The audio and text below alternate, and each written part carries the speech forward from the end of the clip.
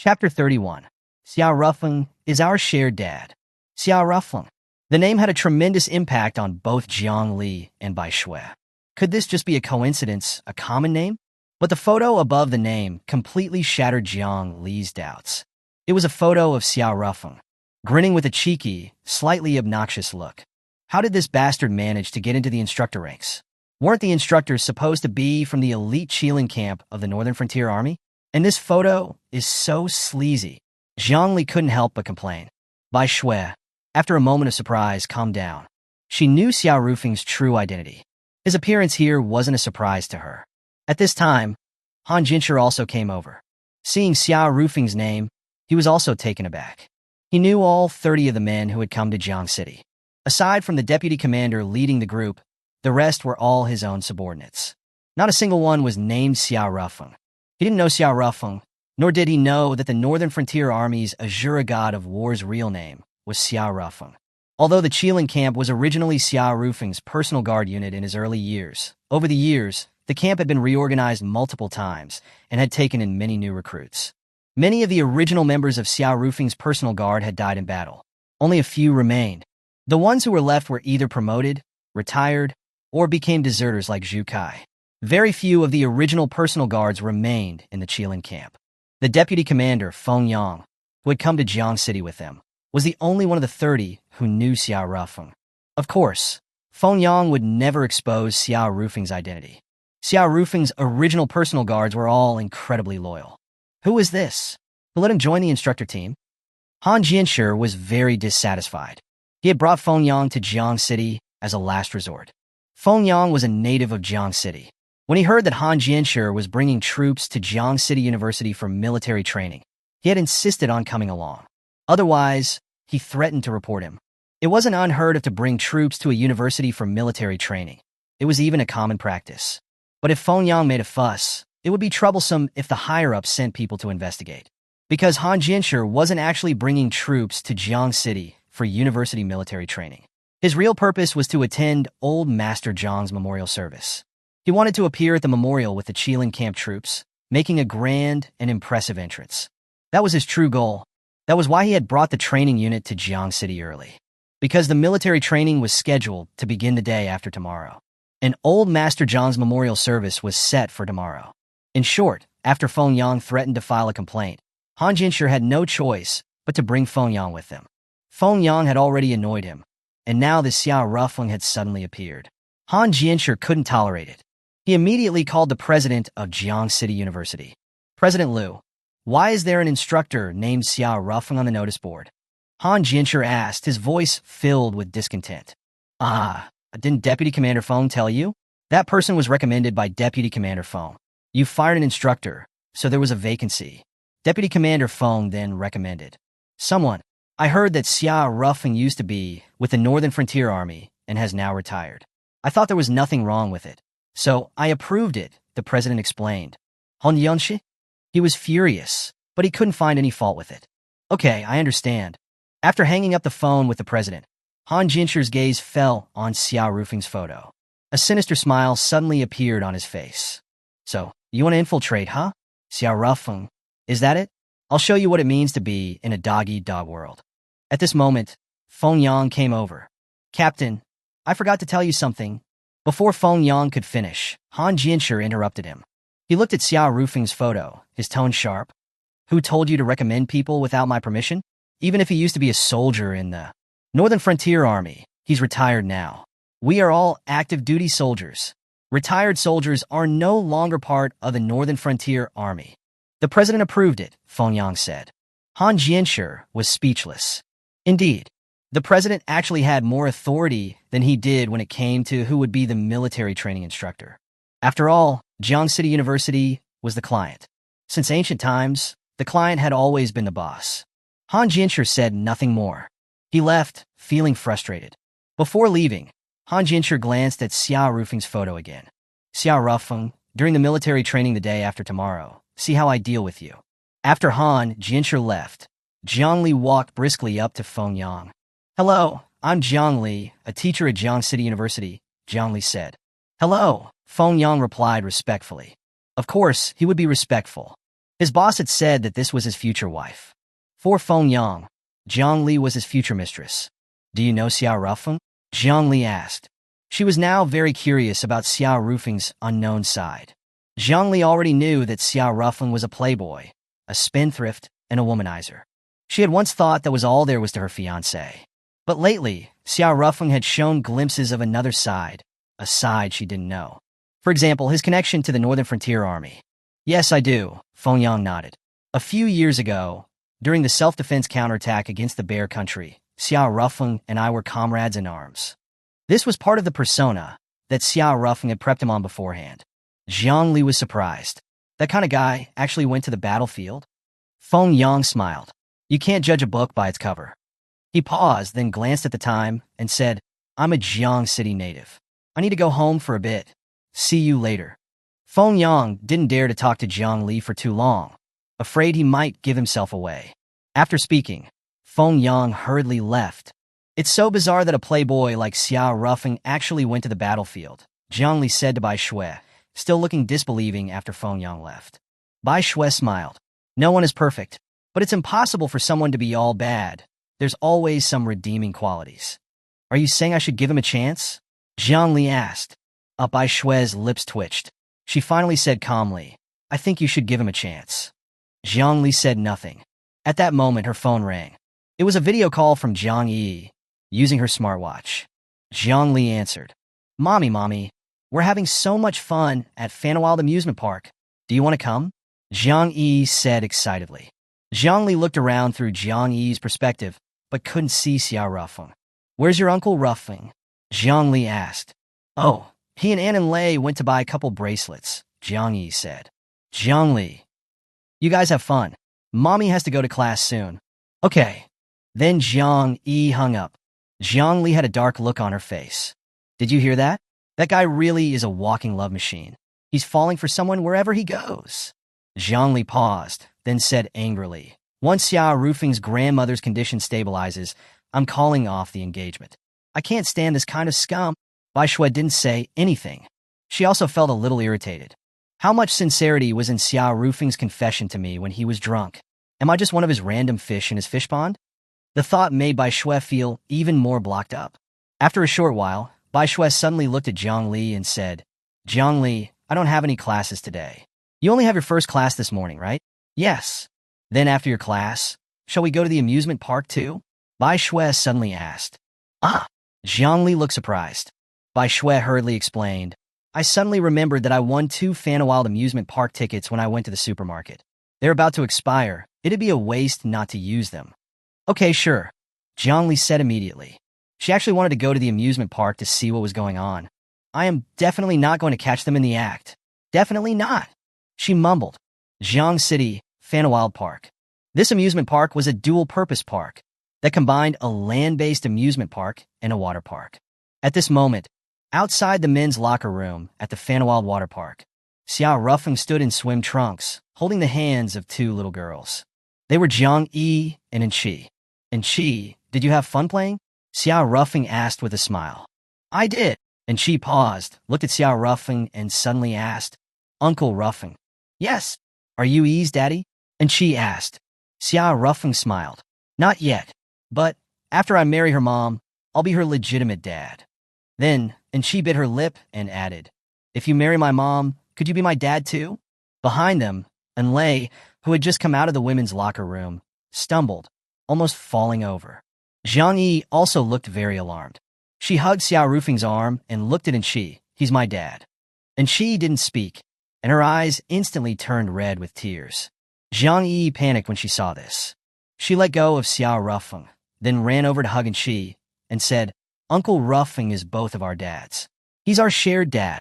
Xiao Rufeng was sweating, but Enqi burst into a smile through her tears. Lei stood not far behind them. She saw everything and heard what the 2 girls were saying. She didn't walk over and stood there, her expression complicated, not sure what she was thinking. After a moment, Lei collected herself and walked over. There were so many people in the women's locker room. Sorry to keep you waiting, Lei said with a smile. Her personality was fiery, but she was much gentler with Xiao Rufeng now than when they had first met. Xiao Rufeng heard her voice, turned his head, and his expression turned subtle. He had been around many beautiful women and many with outstanding figures. But a woman like Enlay, with both great beauty and a great figure, was a rare sight. Enlay was now wearing a two-piece bikini, showcasing her curves in all their glory. Honestly, Enlay's figure is breathtaking, especially the curves of her waist and hips, so smooth. It looks so silky. For a moment, Xiao Rufeng was a little out of it, wanting to reach out and touch it, wanting to feel that silky smoothness. But finally he calmed down, and Lei saw Xiao Rufeng's reaction. She didn't feel repulsed. If Xiao Rufeng hadn't reacted to her swimsuit, it might have been more disheartening. "Let's go," Xiao Rufeng said at this moment. And Lei nodded. So, Xiao Rufeng, and Lei, Zhang Yi, and Enqi, hand in hand, walked towards the outdoor pool in the water park. We're like a family of four," Zhang Yi said with a giggle. No sooner had she spoken than a familiar voice came from the side. "Oh, you're a family of four. Then what am I?" Xiao Rufeng felt his heart skip a beat. It was Zhang Li's voice. Chapter 32. A Battle of Beauties in the Pool. Zhang Yi was startled to see Zhang Li suddenly appear from the side. "Mommy, how did you guys get here?" Bai Shui was with Zhang Li. Even though Fanwild Park was large, Zhang Yi was wearing a child's smartwatch with a location feature. So, Zhang Li had easily found Zhang Yi, Xiao Rufeng, and the others. However, she hadn't expected that as soon as she found her daughter, before she even had the chance to say hello, she'd hear Zhang Yi's family of four comment. For a moment, she was livid. And Lei was her nemesis. They had been at odds for years. They weren't mortal enemies, but they didn't like each other very much. However, Enlay and Zhang Li hadn't expected that their daughters would become little best friends. Fate was truly playing tricks on them. "If I hadn't come, I wouldn't have known you had a new mom," Zhang Li said, glaring at Zhang Yi. Zhang Yi was a bit cowed, and she immediately hid behind Xiao Rufeng. "Daddy, save me," Zhang Yi said. Zhang Li stumbled. "Don't call him that." Zhang Li's face was red. Zhang Yi giggled and said, "And she and I agreed. From now on, Uncle Rufeng will be our shared daddy." Zhang Li. She looked at Enlay and said, "Missin, aren't you going to do something about this? Your husband will be furious when he hears it."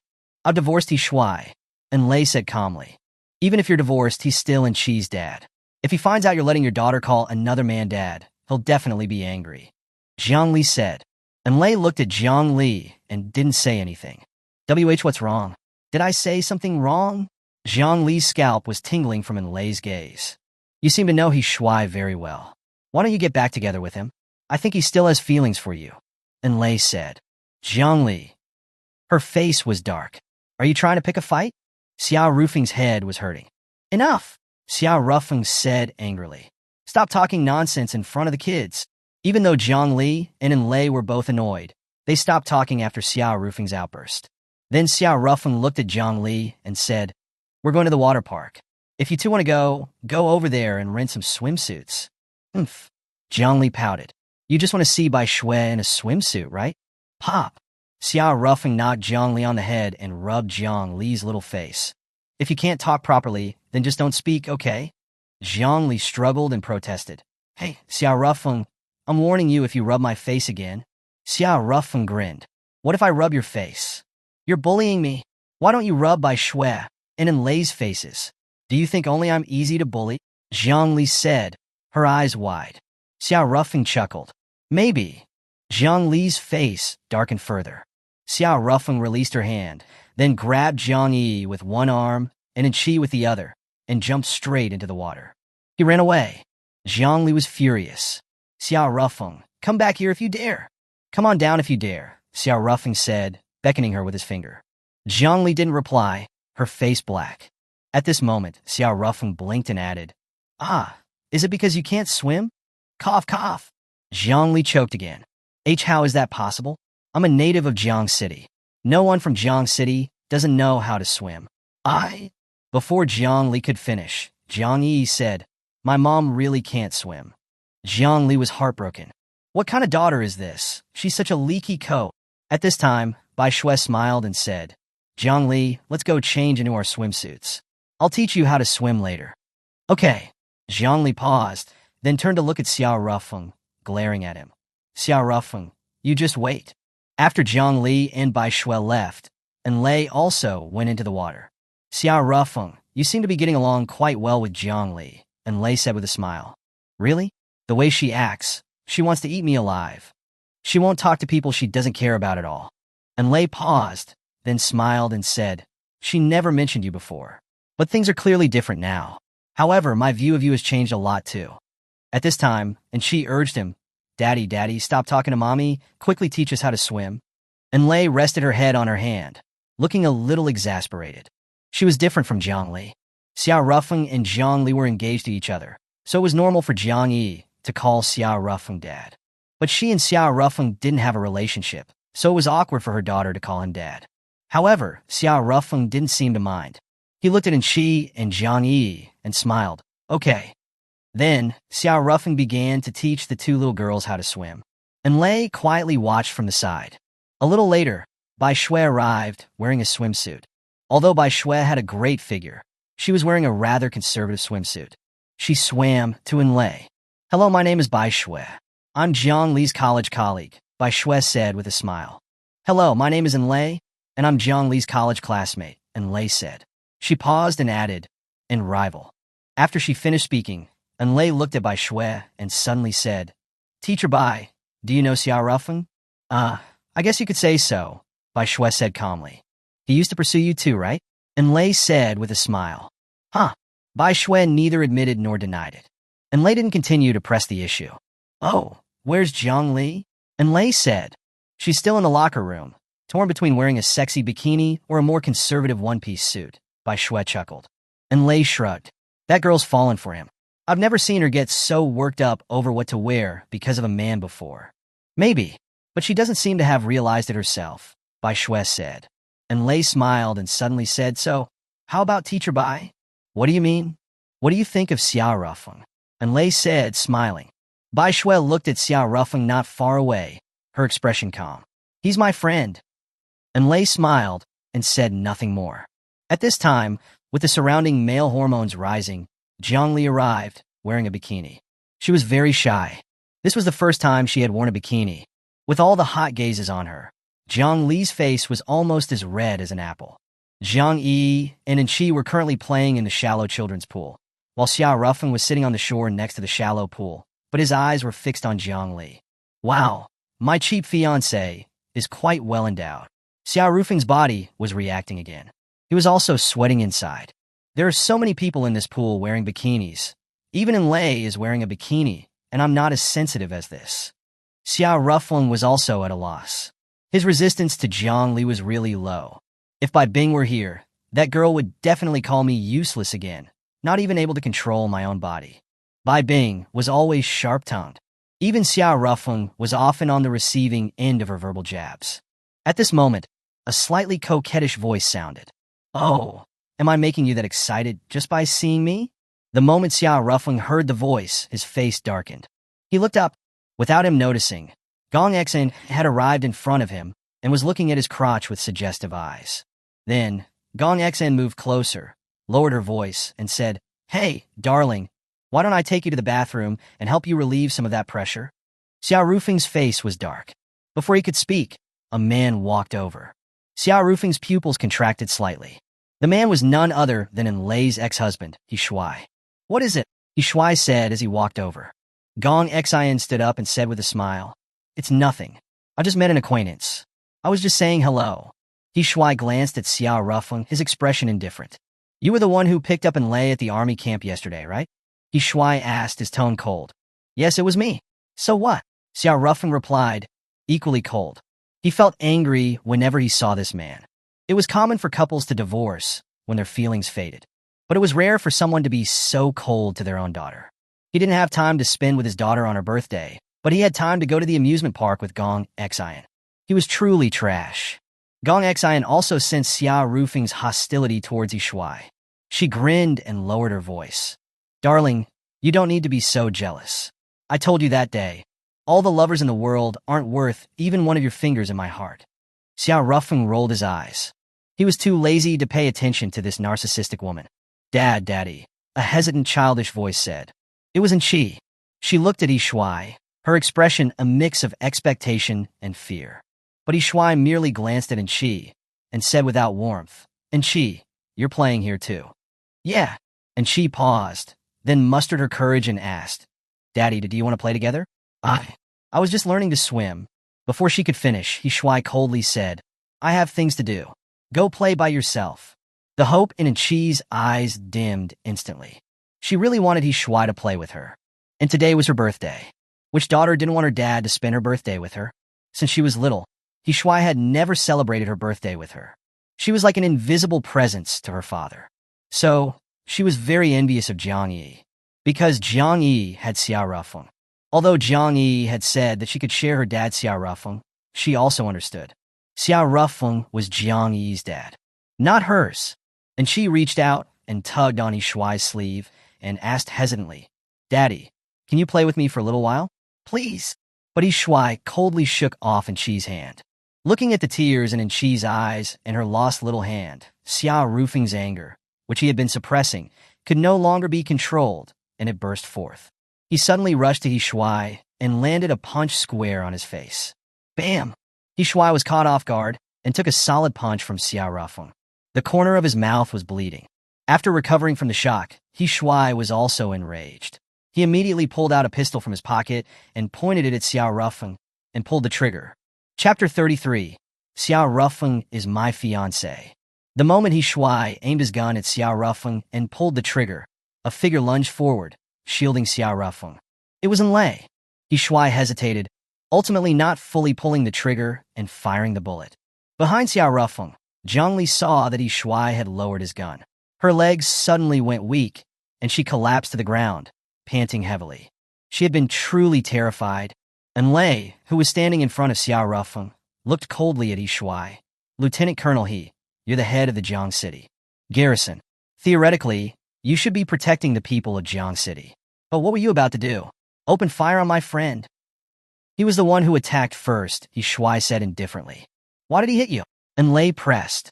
Yi Shuai fell silent. At this moment, Chi ran to Xiao Rufeng, hugged his arm, and looked timidly at Yi Shuai. "Daddy, I won't ask you to play with me anymore. Please don't hurt Rufeng Daddy." Yi Shuai was instantly furious. "Rufeng Daddy? Is he your father? Do you call every man daddy?" Yi Shuai's emotions were getting out of control. His anger wasn't born from any love for Chi. Rather, it was more like hysteria caused by his male pride being challenged. Faced with the enraged Yi Shuai, Chi was frightened and hid behind Xiao Rufeng, trembling. Xiao Rufeng turned around, stroked Chi's head, and smiled gently. "Don't be afraid. I'm here. No one can bully you." And Chi threw herself into Xiao Rufeng's arms and started crying loudly. More and more people gathered around. "Sai, you've ruined the atmosphere," Gong Xen said to Yi Shuai, then added, "Lieutenant Colonel He, why don't you go back? If this blows up, it won't reflect well on you." Yi Shuai didn't say anything, turned around and left. After Yi Shuai left, Gong Xen walked up to Xiao Rufeng, smiled slightly, and said, "Xiao Rufeng, you're really going all out to pick up girls. If that beauty hadn't shielded you, Yi Shuai's bullet might have gone right through you. A Grandmaster realm martial artist could withstand ordinary bullets, but martial artists below the Grandmaster realm didn't have that kind of physical resilience." However, Gong Xen didn't know that Xiao Rufeng was already a Grandmaster realm martial artist. At 23 years old, she was a 9th-rank martial artist. Her martial arts talent was already considered a once-in-a-lifetime prodigy. Who could have imagined there would be an even more monstrous genius out there? At this moment, Xiao Rufeng shrugged and said, "I can't help it. I'm a natural-born playboy. I die under the petals, a ghost with a romantic soul. That's my life motto. If it happened again, I would still..." Before he could finish his sentence, Xiao Rufeng was grabbed by the ear by Jiang Li and dragged away. Bai Shui, who was watching from the side, felt a little sweaty. Xiao Rufeng, the commander of the Northern Frontier Army's hundreds of thousands of soldiers, the de facto ruler of the 3 northern provinces, and a super powerful Grandmaster realm expert, was actually being dragged away by the ear. If those who knew Xiao Rufeng's identity were to see this, they would probably be completely astonished. At this, Bai Shui suddenly felt a little envious of Jiang Li. In this world, perhaps only Jiang Li would dare to do such a thing. Even if Jiang Li knew Xiao Rufeng's true identity, she would probably still dare to pull on Xiao Rufeng's ear. Similarly, in this world, perhaps it's only when facing Jiang Li that Xiao Rufeng would show such tolerance. She looked in the direction where Jiang Li and Xiao Ruffling had left, silent. She didn't know what she was thinking. On the other side, "Wife, I was just talking nonsense, don't be angry," Xiao Ruffling said. "Huh?" Jiang Li glared at Xiao Ruffling. "Just talking nonsense? Don't you know how many women you've slept with?" Xiao Ruffling felt a little depressed. The playboy of the Xia family had probably slept with a lot of women, but he had really only slept with one, and that was under the influence of drugs, completely confused, and he didn't even have any specific memories of the experience. After calming himself down, Xiao Ruffing suddenly wrapped his arm around Jiang Li's waist and chuckled. "Wife, don't be angry. In my heart, all my other lovers combined aren't worth a single finger of yours." He basically just plagiarized Gong Xian's words. Jiang Li rolled her eyes at Xiao Ruffing, then slapped Xiao Rufing's hand off her waist and said with a sneer, "So, I should feel honored. Is that it?" "What I mean is, in my heart, you are the most important," Xiao Ruffing said again. T-safe sweet talking. Just as she was about to say something else, Gong Xian approached. "Oh, you two are so affectionate, it makes me jealous," Gong Xian said. Jiang Li replied impatiently. "Gong Xian, I think you and Xiao Ruffling are quite well matched. He likes to sleep with other men's wives, and you like to sleep with other women's husbands." "Really? I also think I'm a good match with Xiao Ruffling."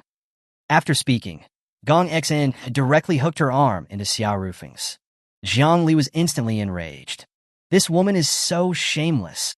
Then, Jiang Li pulled Xiao Ruffing to her side and glared at Gong Xian. "Gong Xian, Xiao Ruffing is my fiancé." "Your fiancé." Gong Xian dragged the words out. She looked at Xiao Ruffing and smiled slightly. "Xiao Ruffing, what do you think?" The corner of Xiao Rufing's mouth twitched slightly. Technically, he was actually Gong Xian's fiancé. Jiang Li, who didn't know the truth, saw Xiao Rufing's hesitation and was taken aback. After a short while, Jiang Li released Xiao Ruffing and left without saying a word. She went back to Bai Shui. "What's wrong?" Bai Shui asked. "I don't understand," Jiang Li said, a hint of confusion on her face. "Don't understand what?" Bai Shui asked. "I don't understand Xiao Ruffing. He said he likes me, calls me wife at every turn, and is good to eat. But..." Jiang Li reached out her hand, feeling the wind brush past her fingertips. After a moment of silence, Jiang Li added, "He's like this wind. You can feel his presence, but you can't grasp him. You don't know which of his words are true and which are false." What did Gong Xian say to you?" Bai Shui suddenly asked. Regarding the relationship between Xiao Ruffing and Gong Xian, Bai Shui had asked Bai Bing. Bai Bing had only said that the two had known each other for a long time, but she didn't say what kind of relationship they had. Bai Shui was also a little curious. "She didn't say anything, but I just feel like she and Xiao Rufing's relationship is unusual," Jiang Li said. "A woman's intuition?" "Yeah." Jiang Li paused and smiled bitterly. "I feel like an idiot. I've clearly decided to break up with him, but I'm getting more and more concerned about him. Am I hopeless?" Bai Shui's expression was calm. She remembered when Xiao Ruffling had confessed to her while drunk, and how he had cried out in distress when she had rejected him. Then, like an idiot, he had charged alone into the enemy's main camp. Although it was a fluke, at that time the enemy camp's defenses were weak, and Xiao Ruffing single-handedly captured their commander, forcing the Bear Country to propose peace talks. But he must have been in so much pain after I rejected him. That's why he had suicidally charged into the enemy camp alone. At that thought, Bai Shui's hands clenched. She finally confirmed it. Xiao Rufing's confession to her, even though it had been made while drunk, had been sincere. He liked her, and it was very intense. At least at the time, it was. As for now, after a moment of silence, Bai Shui finally said softly, "There are no wise people when it comes to love. Everyone's an idiot. Smart people don't fall in love, because if you don't love, you won't be hurt." Jiang Li glanced at Bai Shui, her eyes flickering. She was not only curious about the relationship between Xiao Ruffing and Gong Xian, but she was also curious about the relationship between Xiao Ruffing and Bai Shui. But she had probed several times, and Bai Shui had kept quiet about it. At this moment, a sharp voice suddenly rang out. "Jiang Li, you shameless creature. Grandpa's memorial service is tomorrow, and you're still playing around at the amusement park." It was Jiang Hui's voice. Jiang Li frowned slightly. Right now, within Jiang Li's line of sight, Jiang Hui was walking over with a woman around 25 or 26 years old. It was Jiang Hui's older sister, Jiang Li's cousin, Jiang Lu. She was now Han Jinsher's wife. Jiang Hui was an extremely opportunistic woman. Before her sister, Jiang Lu, had married Han Jianshi, Jiang Hui hadn't shown any respect for her sister and had always called Jiang Lu a loser. But after Jiang Lu married Han Jianshi, who had connections to the Northern Frontier Army, Jiang Hui had instantly changed her tune, calling her sister this and that. Her enthusiasm was through the roof. The sisters in the Jiang family were quite different. The older sister, Jiang Lu, had a good personality. She was gentle and low-key. The younger sister, Jiang Hui, was a total shrew. Seeing Jiang Hui curse Jiang Li right away, Jiang Lu also looked embarrassed. She pulled on Jiang Hui's hand and said, Hui, don't say such harsh things. We came too, didn't we? It's different, Jiang Hui said arrogantly, adding, trash doesn't deserve to play here. Slap. At this moment, a figure suddenly rushed forward and slapped Jiang Hui right across the face. It was Lei. Jiang Hui was stunned by the slap. Ever since she'd been slapped by Jiang Li that day, she'd been slapped several times. After regaining her senses, Jiang Hui was extremely distraught. Sis called brother-in-law? Someone hit me. But Jiang Lu hesitated. Jiang Hui was furious. You're a loser to the core. No wonder brother-in-law is keeping so many mistresses. Jiang Lu looked embarrassed. At this point, Jiang Hui ignored Jiang Lu. She took out her phone and called Han Jianshi. Brother-in-law. She used a cloying, flirtatious tone from the first word. Hui, what's wrong? Han Jianshi said over the phone. Someone slapped me, and my sister's helping the outsiders to bully me. Jiang Hui said, her voice filled with aggrieved tones. Jiang Lu stood to the side, wringing her hands and saying softly, I didn't. I was just... Before she could finish speaking, Han Jianshi said over the phone, your sister has a screw loose. Don't pay attention to her. Oh yeah, I booked a room at the Nine Sun Hotel. There's a big floor-to-ceiling window with a view of the whole Jiang City port. You should come over tonight, and I'll comfort you. No, I've been wronged right now. If you don't help me vent, I'm not going to see you tonight, Jiang Hui said, acting coy. While the two were having a flirtatious phone conversation, Jiang Lu stood nearby. Jiang Hui was flirting with her brother-in-law, not even trying to hide it from her sister. Jiang Lu stood there, at a loss, dejected. At this moment, Han Jianshi said, Okay, where are you? I'll bring people over now. I'll send you my location. Come quickly, okay? Jiang Hui even blew a kiss at the phone. Only then did she hang up. Jiang Lu looked at Jiang Hui with a complicated expression. Hui, you and brother-in-law. Jiang Hui brushed it off. If you're not capable, don't blame others for stealing your man. Besides, isn't it better that your brother-in-law was stolen by me than by some other woman? Jiang Lu was silent. Then she left. She cried as she walked. On her way, she saw Xiao Rufeng and Gong Xian coming.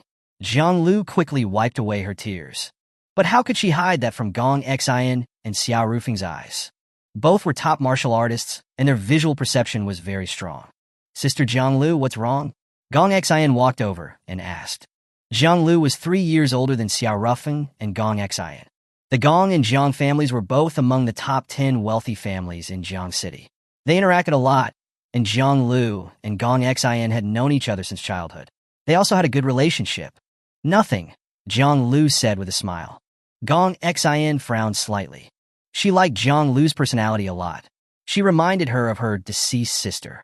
Gong Xian had a sister who was 3 years older than her and had a very gentle personality. But 5 years ago, she had disappeared. Everything pointed to the fact that she was likely dead. But so far, they hadn't been able to find the killer. Did Jiang Hui bully you again? Or did Han Jianshi bully you? Gong Xian asked. Or did they do it together?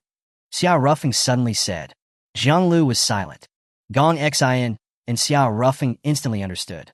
That sister of yours is sleeping with her own brother-in-law. What a shameless woman, Gong Xian said coldly. Where are they? I'll help you get revenge. Jiang Lu quickly grabbed Gong Xian's hand and shook her head. No, Han Jianshi is coming. You guys are no match for him. Gong Xian smiled wryly. Let alone Xiao Rufeng. She alone could defeat He Jianshi, a 6th-rank martial artist, to within an inch of his life. Gong Xian looked at Xiao Rufeng and said, Xiao Rufeng, take care of Sister Jiang Lu. I'm going to find Jiang Hui. Before Jiang Lu could stop her, Gong Xian had already left. That left Jiang Lu and Xiao Rufeng alone. Unfortunately, the water valve nearby suddenly broke, and the water from the valve sprayed out, completely soaking Jiang Lu's dress. Once her dress was wet, The outline and colors of her underwear were very clearly visible to Xiao Rufeng's eyes. Chapter 34. Sisters, the pervert is coming. This? Xiao Rufeng didn't know what to say. His luck with women had been quite strong recently. He could see erotic sights everywhere he went. If it had been Xiao Ruyan, she would have already been cursing him for staring at her so blatantly. But Jiang Lu had a gentle personality. She had never cursed anyone from childhood, and she just stood there looking very embarrassed. After a short while, Xiao Rufeng finally came back to his senses. There's a place to buy swimsuits over there. Why don't you put on a swimsuit for now, and then we can wash the wet clothes? Xiao Rufeng suggested. Okay. Then, Xiao Rufeng led Jiang Lu to the water park's swimwear store. Seeing Xiao Rufeng bring Jiang Lu into the store, the staff had subtle expressions on their faces. After all, not long ago, Xiao Rufeng had brought in Lei into the store to buy swimwear. And now he had brought in another beauty. Some staff envied Xiao Rufeng's good fortune with women, while others silently called him a scumbag. Xiao Rufeng ignored all these glances. Jiang Lu's face was red. She was a woman with very strong views on chastity and ingrained with the genes of female virtue. Coming to a swimwear store with a man who wasn't her husband was completely unheard of for her. She really wanted Xiao Rufeng to wait outside the store, but she couldn't bring herself to say it. Handsome, bringing your girlfriend to buy a swimsuit? A gossipy female clerk said intentionally. Jiang Lu's face turned even redder. She nervously wrung her hands, feeling very tense. Is there anything you'd recommend for her? Xiao Rufeng asked. He, on the other hand, was very calm and collected. The female clerk didn't mind stirring up more trouble. She picked up an extremely revealing bikini and said, How about this bikini? Jiang Lu's face was already burning when she saw the revealing swimsuit. Even though she was 3 years older, she was more conservative than Jiang Li. This one, Xiao Rufeng said, picking up a more conservative one-piece swimsuit from the rack. Jiang Lu nodded. She then went to the changing room and put on the swimsuit. Hello, is there a laundry room here? Jiang Lu asked the clerk. Yes, but it's a bit far, the clerk said. Xiao Rufeng said, I know where it is. I'll help you wash them. Ah, if you don't want to, then forget it, Xiao Rufeng said with a chuckle. Jiang Lu was very conflicted. Letting Xiao Rufeng wash them was a little. No man had ever washed her clothes before. The main thing was that they included her underwear. But if she didn't let Xiao Rufeng wash them, it would seem like she was being defensive of him. Also, she was a bit of a terrible with directions and might not be able to find the laundry room. While she was still conflicted, Jiang Lu's phone rang. What? Jiang Lu's expression changed slightly. I understand. I'm heading over there now. After hanging up, Jiang Lu looked at Xiao Rufeng and said, my husband is coming. I have to go over there. I'll trouble you with these clothes. Xiao Rufeng smiled and said, No problem. Then, he left with Jiang Lu's clothes. Xiao Rufeng wasn't worried about the situation over there, because Gong Xian was there. That woman was not simple. She was the eldest daughter of the Gong clan in Jiang City, a 9th-rank martial artist, a super genius from the Azure Dragon Martial Academy, had countless lovers, and very strong personal connections. In Jiang City, Gong Xian was the veritable queen bee. Although Han Jianshi was a major in the Northern Frontier Army and his father was a general, this was, after all, the jurisdiction of the Central Army, and the Northern Frontier Army didn't have any real influence here. Putting on an act was okay. After all, the Northern Frontier Army was currently the most sought-after army in the Dragon Country, and many people admired the Northern Frontier Army. But if a real fight broke out, the 20 or 30 people Han Jianshi brought with him would be wiped out in an instant. Presumably, Han Jianshi wasn't that stupid. So, he went to wash Jiang Lu's clothes without any worries. In fact, it was just as Xiao Rufeng had guessed. After receiving Jiang Hui's call, Han Jianshi immediately brought his men to the amusement park. He planned to help his sister-in-law vent her anger, as foreplay for their bed battle later that night. But he never expected that Gong Xian would also be there. When he came to Jiang City to put on an act, he had naturally collected information about Jiang City. Gong Xian, who was said to be the most monstrous martial arts genius in Jiang City's history, had reached the 9th-rank martial artist at only 23 years old. She was a once-in-a-lifetime prodigy. It was rumored that various armies were trying to recruit her now. Some units even directly offered her the rank of a senior colonel. Directly granting the rank of senior colonel to a young person who had never been in the army was unheard of in the entire modern history of the Dragon Country. Because Xiao Rufeng had concealed his identity, the vast majority of people didn't know Xiao Rufeng's real age. Han Jianshi didn't know either. However, his father, who was a major general in the Northern Frontier Army, knew Xiao Rufeng. In short, when Han Jianshi saw that Gong Xin was also present, he knew that there was no way for him to help Jiang Hui vent her anger. A strong dragon cannot suppress a local tyrant. Going head-to-head with Gong Xin in Jiang City was truly courting death. Hui, let's go back, Han Jianshi said. Jiang Hui was dissatisfied. You didn't even help me vent. Don't make trouble. That's Miss Gong from the Gong family, Han Jianshi said. Jiang Hui was very frustrated, then pointed at Enlei and said, Then hit her. That was the woman who slapped me earlier. Before Han Jianshi could say anything, Gong Xin said coldly, You dare. She looked at Han Jianshi and said, Han Jianshi, Enlei is my friend. Do you dare to touch a single hair on her head? Han Jianshi's scalp was tingling. Okay, let's go. After speaking, Han Jianshi forcibly pulled Jiang Hui away. They left the amusement park right away. When they reached the entrance of the amusement park, Jiang Hui shook off Han Jianshi's hand and said angrily, Brother-in-law, weren't you bragging all the time about how great you are? One Gong Xin, and you're already so scared? I was still hoping you could help me seize control of our Jiang group tomorrow. Looks like it was just wishful thinking. Han Jianshi shook his head. You don't know how terrifying that woman Gong Xin is. How terrifying is she? Isn't she just a little stronger in martial arts? Can't our many people beat her? Jiang Hui asked, unconvinced. Han Jianshi shook his head. They really can't beat her. But the most terrifying thing about this Gong Xin isn't her martial arts talent, nor is it her identity as the eldest daughter of Jiang City's Gong family. He paused, then added, The most terrifying thing about Gong Xin is her ability to bewitch people's minds. Many men are captivated by her at first sight, becoming her puppets. Many men, even some powerful and influential men, are willing to give everything, including money, power, and even their lives, just to get a smile from her. Isn't that just a modern version of playing with the lords with beacon fires? Is it really that exaggerated? Jiang Hui asked dubiously. It's not exaggerated at all. Gong Xin is simply a witch, or you could say a modern Daji. It's said that the new head of the Jiang City garrison, He Shuai, has already fallen at her feet. So what? Isn't your dad a general in the Northern Frontier Army? Are you afraid of the local army? Jiang Hui said. Han Jianshi rolled his eyes. Of course my dad isn't afraid. But he's on vacation, traveling, recently. I don't even know where he is right now. Jiang Hui pouted. Frustrating. Han Jianshi laughed.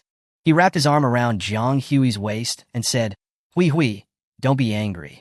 Although I can't do anything to Gong Xin, can I do something to those elders of the Jiang family? Don't worry. With me, no one will dare to snatch control of the Jiang group from you. Only then did Jiang Hui cheer up. All right. And there's also Jiang Li and that fiancé of hers, Xiao Rufeng. Tomorrow, you must find a chance to take care of them both. Jiang Hui said, remembering something. Xiao Rufeng, that spendthrift from the Xiao family. Jiang Hui paused, then asked, Do you know him? That guy is said to be a retired soldier from the Northern Frontier Army. Hey, brother-in-law, you're not going to tell me you can't even take care of a retired soldier, are you?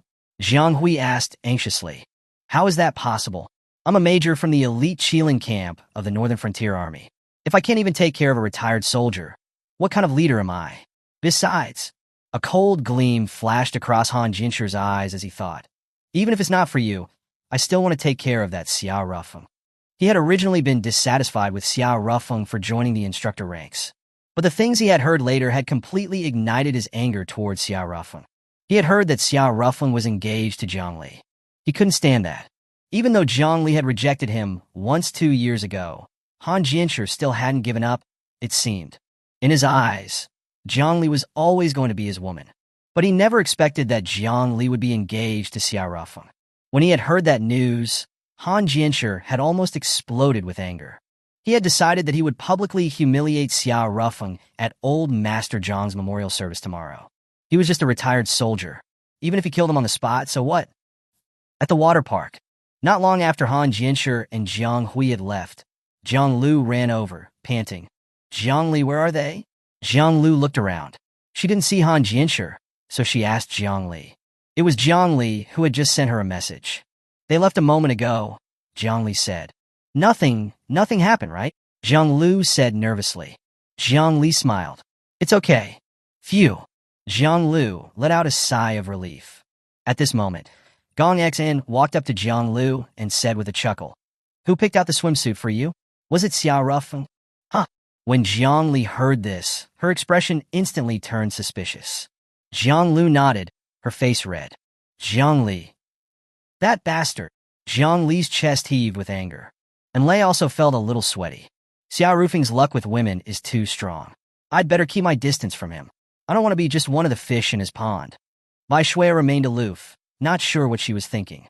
When Xiao Rufeng returned, the women were already in the water. Jiang Li, and Lei, Bai Shui, Jiang Lu, and Gong Xian. Although every woman was unique, without a doubt, they were all beauties of exceptional beauty. Xiao Rufeng feasted his eyes. His mouth was watering. Such a happy life. At this moment, Jiang Li glared fiercely at Xiao Rufeng and said, "Sisters, the pervert is coming. Let's go over there." Xiao Rufeng, come here. I don't mind if you're a pervert, Gong Xian said with a giggle. Jiang Li's face went dark. She directly dragged Gong Xian away. Then, Lei and Jiang Lu also followed Jiang Li to the other side of the water park. When Bai Shui was also preparing to swim away, suddenly, Bai Shui let out a soft, and her body quickly sank under the water. Xiao Rufeng's expression changed slightly. Did your leg cramp? The pool wasn't too deep, but if her leg cramped, there was still the risk of drowning. Splash! Xiao Rufeng jumped into the water and swam towards Bai Shui. Don't come over, Bai Shui suddenly said, her face red. Xiao Rufeng blinked. It doesn't look like a leg cramp. So what exactly? Chapter 35. Hold me tight. At that moment, Xiao Rufeng suddenly realized something. He looked at Bai Shui and said, Bai Shui, did your swimsuit get washed away by the water? Cough, cough. Bai Shui choked. Keep your voice down, Bai Shui said, annoyed. It really did. Xiao Rufeng paused, lowered his voice, and asked, So, was it the top or the bottom that got washed away? Bai Shui's face turned even redder. Since Ning Tao's death, Bai Shui had become an untouchable, high-end mighty figure, usually with an unsmiling, aloof demeanor that made it difficult for others to approach her. Therefore, at Jiang City University, Jiang Li had far more pursuers than Bai Shui. But now, this aloof flower's cheeks were flushed with shame, like a shy mimosa, incredibly beautiful. Xiao Rufeng's heart suddenly skipped a beat. Over the years, he had actually been hiding his feelings for Bai Shui. But this woman, the first woman he had ever actively fallen in love with, was not someone he could simply forget. If it hadn't been for Jiang Li's appearance, Xiao Rufeng's heart would probably still be filled with the image of Bai Shui. Even now, Bai Shui was still very important in his heart.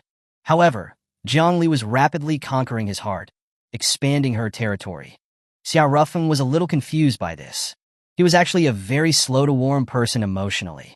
Falling in love with Bai Shui wasn't love at first sight. Rather, it was the feeling that gradually developed as they spent every day together while trying to rescue Ning Tao. But Jiang Li was strange. He had only known her for a few days, and they hadn't spent every day together. But he seemed to be drawn to this woman. Although Jiang Li's position in his heart wasn't as high as Bai Shui's for the moment, if the current trend continued, he would fall in love with Jiang Li sooner or later. A strange woman. What are you looking at? Bai Shui said, glaring at Xiao Rufeng. Xiao Rufeng composed himself and looked at Bai Shui. He smiled and said, It's been a long time since I saw you smile. I wasn't smiling. Just as Bai Shui was about to say something else, her expression changed slightly. A man with a sleazy appearance swam over from the side. Bai Shui quickly retreated to the artificial rockery behind her, but the man followed her. Xiao Rufeng frowned slightly and immediately swam over to Bai Shui. Bai Shui was startled. What are you doing? I'm blocking him, he said. As he spoke, Xiao Rufeng reflexively glanced at Bai Shui. Up close, Xiao Rufeng could clearly see Bai Shui's current situation. Oh, it's the swimsuit top that's gone. Bai Shui covered her chest with her hands, her face even redder. Stop looking. Cough, cough. Xiao Rufeng rubbed his nose, turned his back, then took a few steps back, blocking Bai Shui and glaring at the sleazy-looking man. The man seemed to be intimidated by Xiao Rufeng's fierce gaze and quickly changed direction and swam elsewhere. Phew! Bai Shui let out a sigh of relief. She looked at Xiao Rufeng's back in front of her. Just now he didn't see, did he? I covered my chest with my hands. He shouldn't have seen anything, right? In Bai Shui's opinion, Xiao Rufeng was her fiancé Ning Tao's brother and friend. if she were to have her naked body seen by her fiancé's brother. Even if her fiancé was already dead, it was still disgraceful. While Bai Shue's thoughts were racing, the water park's loudspeaker suddenly sounded. Attention, visitors in Zone C. The waves are coming. Please be prepared for the incoming impact of the waves. The so-called waves were actually artificial waves created in the pool. This way, people could feel the impact of the incoming waves even while in the pool. Many people enjoyed playing around in them. Xiao Rufeng and Bai Shui didn't react at first. By the time they noticed that the water in the zone where they were standing was starting to fluctuate abnormally, they realized that they were actually in Zone C. Moreover, the artificial rockery behind them was actually a wave-making machine. Bai Shue's expression changed slightly.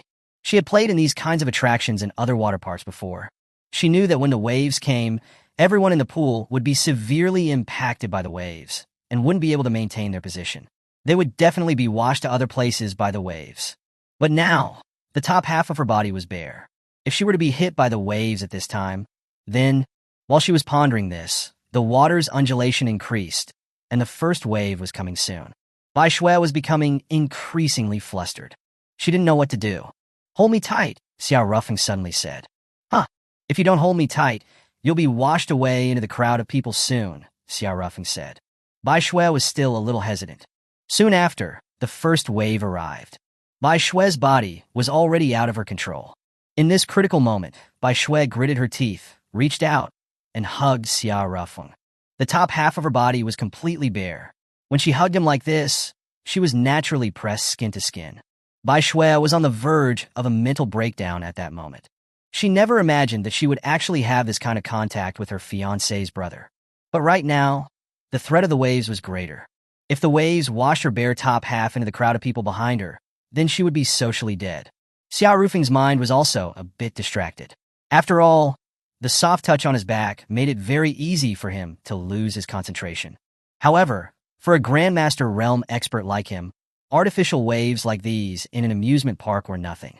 The artificial waves seemed fierce, but they didn't make Xiao Rufeng budge an inch.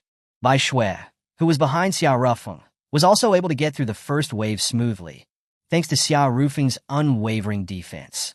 Moreover, to Bai Shue's surprise, the swimsuit top that had been washed away came back to her. Taking advantage of the break after the first wave, Bai Shui quickly let go of Xiao Rufeng and grabbed the swimsuit top. "Don't turn around, don't peek," Bai Shui said. Xiao Rufeng shrugged his shoulders. His body didn't move as he continued to face away from Bai Shui. Then, Bai Shui quickly submerged herself and put on the swimsuit top underwater. Phew!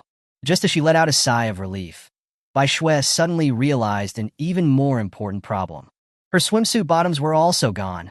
Most likely, the straps of her swimsuit bottoms had been washed away by the waves earlier. Damn, what kind of quality is this?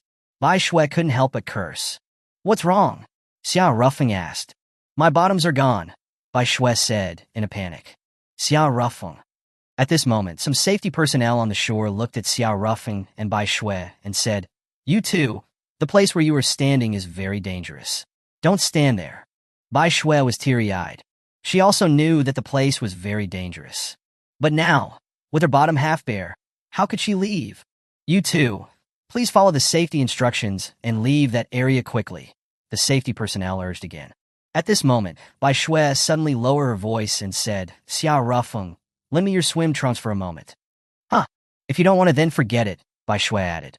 Xiao Rufeng rubbed his head, then took off his swim trunks under the water and handed them to Bai Shui behind him. Bai Shui didn't care about Xiao Rufeng at this moment and quickly put on Xiao Rufeng's swim trunks. "Wait for me." After speaking, Bai Shui took advantage of a lull in the attention and quickly went ashore before running away.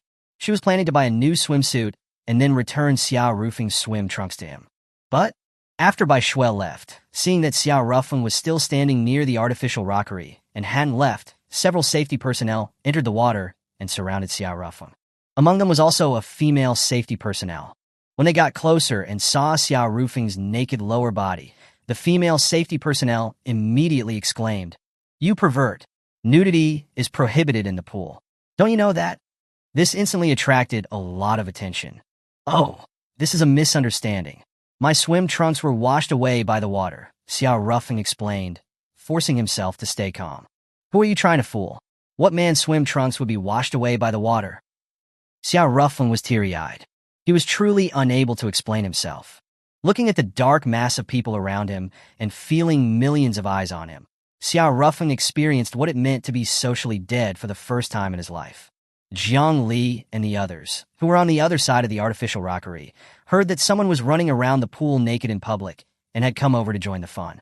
When they saw that it was Xiao Rufeng, Jiang Li's face instantly turned as dark as charcoal. This bastard! And Lei's lips also twitched slightly. This Xiao Rufeng, he hasn't changed at all. He really is a pervert. The good impression that Xiao Rufeng had managed to build up within Lei was now completely ruined. Gong Xian, on the other hand, was looking around with a thoughtful expression, not sure what she was thinking. At this moment, Jiang Lu came over with Jiang Yi and Chi from the shallow end. What happened? Jiang Lu asked. Nothing. The resort security personnel just caught a pervert. Jiang Li paused, then looked at Jiang Lu and said, Sister Jiang Lu, let's go. It's been long enough. Jiang Lu nodded. She glanced at Xiao Rufeng in the pool and said, Aren't you going to ask Xiao Rufeng to come with us? No, perverts are contagious, Jiang Li replied. By the time Bai Shui had bought a new swimsuit and returned Xiao Rufeng's swim trunks, the crowd had dispersed, and Jiang Li and the others had already left. Did anything happen? Bai Shui asked. Nothing, Xiao Rufeng replied with a smile. Oh, Bai Shui said. She paused and added, Jiang Li and the others seem to have gone back already. I should also go back. After speaking, Bai Shui returned Xiao Rufeng's swim trunks and left. A moment later, Bai Shui met up with Jiang Li outside the amusement park. I just went to the bathroom. How did you guys leave? Bai Shui asked. Jiang Li wanted to say something a few times, but in the end, she couldn't help but complain to Bai Shui. Bai Shui, just who exactly is this Xiao Rufeng? He was actually running around the pool naked. What was he thinking? Is he a pervert to the core? Huh? Bai Shui was stunned.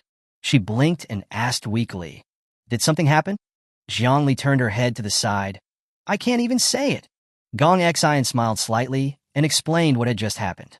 Then, Gong Xian looked at Bai Shui meaningfully and said, Teacher Bai Shui, you missed a good show. Bai Shui fell silent. Xiao Rufeng hadn't told her about it. It was clearly her fault, but Xiao Rufeng had silently shouldered everything. Come to think of it, something similar seems to have happened before. A few years ago, when Ning Tao had gone missing during a mission, Bai Shui had insisted on going to find him alone. Xiao Rufeng hadn't been able to talk her out of it, so he had gone with her to look for Ning Tao. On the way, the two of them had encountered many dangers and difficulties. Bai Shui remembered that there had been a period of time when they hadn't eaten for days. When Xiao Rufeng had gone hunting, she had been unable to hold back and had stolen a chicken from a farmer's house. But she had been caught. The whole village had surrounded her. At that moment, Bai Shui had felt despair. Xiao Rufeng had returned right on time and said that he had forced Bai Shui to steal something. He had taken the blame for Bai Shui and had been called a chicken thief by everyone in the village. Bai Shui suddenly felt a pang of sadness. That idiot is always like this, silently shouldering everything. At this moment, Jiang Li noticed that something was wrong with Bai Shui and asked, Bai Shui, what's wrong? Oh, it's nothing, just... Bai Shui paused, then suddenly smiled faintly, just thinking about a friend, how she stole a chicken and was caught, and then her friend bravely took the blame for her. The friend ended up being torn into by dozens of village Andes. How your example doesn't relate to Xiao Rufeng at all. He's just a pervert, Jiang Li said. She paused, looked at Bai Shui, and said with a smile, But, as far as I remember, this seems to be the first time you've smiled. As expected, a beautiful woman is a beautiful woman. You're so beautiful when you smile. If Xiao Rufeng were here, seeing that captivating smile of yours, he would definitely be in a daze. Bai Shui didn't say anything. A woman's intuition is often very accurate. Although Jiang Li was just Xiao Rufeng's convenient fiancé, and not his true fiancé, that guy was definitely putting in real effort for Jiang Li. Right now, in Xiao Rufeng's eyes, what exactly is Jiang Li to him? And me now, what am I to him? Bai Shui felt a bit lost. At this moment, Bai Shui's phone suddenly rang. It was a message from Han Jianshi. Teacher Bai Shui, do you want to know the truth behind Vice Commander Ning's death? Come to the Nine Sun Hotel, and I will tell you. Chapter 36, The Imperial Seal. If this had been before, Bai Shui would have been extremely excited after hearing about inside information about Ning Tao's death. She might not have gone to the hotel, but she would have been very thrilled. But right now, she was a little hesitant. because she was suddenly afraid that Ning Tao's death was actually related to Xiao Rufeng or Bai Bing. If that were the case, then what would she do? After a while, Bai Shui calmed down. She looked at the message on her phone and replied, "No, thank you. I know, you're Ning Tao's fiancé. I heard Ning Tao talk about you before. You were childhood sweethearts and had a good relationship since you were young, right?" Han Jianshi sent another message. Bai Shui's pupils contracted slightly. "What else do you know?" Bai Shui asked. "Do you want to know?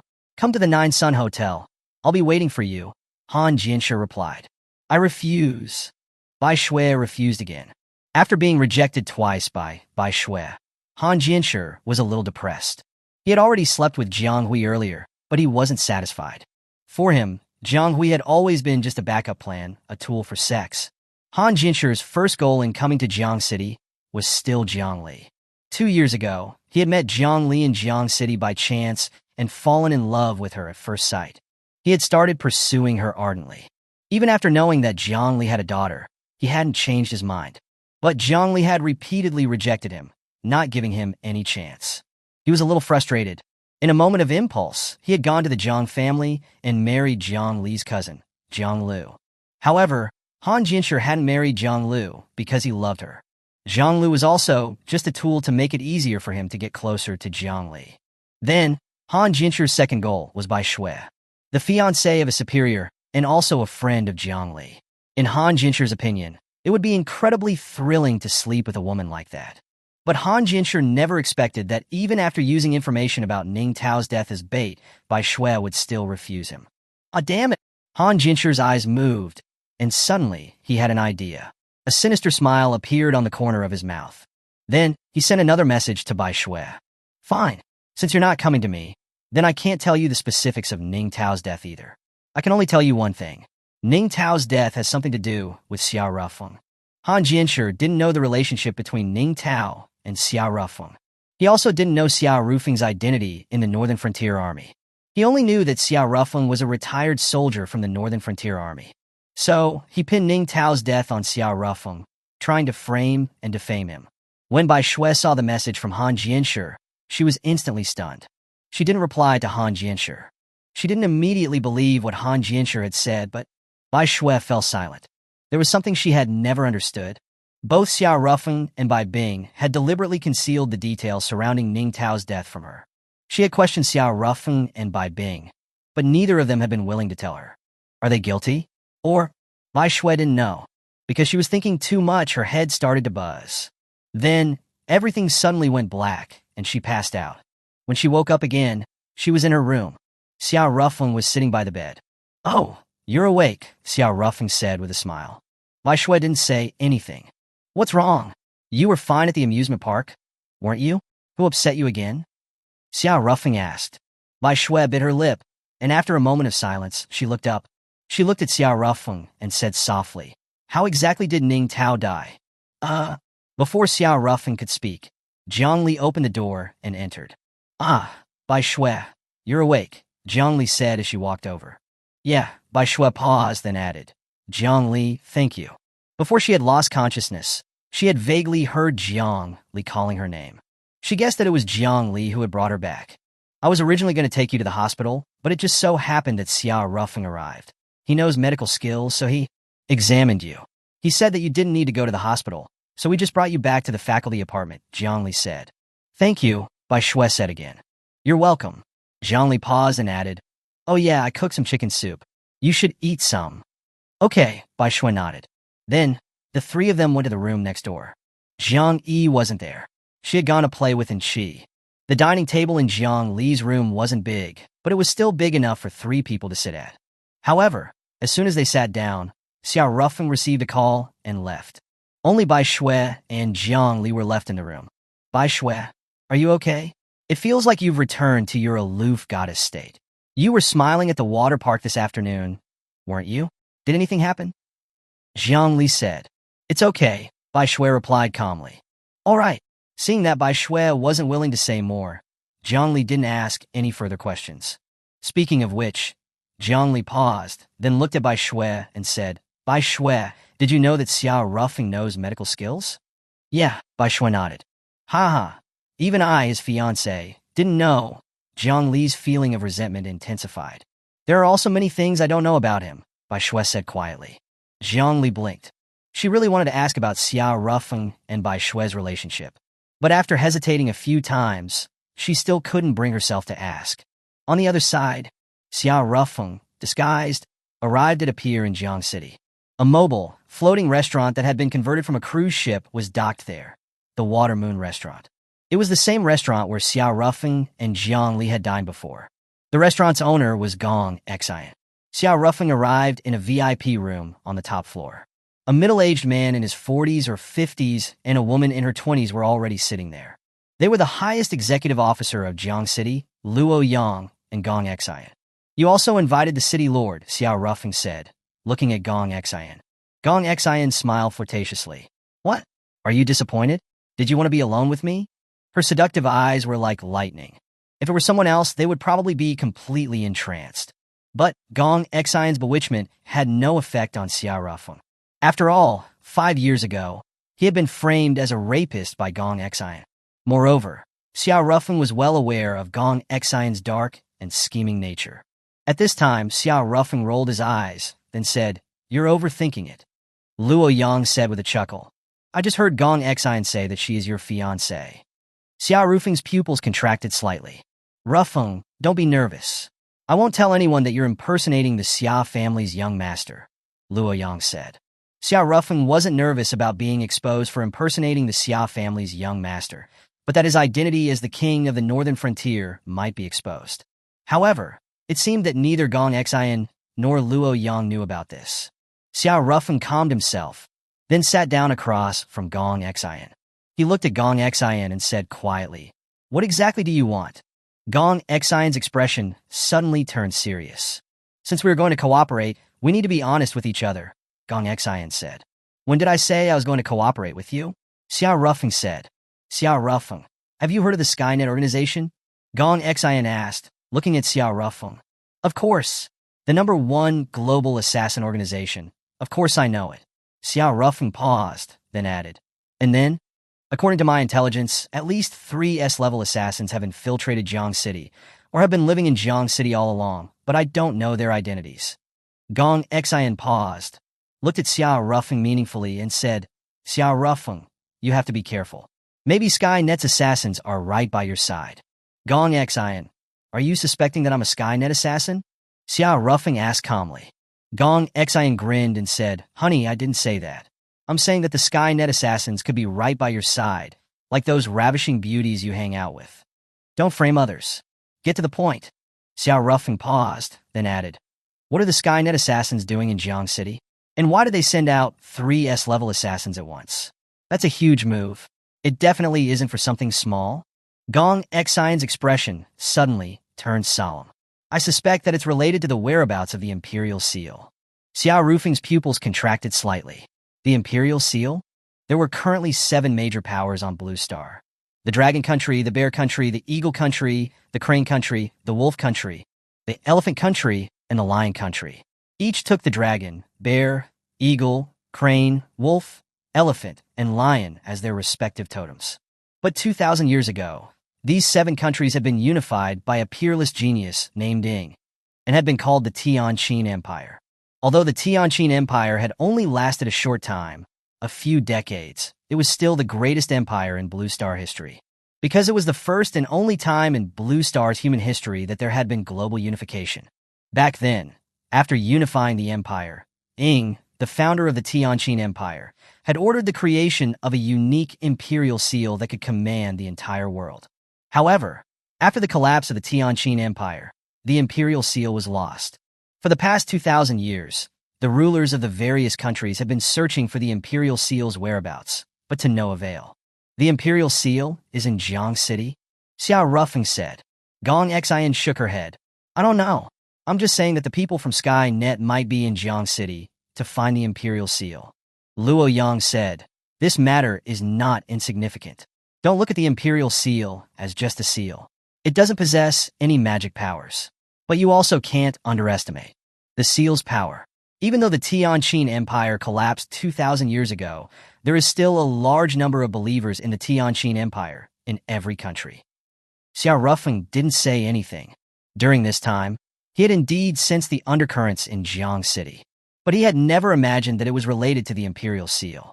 At this moment, Gong Xian said, "Old Master Zhang's memorial service is tomorrow, right?" Xiao Rufeng nodded. "Yes. What about it? That's the only time that the Jiang City elite will gather recently. It could be an opportunity to gather information, and also a chance to find the Sky Net assassins." Gong Xian paused, then said, "I have already secretly spread the rumor about the Imperial Seal. You can imagine that everyone will be talking about this at Old Master Zhang's memorial service. With Skynet's intelligence capabilities, they must have already heard about it. They'll definitely want to gather information at the memorial service as well. So, it's highly probable that they will appear at tomorrow's memorial service." The corners of Xiao Rufeng's mouth twitched slightly. This is baiting a fish. This woman is truly scheming and insidious.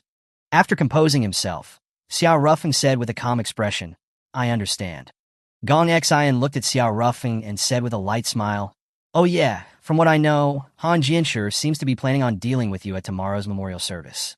Do you have any plans?"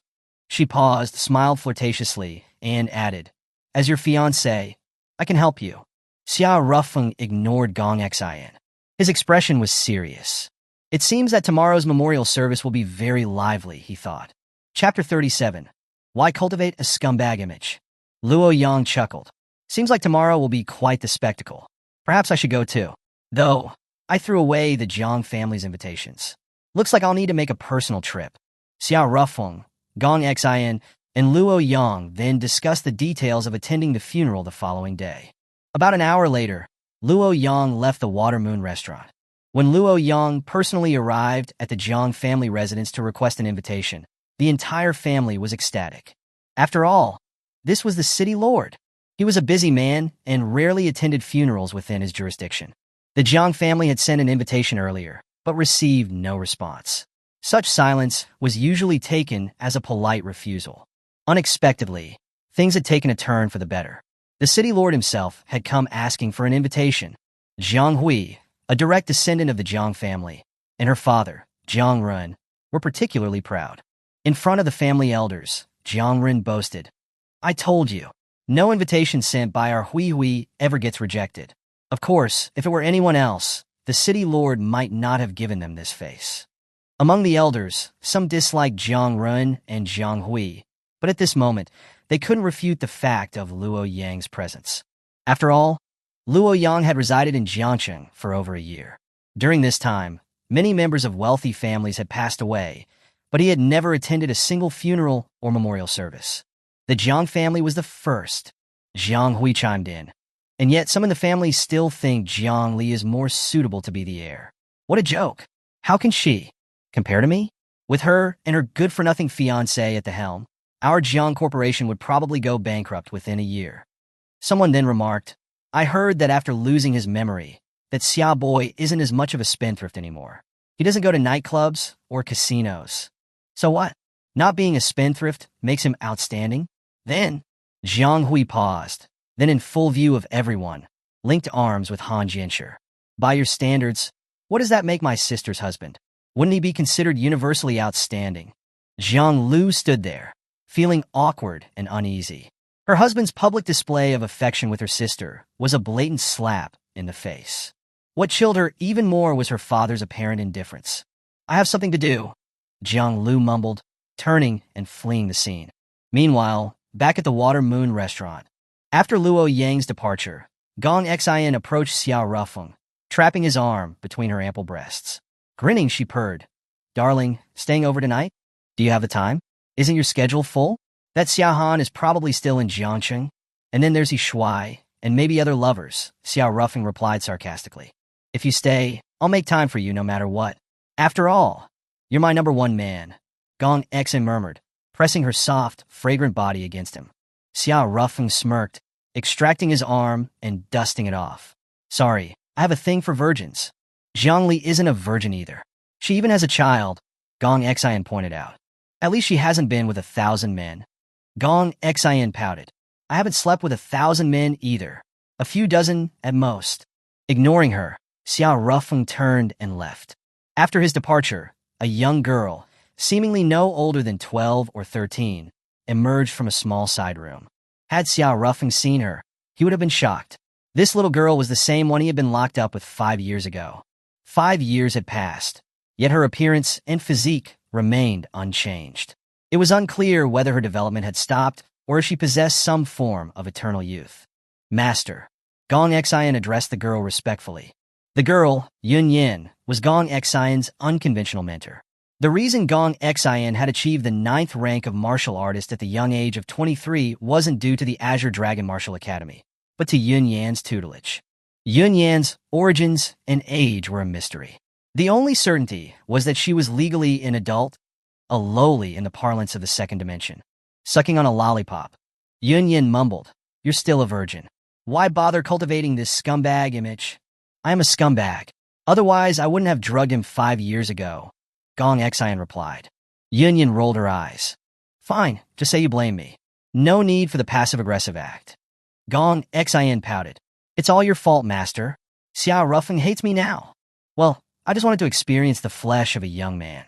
Didn't expect that Xiao Ruffing kid to have such integrity," Yun Yin said with a hint of regret. Gong Xian scowled, muttering, "Shameless old hag." Yun Yan's face darkened. "Old hag? Who's old?" Gong Xian coughed, correcting herself quickly. "I meant wise and revered master." Yun Yan shot her a look. She paused, walked to the window, and watched Xiao Ruffing's retreating figure. Gong Xian, "Should I clear up the misunderstanding with Xiao Ruffing for you?" "No need," Gong Xian replied calmly. "If the misunderstanding persists, he'll only drift further away," Yun Yan warned. Gong Xian shrugged. "Doesn't matter. His heart isn't with me anyway. He's not my type. Besides, I have a lot on my plate. I don't have the energy for romance. Men are just tools to me, including Xiao Ruffeng. Honestly, if he really clung to me and interfered with my plans, I might just kill him." Yun Yan gave her a long, meaningful look before turning away. "All right, if that's what you want. By the way, Gong Xian, I have to leave for a while. Be careful. Don't think that being a 9th-rank martial artist makes you invincible. You're still far from it." "Where are you going, master?" Gong Xian asked. Yun Yin grinned. "That's a secret." With that, she jumped out the window. Instead of landing in the water below, she was enveloped in a whirlwind and flew away. This was Qi, the realm of a grandmaster. This seemingly childlike woman was a grandmaster-level expert. Gong Xian watched until Yun Yin disappeared from sight, then turned away. Just then, the woman who had failed to assassinate Xia Ruffing earlier knocked and entered. Her name was He Qian. She was the illegitimate daughter of He Quan, Jiangqing's most renowned pulmonologist and recipient of a state council stipend. She was also Gong Xian's secretary.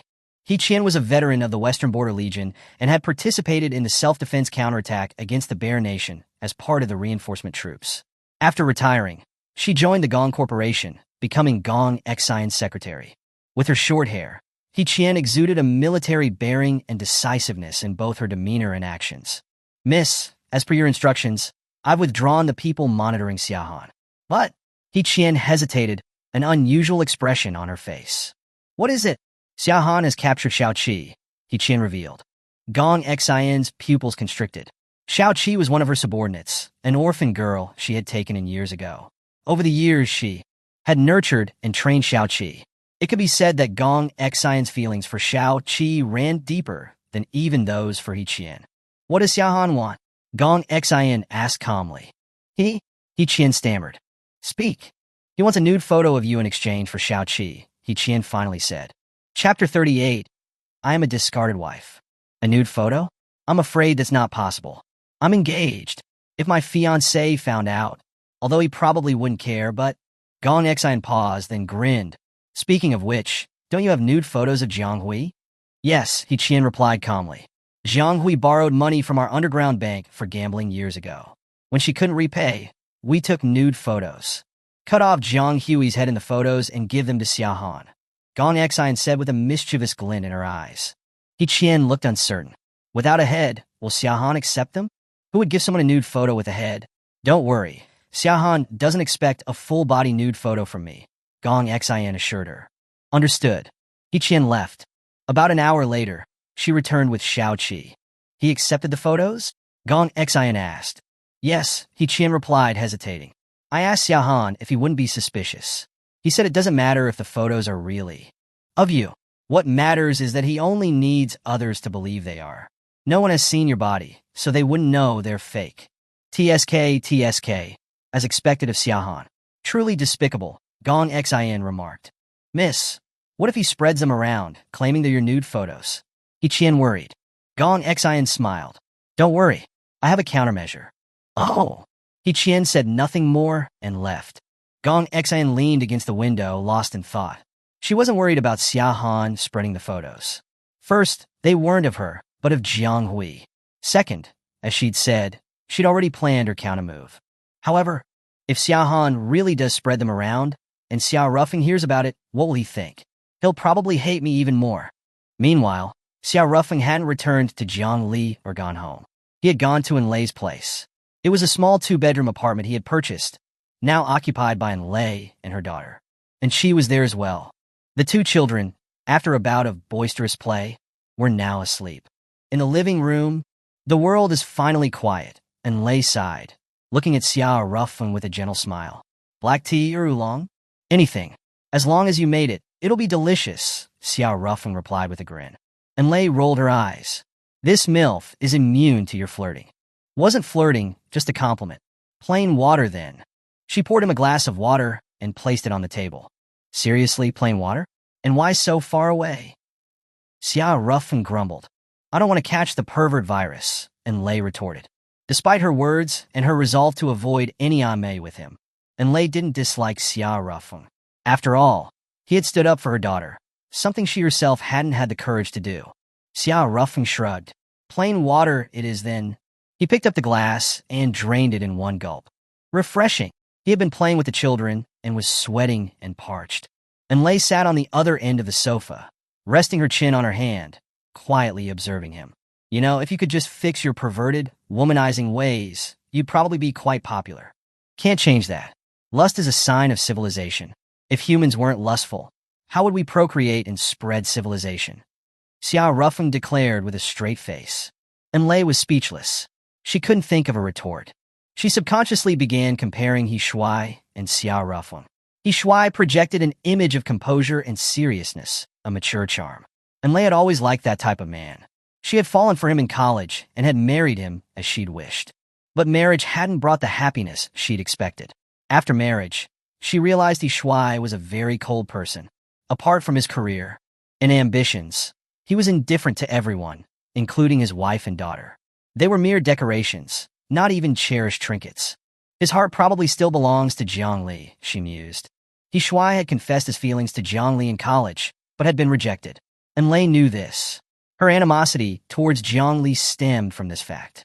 Even though He Shuai accepted me and married me after graduation, the woman he truly loves is still Jiangli. A self-deprecating smile touched her lips. I tried so hard, but I still couldn't compare to Jiangli.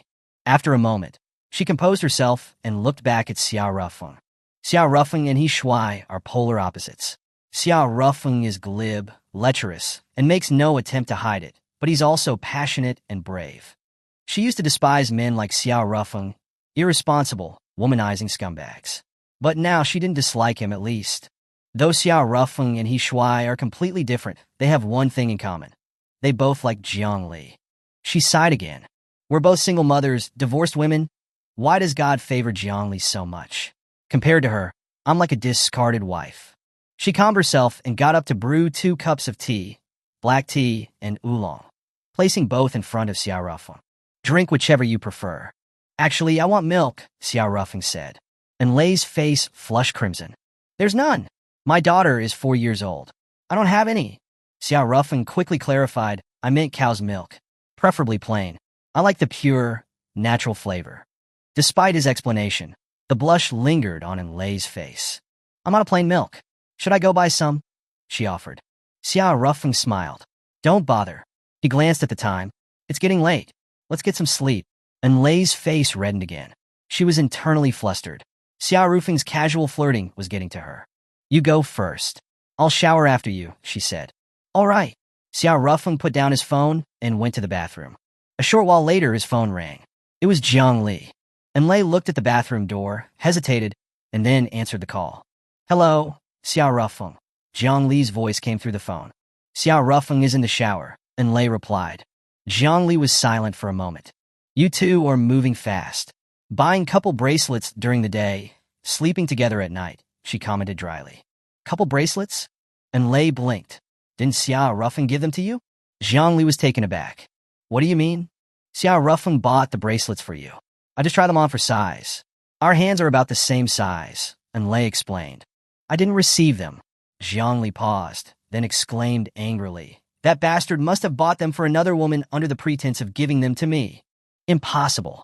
He engraved your names on them. Who else could he give them to? And Lei said. Jiang Li was stunned again. Is that true? I was right there. May lightning strike me if I'm lying, and Lei swore. Jiang Li remained silent. Don't worry. I'm grateful to your Xiao Rufeng, but I have absolutely no intention of throwing myself at him. I may be a divorced single mother, but I'm not desperate. Plenty of men would be interested. And Lei added with a chuckle. Jiang Li's lips twitched. Big deal.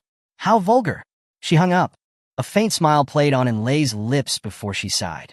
You may not have a great figure, but Yi Shuai likes you, and so does Xiao Rufeng. I envy you. The bathroom door opened, and Xiao Rufeng poked his head out. And Lei, do you have any pajamas I can borrow? Actually, no. Why don't you just wear your underwear? You're sleeping alone. No one will see you, and Lei suggested. All right. A moment later, Xiao Rufeng emerged from the bathroom, and Lei's face turned scarlet. He was only wearing tight underwear, practically naked. She quickly averted her gaze, grabbed her pajamas, and rushed into the bathroom. Closing the door behind her, she let out a long breath. She looked around the bathroom. The shower stall was still wet from Xiao Rufeng's shower. The air seemed to linger with his scent, and Lei felt a stirring within her. It had been a long time since she had been with a man. She felt like tinder, ready to ignite. Chapter 39. A stirring of the blood. Her legs pressed together, cheeks flushed. She was a picture of alluring shyness that would make anyone's blood race. No, though momentarily captivated, and Lei retained her composure and clarity. She hurried to the shower, turning on the cold water without even removing her clothes. The icy water drenched her body, gradually cooling her turbulent hormones. Once fully composed, she slowly peeled off her wet clothes. A while later, she gazed at her reflection in the shower stall mirror. Despite having given birth, her figure hadn't lost its shape. Instead, it had become more mature, sensual, and beautiful. But even so, she murmured, lost in thought. About half an hour later, Lei emerged from the bathroom. Xiao Rufeng was already asleep. She returned to her own room. The next day, when Lei woke up, Xiao Rufeng was already busy cooking in the kitchen. I didn't know you could cook, she commented, leaning against the doorframe in her pajamas. Xiao Rufeng smiled. I have many hidden talents. You're truly shattering my perception of you. The Xiao Rufeng I knew was a good-for-nothing playboy. If Xiao Ryue hadn't insisted you were her brother, I would have doubted your identity, Lei said. Xiao Rufeng's heart skipped a beat. This woman has sharp instincts. Composing himself, he replied, We're twins, not triplets. Where would I find someone so similar to be a double? True. Sometimes I wonder if you've been possessed. Or maybe the body is Xiao Rufeng's, but the soul is someone else's? I read a novel once where the protagonist died and was reborn in the body of a playboy from the same city, Lei mused. Xiao Rufeng rolled his eyes. That's getting ridiculous. You can't take novels seriously. Lei chuckled. Just kidding. She paused, then asked, By the way, why didn't you give Jiang Li the couple bracelets? Ah, Xiao Rufeng hesitated. Giving such a token of love requires the right timing. You know, I've done a lot of foolish things in the past. Jiang Li is still waiting for my grandmother's condition to improve before breaking off the engagement. Even if I gave her the bracelets, she'd probably refuse them. It would be awkward. I have my pride, you know. The guy who flashed his bare bottom in the pool has pride. Lei quipped. Xiao Rufeng's lips twitched, but he remained silent. Lei patted his shoulder with a smile. It's okay. A man should be bold. If you have strengths, flaunt them. Xiao Rufeng felt a bead of sweat roll down his forehead. He sensed the dance instructor was flirting, but he had no proof. I'll go wake the children, Lei said, stretching and turning to leave. Watching her swaying hips, Xiao Rufeng's mouth suddenly went dry. He had to admit, Lei had an incredible figure. Her hourglass shape, slender waist, and pert bottom were undeniably eye-catching. Suddenly, something occurred to him. Lei, he called out. She stopped and turned back. What? I think you have a great physique. And Lei choked. Must you flirt first thing in the morning? She snapped. No, I mean you have a natural talent for martial arts. Yesterday, when Yi Shuai tried to shoot me, you rushed over in an instant.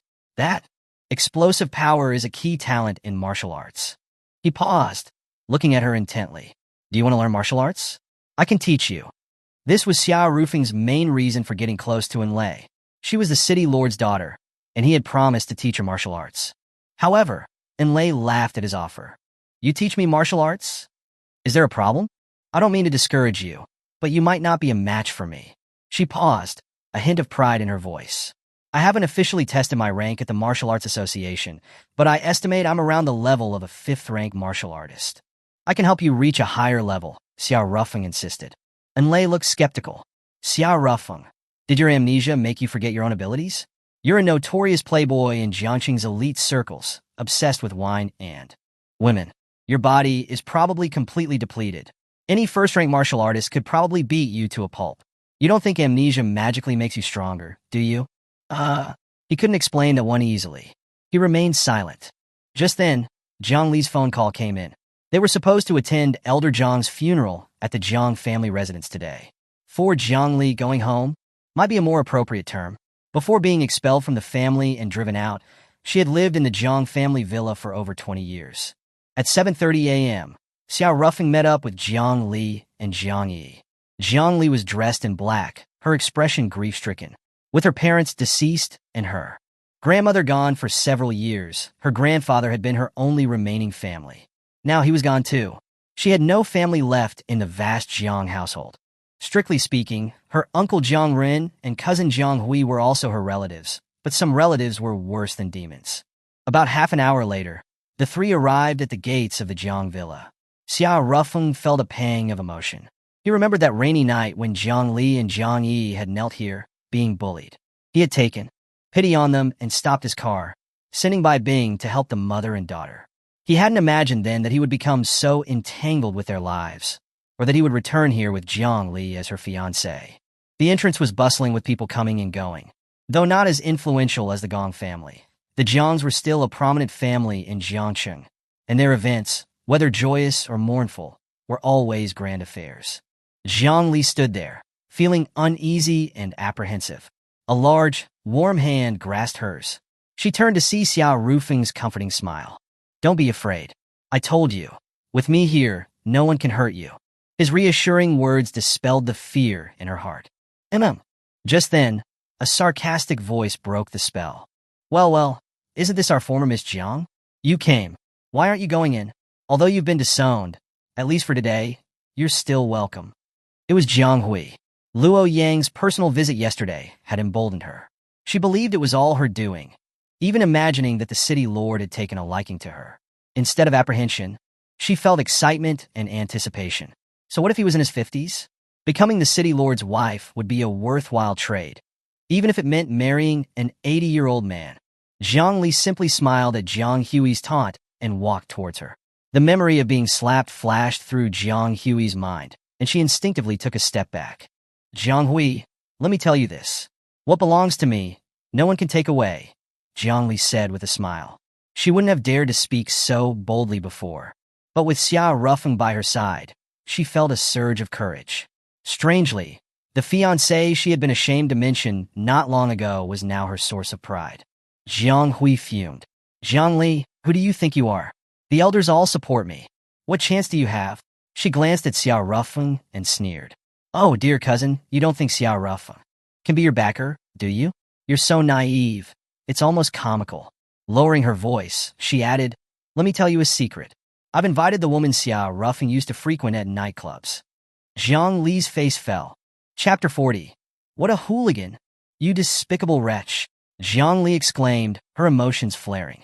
She knew about Xiao Rufeng's past promiscuity, but she hadn't cared before. Now? Oh dear, what to do? I heard that woman say your fiancé even licked her feet. What if she reveals that at the banquet after the funeral? Zhang Li clenched her fists. What do you want? She asked calmly after a moment. Nothing much. Just 2 things, Jiang Hui replied. What things? First, relinquish your claim to all inheritance, including your parents, your grandparents, everything. Jiang Li's expression remained unchanged. She had expected this. And second, Jiang Hui grinned. You must publicly reveal the identity of Jiang Yi's father in front of everyone. Jiang Li's pupils constricted. Why? Just a personal curiosity. You've worked so hard to hide his identity for so many years. I'm dying to know who he is. Oh, and a word of advice, lying won't work. There's DNA testing, Jiang Hui warned. He's already passed away. Jiang Li lied through gritted teeth. She was conflicted. She hadn't decided whether to continue her life with Xiao Rufeng. She had no faith in him.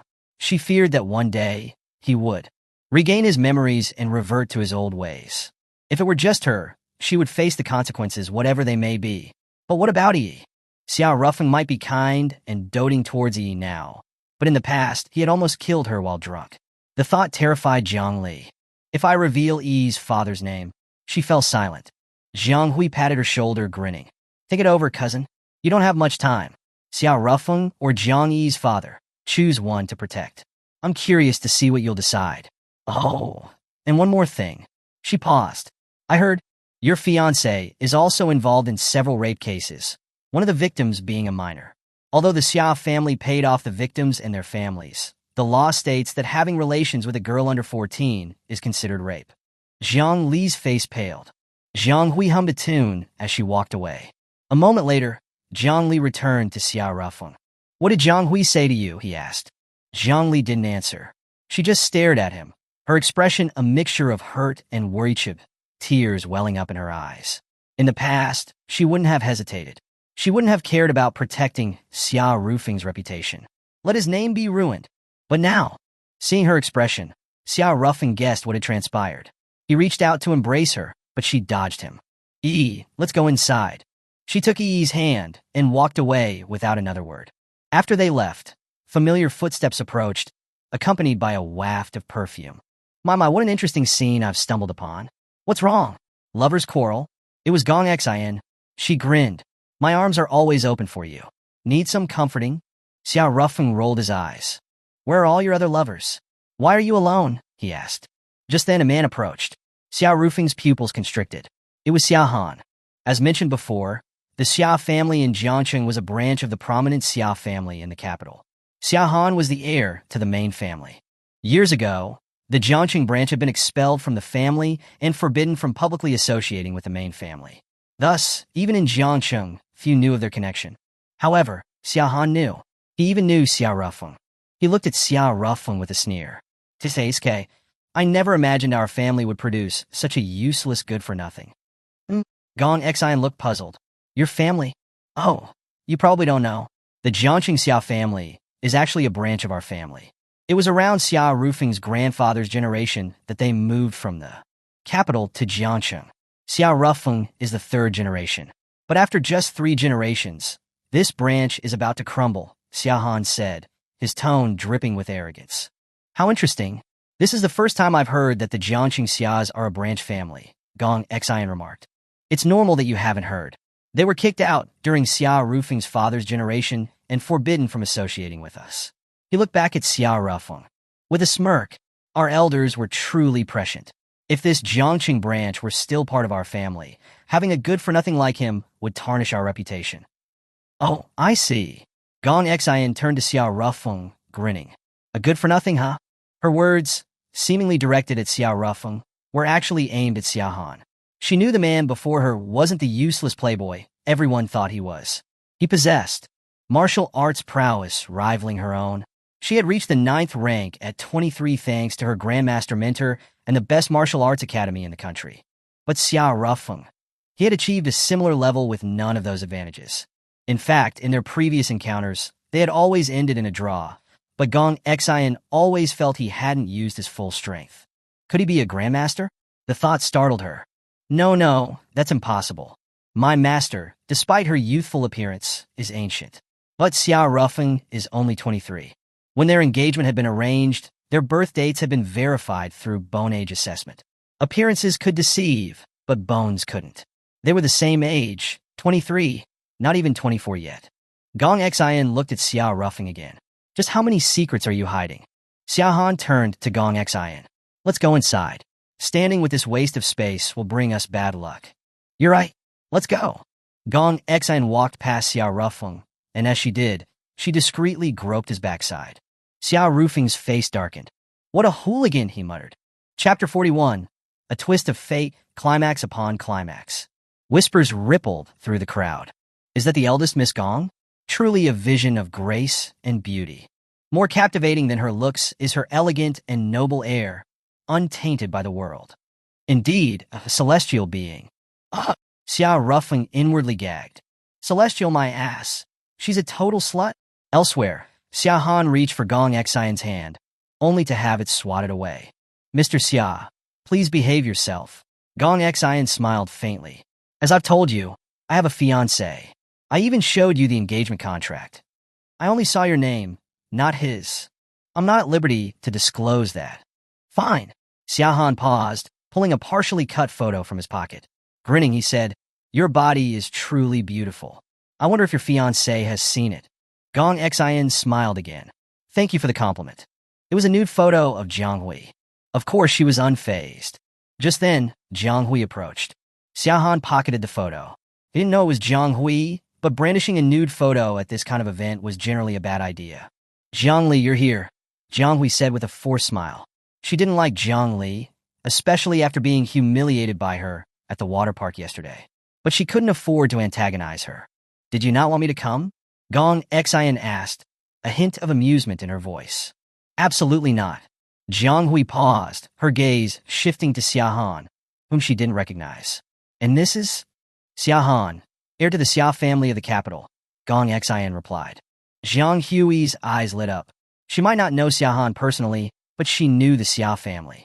They were a top-tier family, rivaling even the Gong family. The heir to the Xia family? Jiang Hui's gaze intensified, practically burning with ambition. Gong Xian shook her head slightly. This woman only cares about climbing the social ladder. If Xia Han offered to make her his mistress, she'd probably agree without hesitation. No, for her, it would be a dream come true. However, Xia Han wasn't interested in women like Jiang Hui. He and Gong Xian were birds of a feather, calculating and deeply cunning. He only did things that benefited him, and associating with Jiang Hui offered no advantages. He smiled at her, but his eyes held the same disdain one might reserve for garbage. By the way, Miss Jiang Hui, is it? Are you married? Xia Han suddenly asked. Jiang Hui's heart leaped. I'm not, she stammered, her gaze fixed on him. Why do you ask? Do you have a boyfriend? No, she answered instantly. Han Jianshi only saw her as a convenient mistress. But if she could snag Xia Han, the thought sent her hormones surging. The heir to the Xia family. If I became his wife, just the thought made her feel giddy. Xia Han smiled. Would you like me to introduce you to a boyfriend? Introduce me? Emicham, look, he's here. Xia Han pointed at Xiao Rufeng. Jiang Hui's expression soured instantly. Mr. Xia, please don't mock me. I'd rather become a nun than marry that loser, Xiao Rufeng. She didn't dare direct her anger at Xia Han, so Xiao Rufeng became her target. All right then. Xia Han turned back to Gong Xian. Gong Xian, let's go over there. I see a few acquaintances I need to greet. Okay. Xia Han and Gong Xian walked away, leaving Jiang Hui fuming, her face contorted in rage. Jiang Hui? What's wrong?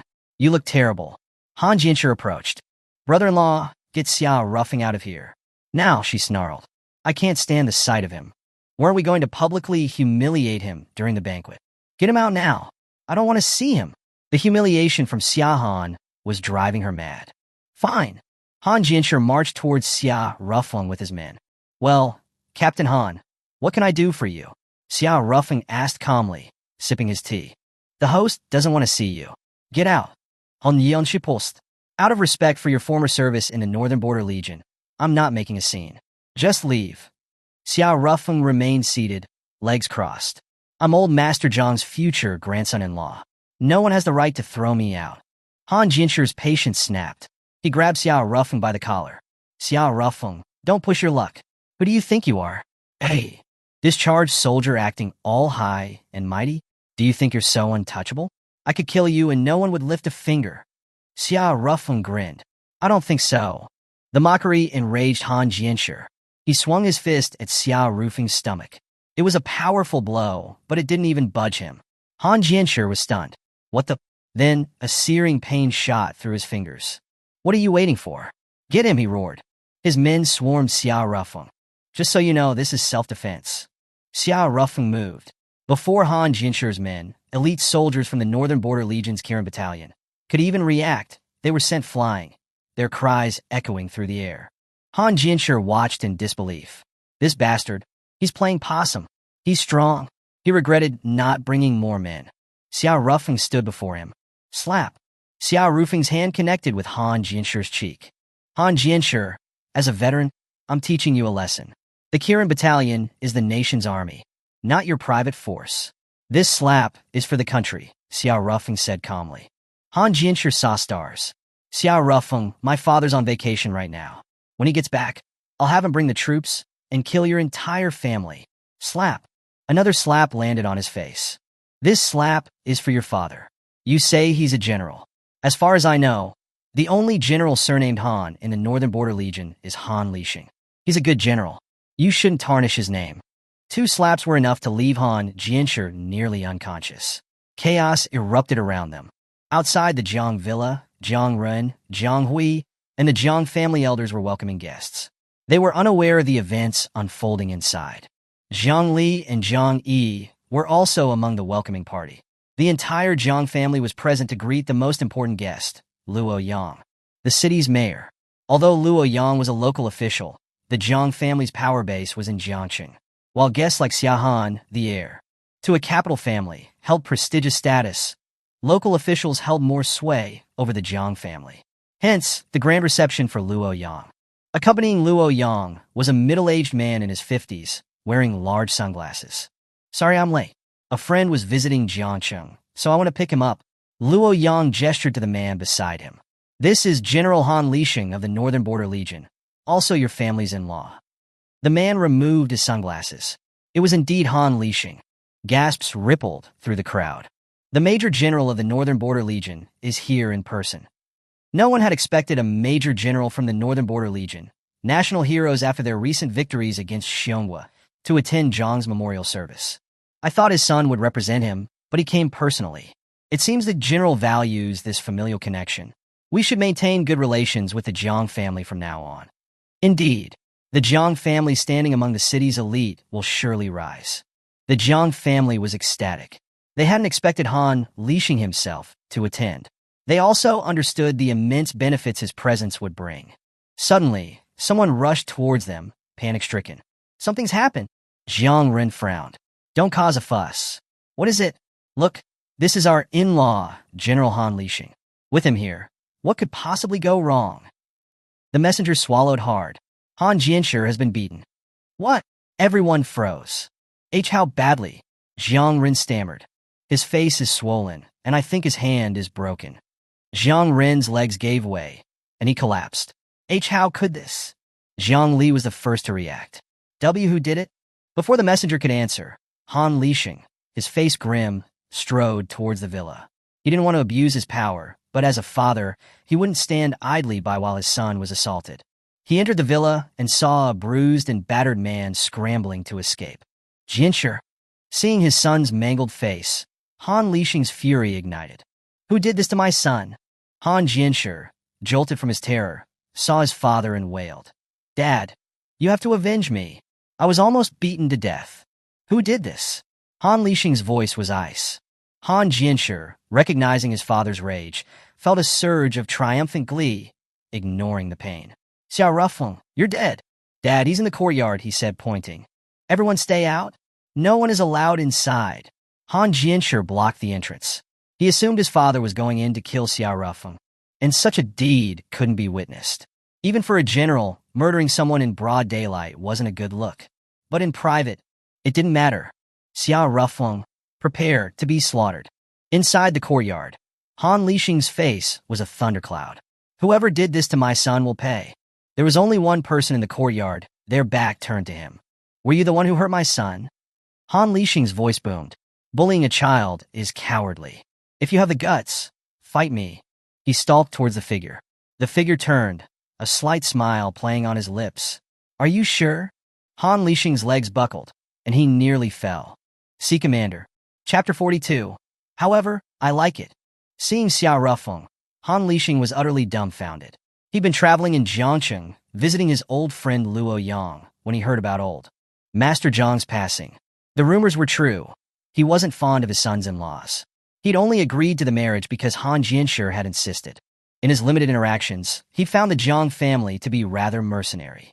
His daughter-in-law, Jiang Lu, was the only exception and the main reason he'd tolerated the alliance. As for old Master Zhang, the man who disowned his orphaned granddaughter under pressure from the family elders, Han Lixing, a man of principle, couldn't condone such behavior. That's why, in the 2 years since the wedding, he'd never entertained any of the Jiangs, nor offered them any special consideration. But now that he was in Jiangcheng, and with Luo Yang's invitation, he felt obligated to attend the funeral. He hadn't expected to find his son beaten to a pulp upon arrival.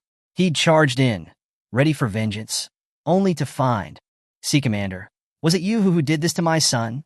Han Lixing's voice was barely a whisper. "It was," Xiao Rufeng replied. "Why?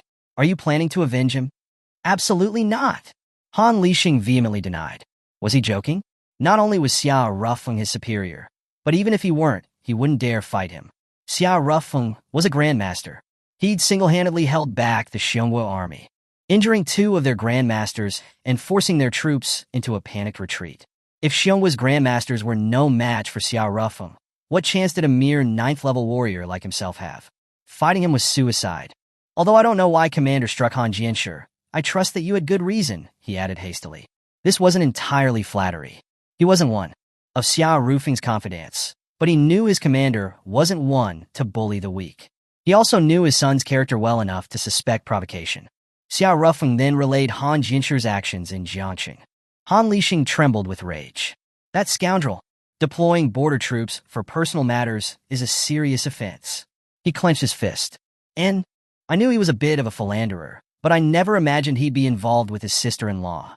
That Jiang Hui, I knew from the moment I saw her that she was trouble. How could he do this to Jiang Lu? "I don't think those are the main issues," Xiao Rufeng interrupted. Han Lixing was taken aback. "Those aren't the main issues? Did he do something even worse?" "Indeed." What? Xiao Rufeng's serious expression made Han Lixing's heart sink. What Han Jianshi had done was bad, but not enough to warrant a military tribunal. Did he do something that would land him in a military court? Han Lixing broke out in a cold sweat. If Han Jianshi faced a military tribunal, even he couldn't intervene. Xiao Rufeng's voice was low. "He made advances towards my woman. That's a death wish." Han Lixing wiped his brow. It wasn't a court-martial offense, but it was far more terrifying. A tribunal didn't guarantee a death sentence, but offending Xiao Rufeng did. He dropped to his knees. "My son has offended the commander. He deserves death. But he's my only son. His mother is fragile, and I fear she wouldn't survive the blow if he died. I beg you, Commander, spare his life. I, Han Lixing, swear to follow you faithfully for the rest of my days. If I break this oath, may my entire family perish." Xiao Rufeng regarded him silently. After a moment, he smiled and helped Han Lixing to his feet.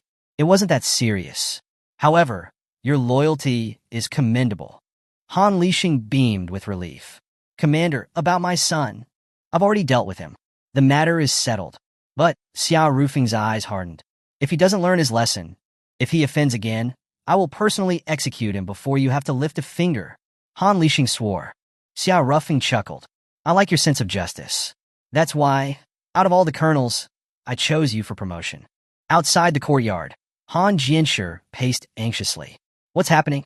Why haven't I heard Xiao Rufeng scream? Did my father kill him instantly? But then why hasn't he come out?"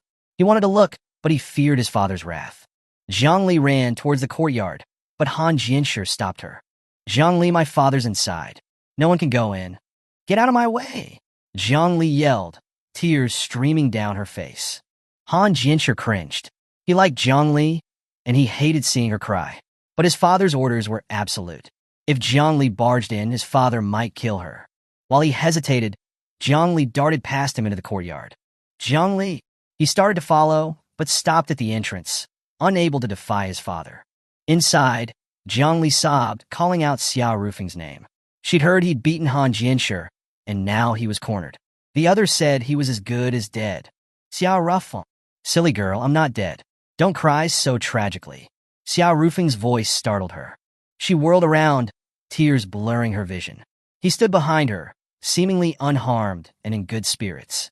He approached, gently wiping away her tears. "Silly girl, don't cry." Zhongli finally processed the situation and threw herself into his arms. Despite her pride and denials, she knew how much she relied on him. Footsteps approached. Zhongli pulled away, glaring at Han Lixing. "General Han, you're a soldier. Soldiers are meant to protect people. Are you planning to murder a civilian?"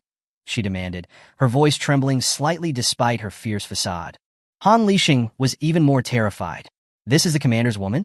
Thank goodness Han Jianshi didn't go too far, or I'd be collecting his body right now. He felt a wave of relief. Xiao Rufeng put his arm around Jiang Li's waist. "Darling, General Han is different from his son. He's a man of integrity. He understands the situation and even commended me for my actions. Bu kui shi xiu lua jianshin tao jiao chulaidaren, guoran dridu xinle." As expected of someone trained by the Azura war god, truly trustworthy. He casually tossed in a compliment. "Indeed, our commander always emphasizes the importance of character. Good character earns the trust of our subordinates. On the battlefield, trust is paramount. If soldiers don't trust their officers, they lack fighting spirit. In an army without spirit, no matter how well equipped, is just a paper tiger. True strength comes not from weapons, but from willpower. Our soldiers trust their officers, and we trust our commander. That is the secret of the Northern Border Legion's might," Han Lixing declared passionately. Xiao Rufeng feigned surprise. "Wow, this guy looks so serious, but he's surprisingly good at flattery. However, I like it." Outside, Han Jianshi continued to pace. "What's going on in there? Did my father kill them both and is now burying the bodies?" He gritted his teeth, then made up his mind and entered the courtyard. He needed to see what had happened. And then, Chapter 43. "So, tonight, shall we?" Han Jianshi entered the courtyard, expecting carnage, only to find the three of them chatting amicably. "Father, what are you doing?" he asked, bewildered. "Slap." Han Lixing slapped him across the face. "Dad!" Han Jianshi was stunned. What was going on? Xiao Rufeng, who should be dead, was casually eating sunflower seeds, while he, Han Jianshi, had just been slapped by his own father? "I've heard everything from Xiao Rufeng," Han Lixing said. "Han Jianshi, you illegally deployed troops, and you brought Northern Border troops into Central Command's jurisdiction. Even though it was a small number, it's a violation of military regulations." Han Jianshi protested. "That bastard Xiao Rufeng is framing me. I wasn't deploying troops illegally. I came here for the Jiangxing University military training. I submitted a request. Was it approved? No, but they usually don't refuse. Without official orders, it's a violation," Han Lixing stated coldly. Han Jianshi, knowing he was in the wrong, fell silent. And Han Lixing continued. "I hear you're involved with your sister-in-law, Jiang Hui?" Han Jianshi's blood ran cold. He couldn't deny it. His father despised liars. "Yes, but Jiang Hui seduced me," he mumbled. Han Lixing shook his head. "I've already notified the Northern Border Legion's personnel department. Effective immediately, you're relieved of all duties." What does that mean?" "It means you're fired," Han Lixing said bluntly. Han Jianshi's mind went blank. He was a womanizer, a bully, and possessed many other unsavory qualities. But he was genuinely passionate about his military career. He hadn't gotten his major's rank through nepotism. He'd earned it. He'd risked his life on a mission, earning a first-class merit. He worked hard, finally reaching the rank of field officer. Now, with a single sentence from his father, all his efforts and dreams had vanished. He was devastated. "Dad, Xiao Rufeng beat me like this, and we're just going to let it go. He may have hit my face, but he was really hitting yours," he cried out. "Shut up. You're the one who's shaming me. I nurtured you, and this is how you repay me?" Han Lixing's voice was sharp. Han Jianshi hung his head. "What am I supposed to do now?" Xiao Rufeng suddenly grinned. "I need an errand boy. Are you interested?" Han Jianshi's fury flared. "Xiao Rufeng, a man can be killed, but not humiliated. You want me to be your lackey, or?" Before he could finish, Han Lixing kicked him in the knee, forcing him to kneel before Xiao Rufeng. "Ah, he agrees," Han Lixing said smoothly. "Mr. Xia, I entrust my son to your care." Inwardly, Han Lixing was ecstatic. Han Jianshi didn't know Xiao Rufeng's true identity, but he did. This man was the commander of the Northern Border Legion, the Azura war god. Even a lowly errand boy position by Xiao Rufeng's side was a tremendous opportunity. Of course, Han Jianshi, oblivious, was resistant. But under his father's pressure, he reluctantly accepted. All right, nothing else for now. You took on the Jiangxing University military training, right? Do a good job. Xiao Rufeng and Jiang Li left the courtyard. The onlookers, who'd expected Xiao Rufeng to emerge either dead or severely injured, were astonished to see him stroll out, humming a tune, completely unscathed. He's completely fine? What happened in there? Ignoring the stares, Xiao Rufeng took Jiang Li's hand and walked away. Gong Xian approached, a smile on her face. Jiang Li, your daughter is looking for you, she said. Where? Jiang Li asked quickly. At the main gate. Jiang Li hurried towards the gate, leaving Xiao Rufeng with Gong Xian. Xiao Rufeng, you're impressive. Even the general of the Northern Border Legion couldn't touch you. Just how powerful are your connections? Gong Xian asked, her curiosity piqued. It's nothing really. The mayor put in a good word for me, Xiao Rufeng replied. Really? He grinned. Guess. Gong Xian pouted. When will you tell me everything? She leaned closer, her voice dropping to a sultry murmur. So, tonight, shall we talk while we do other things? I've told you I have a thing about hygiene. I don't like sharing the same passage with other men, Xiao Rufeng said. Gong Xian was speechless. He was definitely driving a dirty train. She shrugged. Fine.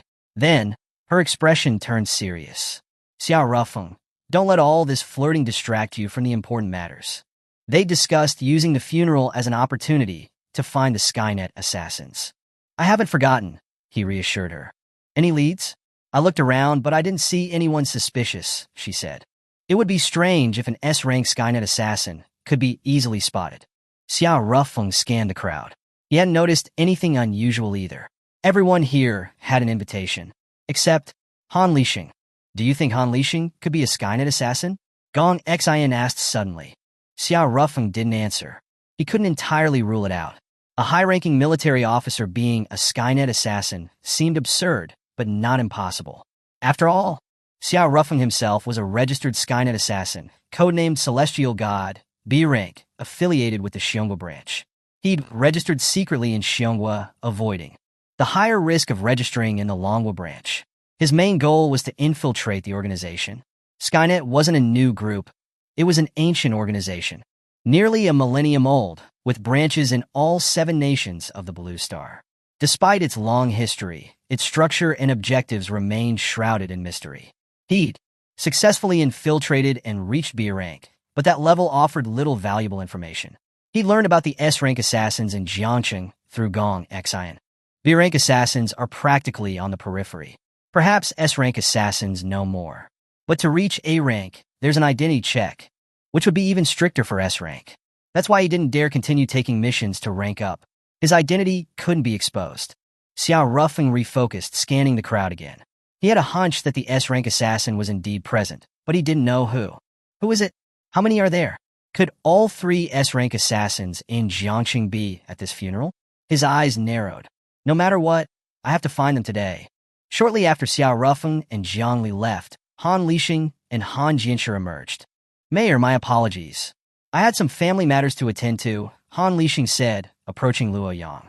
They left together. Jiang Hui rushed to Han Jianshi. Brother-in-law, what was your father doing? Why didn't he kill Xiao Rufeng? She demanded. Slap. Han Jianshi slapped her in front of everyone. It's because of you that I got beaten and lost my position. And now I am major in the Kirin Battalion, have to be a lackey for a discharged soldier. This is utter humiliation. The more he thought about it, the more furious he became. He wanted to shoot Jiang Hui. Get lost! He shoved her aside and stormed off. Jiang Hui stood there, stunned. But instead of crying or making a scene, she calmly assessed the situation. I don't know what happened in there, but Han Jianshi is useless now. Her eyes scanned the crowd, landing on a man. That's Lei Ming, the second son of the Lei family. He just returned from studying abroad in Ingwa. I heard he's vying for control of the family business with his older brother. A glint appeared in her eyes, and she approached him. The Lei family was another prominent Jiangxing family, comparable to the Jiangs. Hi, Lei Ming, remember me? I'm Jiang Hui. We were partners in a ballet competition when we were kids, she said with a smile. Lei Ming, about 20 years old, even younger than Jiang Hui, looked remarkably mature. He smiled. Of course I remember. He paused, noticing her face. Sister Hui, it looks like you've been hit. Does it still hurt? Jiang Hui burst into tears, a performance worthy of an Oscar. My brother-in-law. He's using his father's position as a general to bully me. I hate men who hit women. Lei Ming reached out, gently touching her reddened cheek. Such a beautiful face. How could he do that? Jiang Hui blushed, her heart racing. She'd slept with and seduced many men, but this was the first time she felt this flutter of excitement. Could he be the one? By the way, Lei Ming said, now that your grandfather's gone, who will take charge of the Jiang family? Officially, it's my father, but he's incompetent. I'm the one pulling the strings, Jiang Hui replied. Doesn't your cousin, Jiang Li, have a claim? So, what if she does? None of the family elders support her. That might have been true before, but things are different now, Lei Ming said cryptically. Jiang Hui frowned.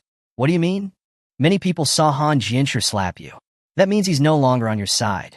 People are opportunistic. They follow the wind. Jiang Hui's anxiety spiked. Then, what should I do? Don't worry, a man's voice interrupted. Shuai approached. A large portion of the Jiang family's business comes from military construction projects. As long as I support you, no one can take control of the Jiang Corporation from you. Jiang Hui's spirit soared. Major He, why are you helping me? She asked, skeptical. She didn't believe he was attracted to her. This was the man who discarded even the stunning in Lei. Why would he be interested in someone as plain as her? Shuai's expression remained neutral. He dislikes Xiao Rufeng. That's all. Jiang Hui's eyes lit up. I hate that Xia Rufeng too. She spat out his name, her hatred palpable. After Shuai left, Jiang Hui relaxed. With Major He on my side, even Jiang Li and Xia Rufeng's combined efforts won't change the outcome. Her confidence returned. Jiang Li, let's see how you turn things around now. Chapter 44. Let's get divorced. Jiang Hui was summoned by her father, leaving Shuai and Lei Ming alone. Major He, I'm Lei Ming, the second son of the Lei family, Lei Ming said, extending his hand with a smile. Shuai shook his hand. I know. I'll dine with your brother. He must have complained about me being irresponsible, right? Shuai didn't deny it. My brother is strange. He used to criticize my lack of seriousness, but now that I want to take over the family business, he's reluctant. He insists I'm challenging him for the inheritance. Lei Ming sighed dramatically. Being the younger brother is tough. Shuai studied him. He'd met both Lei brothers. While the elder, Lei Guang, had a reputation, Shuai suspected the younger, always smiling Lei Ming was the more dangerous one. It was pure intuition, nothing concrete. Shuai, not wanting to get involved in family squabbles, turned to leave. By the way, Lei Ming said, why do you dislike Xia Rufeng? No reason. You don't need a reason to dislike someone. Shuai walked away. It was a lie. There was no such thing as love or hate without reason. Shuai's dislike likely stemmed from Jiang Li. He'd had a crush on her in college and had even confessed, only to be rejected. As in Lei had said, he still harbored feelings for her. So, news of her engagement to Xia Rufeng naturally irked him. In his mind, Xia Rufeng was inferior to him in every way. What right did he have to be engaged to Jiang Li? Of course, and Lei also played a part. He couldn't shake the feeling that his ex-wife seemed more attractive and alluring after their divorce. But she seems close to Xia Rufeng. The thought fueled his resentment. Just then, another commotion erupted, drawing everyone's attention towards the villa entrance. I heard another VIP has arrived. More important than General Han Lixing? They say it's a big shot from the Southern Military Region. Shuai froze. He was from the Southern Legion. He hurried towards the entrance. A red flag sedan with Southern Military Region plates was parked outside. A man in his 50s, wearing a military uniform, stepped out and walked towards the villa, flanked by young guards. My God! Look at his shoulder insignia, 3 gold stars. He's a general, someone exclaimed, recognizing the markings. The crowd gasped. A general? In the Southern Legion, that was second only to the marshal. There weren't many active generals in the entire country. Han Lixing was a major general, a significant rank difference. Even Han Lixing was stunned. He recognized the man, Li Qianli, general of the Southern Legion. Another legendary figure. Like Xia Rufeng, he'd risen through the ranks from humble beginnings.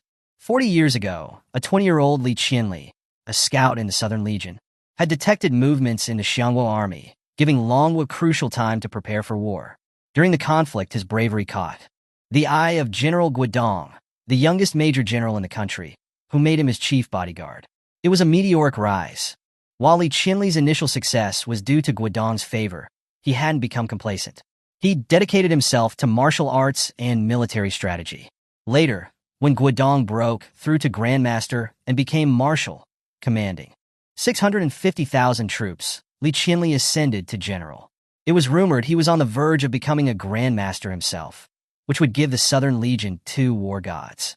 In Longwa, Grandmasters serving in the military were called war gods. Even now, Li Qinli's combat prowess was war god level. Martial arts battles weren't solely about realm. Skill and experience mattered greatly. Even a typical Grandmaster might not be able to defeat him. Could it be a lookalike? Why would a general attend the funeral of a small local family like ours? Many remained incredulous. Han Lixing approached Li Qinli and saluted.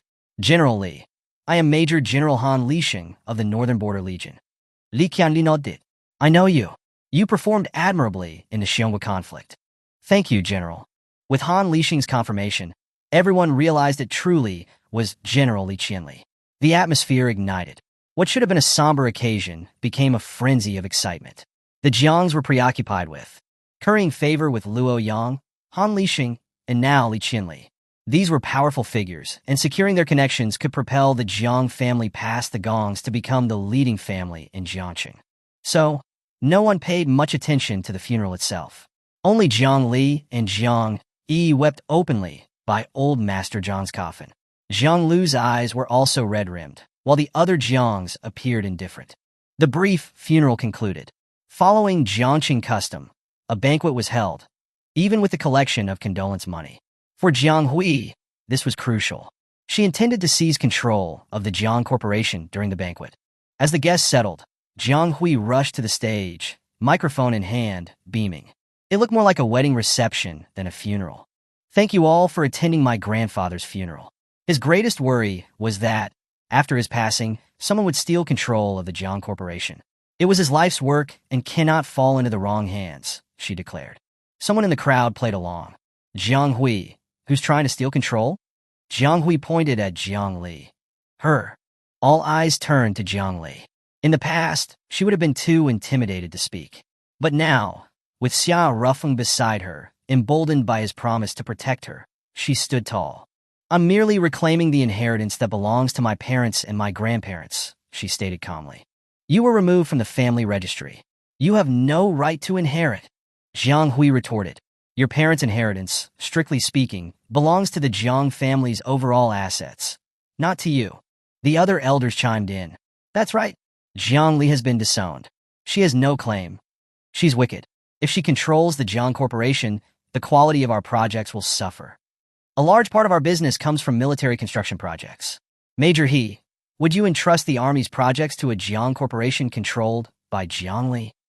All eyes turned to He Shuai. Jiang Hui smiled smugly. All He Shuai had to do was speak, and the matter would be settled. Jiang Li would be out. He Shuai was about to publicly refuse any collaboration with Jiang Li when Li Qinli, who had been silent until now, spoke.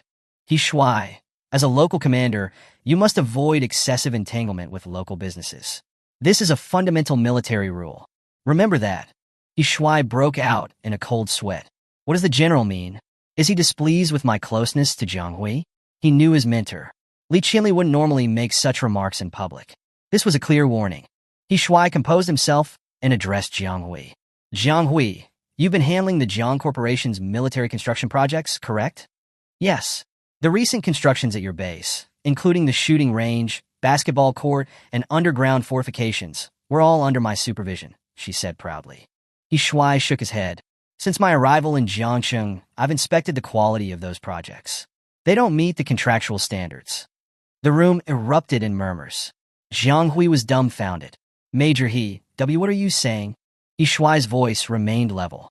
I'm saying the projects you supervised were subpar. They didn't meet the agreed-upon standards. I'm disappointed in you, and in the Jiang Corporation. If you remain in charge, I will terminate all collaborations. The announcement was like a bombshell. The Jiangs were particularly shocked. The savvy attendees recognized the shifting winds, but remained silent, unwilling to be the first to speak. Then, another voice rang out. I also believe the Jiang Corporation needs new leadership. Otherwise, the Han Corporation will cease all partnerships. It was Gong Xian, the undisputed leader of the Jiangxing elite, had spoken. With Gong Xian's public declaration, others followed suit. The Liu family will also refuse to cooperate with Jiang Hui. The Shun family as well. Under the barrage of disapproval, Jiang Hui collapsed, helpless. She desperately searched the crowd for support. Han Jianshi had abandoned her. He Shuai had betrayed her. Who was left? Her eyes landed on Lei Ming. Ah, yes, the second Lei's son. She looked at him pleadingly. Lei Ming stood, smiled faintly, and said, "The Jiang Corporation has consistently employed shady tactics in its dealings with the Lei family, violating the ethical standards of Jiangxing businesses. It's time for a change." Jiang Hui felt another blow. If even Lei Ming abandoned her, who would help? She turned to the family elders, the ones who held the voting power.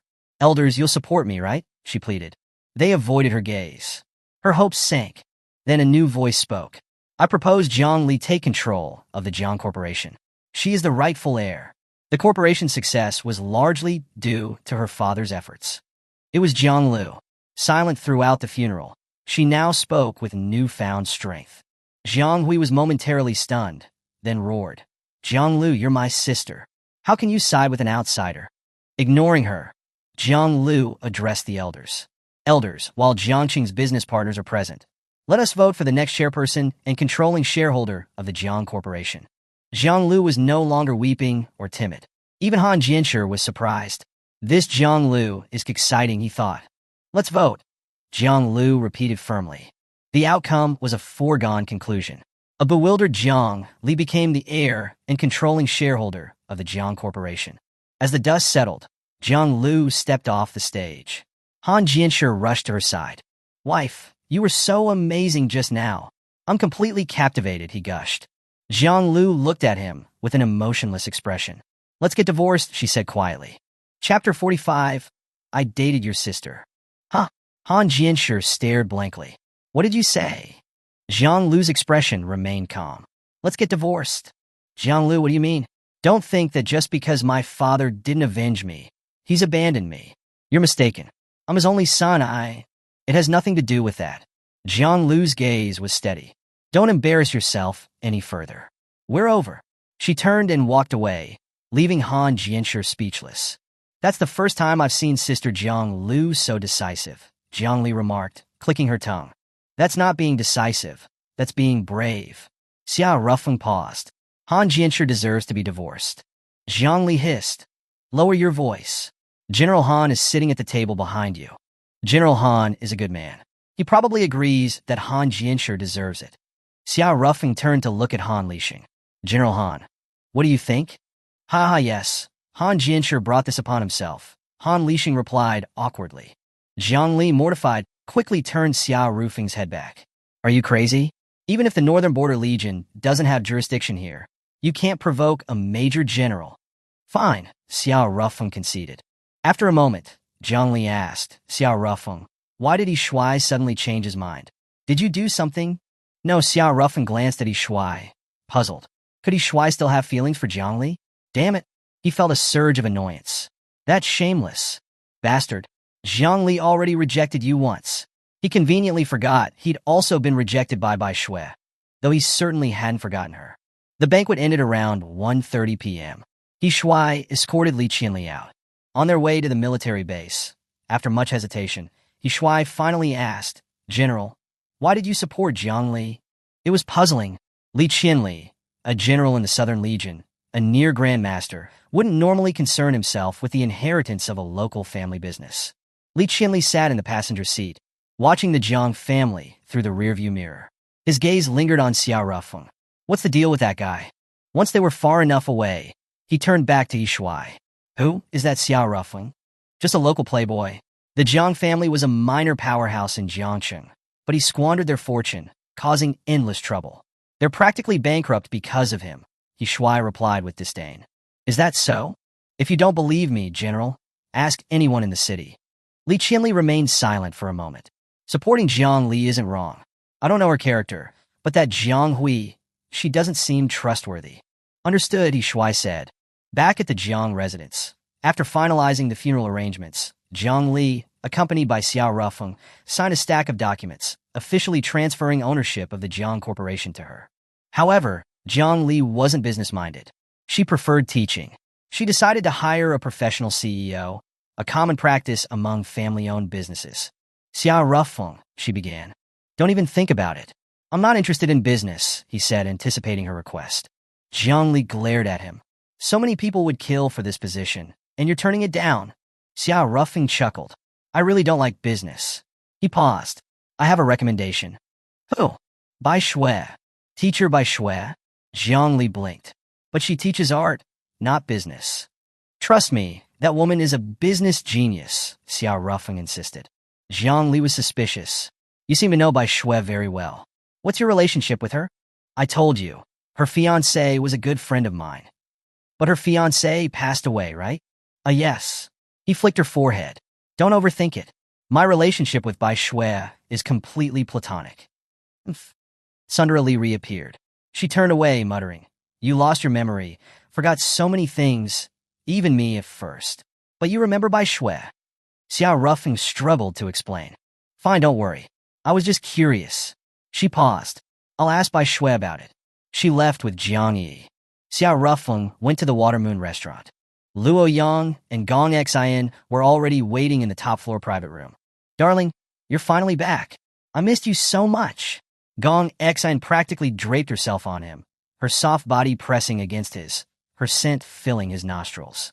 Even Xia Rufeng, usually immune to her charms, couldn't deny his physical response.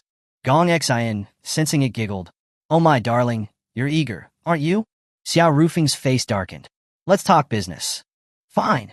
Gong Xian released him and began preparing tea. I found a suspect. Who? Lei Ming, the second son of the Lei family. She continued, he's been abroad but recently returned and started a feud with his brother over the inheritance. On the surface, it's a typical sibling rivalry. But according to my investigation, Lei Ming has never been interested in the family business. He's passionate about art. That's what he studied abroad. He has no business background. She pulled out a notebook. I just received intel that he's displayed remarkable business acumen since returning, which is why he's managed to challenge his brother's position.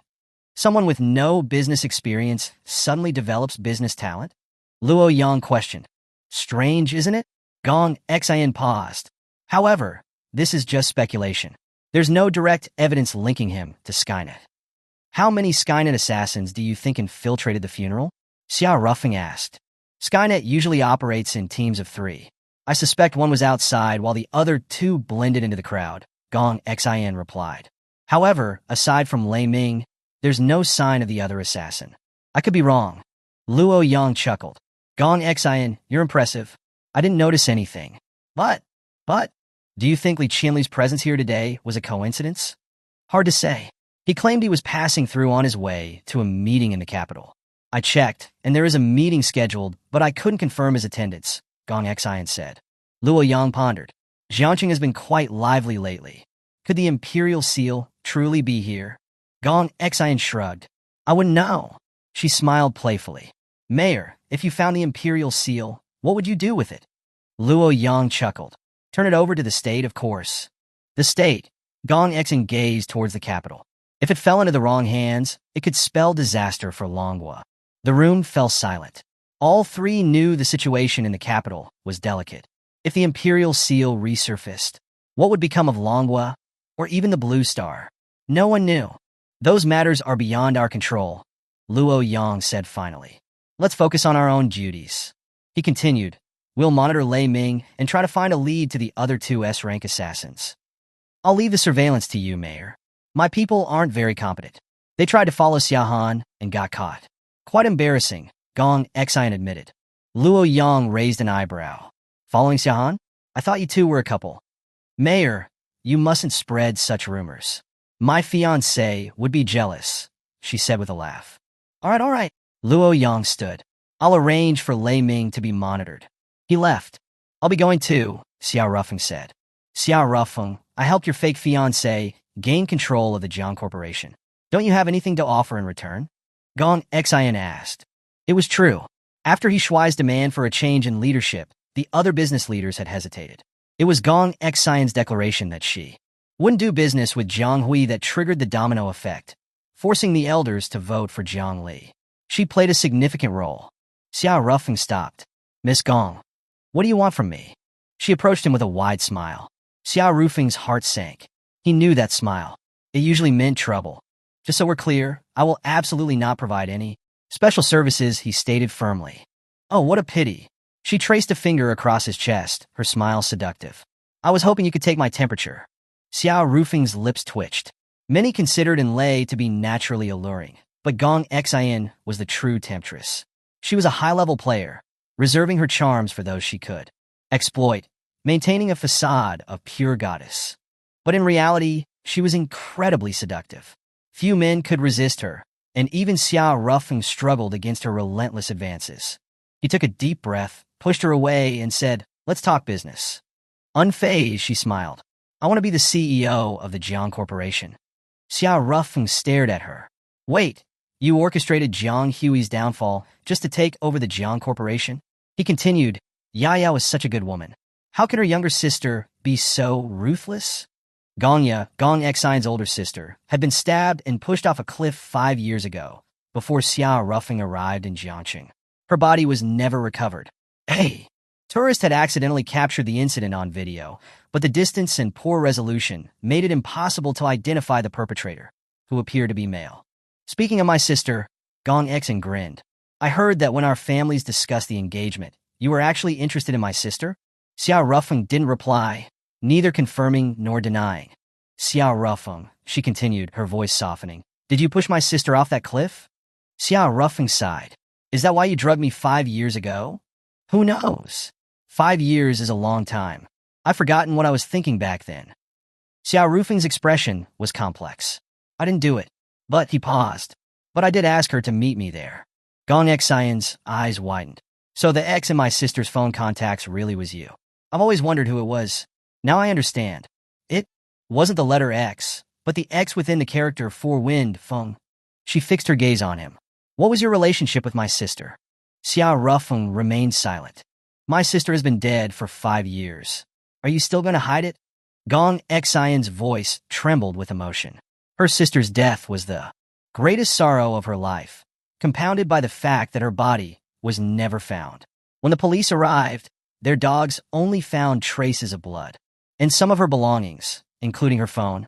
After restoring the phone data, Gong Xian had found the contact labeled X. It was the last person her sister had spoken to. The number was disconnected, the user's information erased. She'd spent years searching for X with no success. Xiao Rufeng. Her voice rose, tears streaming down her face. How could you be so selfish?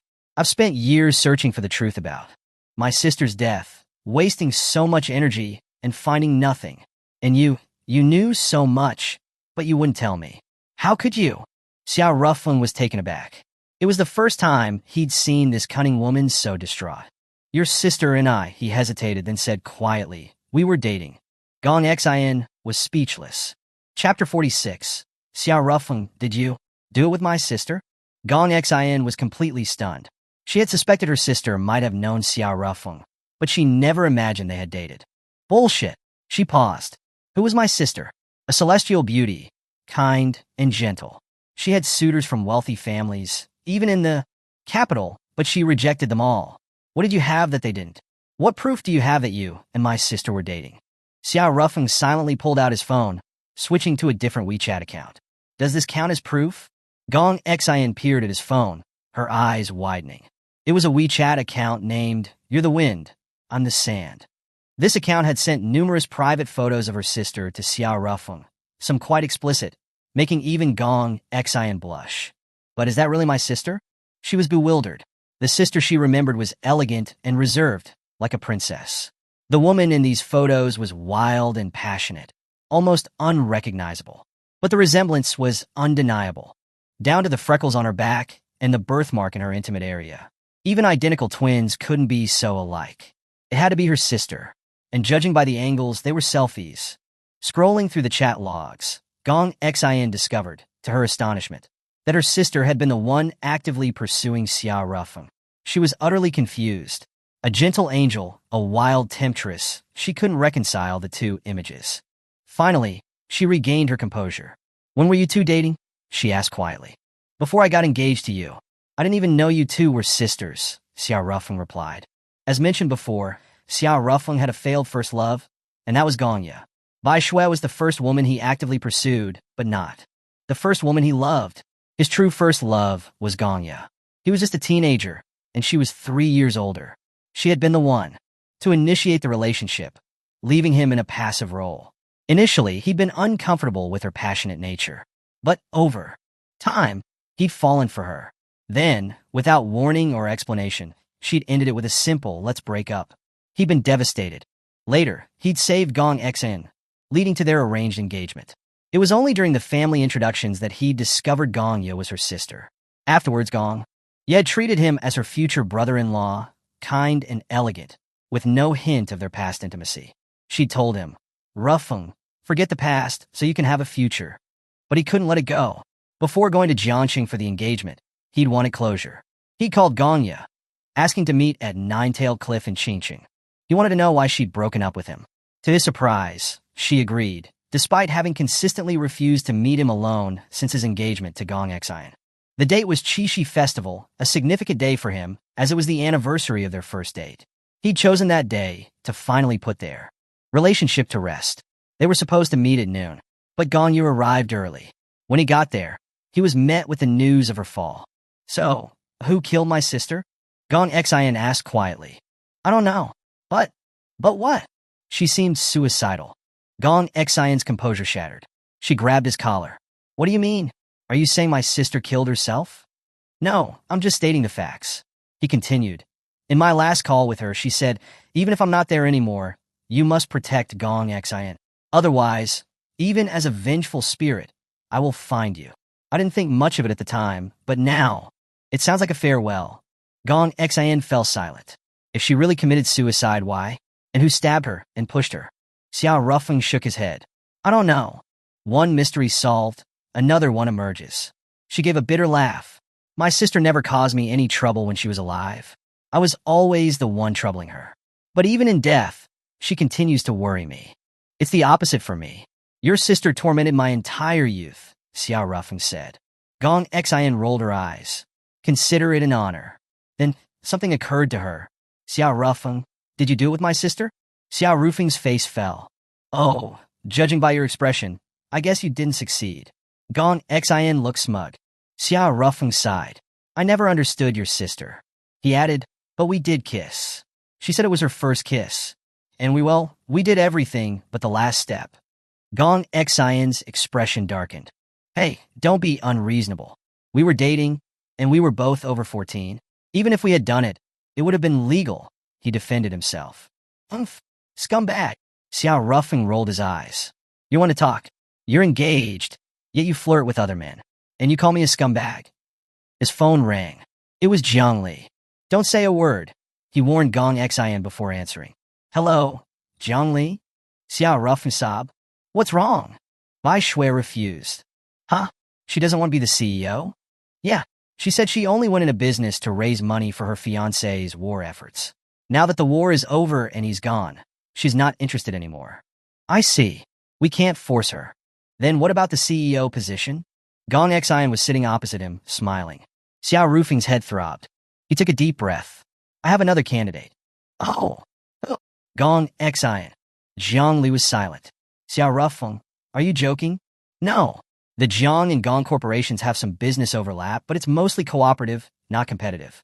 And Gong Xian has been a successful CEO, expanding the Gong corporation nationwide. She's a good choice. But Jiang Li hesitated. Fine, I'll trust you. But will Gong Xian agree? It's another company to manage. Chairman Jiang, I'm willing, Gong Xian said sweetly. Jiang Li immediately hung up. Gong Xian grinned. Your fake fiancé gets jealous easily. Xiao Rufeng ignored her. Gong Xian, why do you want to be the CEO of the Jiang Corporation? I doubt it's to help them. Gong Xian paced, lost in thought. Finally, she stopped. Fine, since you confessed about my sister, I'll be honest with you. She continued. Do you know the Jiang Corporation's main business? Construction. More specifically, excavation. They started with river dredging projects. They've diversified, but their core business is still excavation. including underground fortifications and city sewer systems. That's what I'm interested in. Realization dawned on Xiao Rufeng. His eyes narrowed. You want to dig up the Imperial Seal? Bingo! My fiancé is so clever. Gong Xian gave him a thumbs up. Xiao Rufeng sighed. Are you crazy? First, the Imperial Seal being in Jiangcheng is just a rumor. Even if it's buried here, how would you know where? I don't. But out of all the companies in Jiangcheng, the Jiang Corporation has the best chance of finding it. Ah, Phoenix. He studied her. Let's say you find it. What will you do with it? Gong Xian grinned. That's a secret. Xiao Rufeng checked the time. I have to go. I need to pick up Yi from kindergarten. He left. After he was gone, Gong Xian pulled out a photo of herself and her sister. Gongya, dressed in traditional Hanfu, looked like a celestial being bathed in moonlight. Then, Gong Xian remembered the explicit photos her sister had sent Xiao Rufeng. Which one was her true self? And why did she commit suicide? Who was the man who helped her? So many unanswered questions. And she gave her first time to that bastard Xiao Rufeng. So reckless. She mused. Did she regret it and kill herself? At the kindergarten, many parents, mostly fathers, were waiting. Xiao Rufeng sensed the heightened male hormones and guessed Lei was already there. She stood by a tree, scrolling through her phone, seemingly oblivious to the hungry looks directed at her. She looked up as he approached. You're picking up EE today? She asked with a smile. Jiang Li is busy taking over the Jiang Corporation. So, she's not teaching anymore? No, she's not resigning. What about the company? They'll hire a professional manager. And Lei nodded. That makes sense. She smiled. I heard you made quite a scene at the funeral, beating a major from the Northern Border Legion to a pulp. Just eliminating a pest for the people. Nothing worth mentioning. He paused. And Lei, has he Shuai contacted you again? Yes. What did he want? He invited me and our daughter to dinner. Xiao Rufeng smiled knowingly. Just as I thought. What? If I'm not mistaken, he regrets divorcing you. He added, you two will probably remarry soon. And Lei remained silent. She'd sensed Shuai's intention during their phone call, but she hadn't felt the expected joy. In fact, she hadn't felt anything yet. All. It was strange. She loved Shuai, had loved him since college. Every little thing he did used to make her heart flutter. When did I stop feeling this way? The kindergarten bell rang. Zhang Yi and Enqi emerged hand in hand. Seeing Xiao Rufeng, they both squealed with delight. Zhang Yi ran towards him, arms outstretched for a hug. Enqi, ignoring her mother, also looked expectantly at Xiao Rufeng. Daddy, hug me too. That single word, Daddy, drew countless stares. And Lei covered her face with her hand. Enqi, how many times have I told you not to call him that in public? But he is my and Yi's shared daddy. Enqi said matter-of-factly.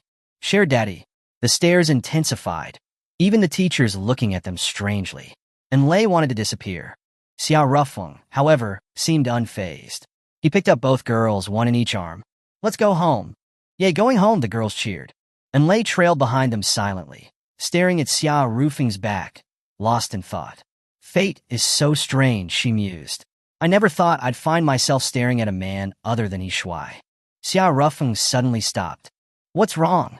And Lei caught up and followed his gaze, her eyes widening. Shuai was standing there. Chapter 47. Girls Can't Be Hooligans. Seeing Xiao Rufeng holding both Zhang Yi and Enqi, Shuai's face darkened. He didn't explode, though, likely noticing Lei just behind them. Then, looking at Enqi nestled in Xiao Rufeng's right arm, Shuai smiled. Chi, come to daddy. Her name is Enqi now, and Lei said flatly, quickening her pace. It doesn't matter. Actually, when she was born, I wanted her to take your last name. And she sounds better than Chi anyway, Shuai said with a smile.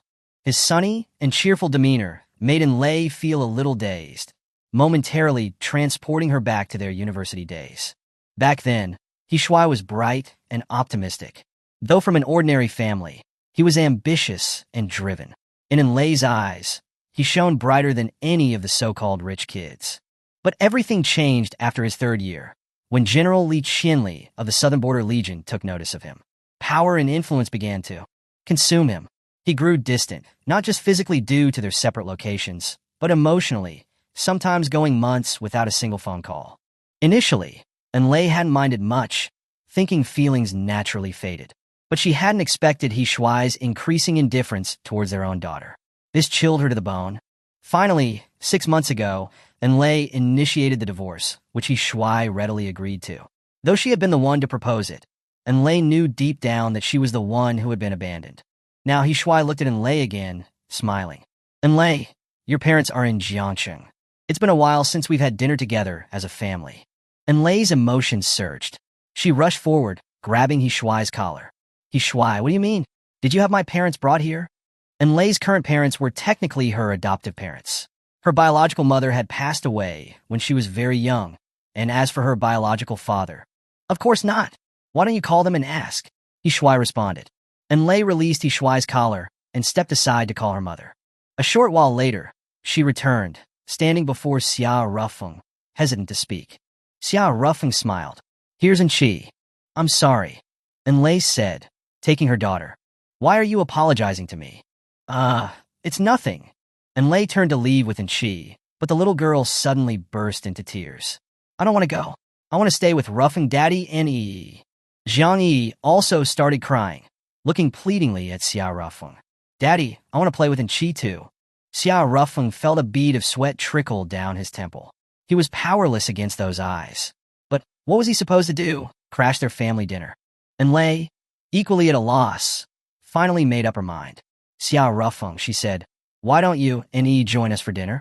Zhangli is busy today and probably won't have time to cook for you too. That's not really appropriate. Xia Rufeng started, but was cut short by the excited squeals of Jiang Yi and Enchi. Yay! Rubbing his head, Xia Rufeng sighed. I'm giving up on you too. You've been glued together at school all day. Aren't you tired of each other? No, the girls chorused. Xia Rufeng shrugged, then smiled at Enlei. Well then, we'll be imposing on you. It's nothing, Enlei replied.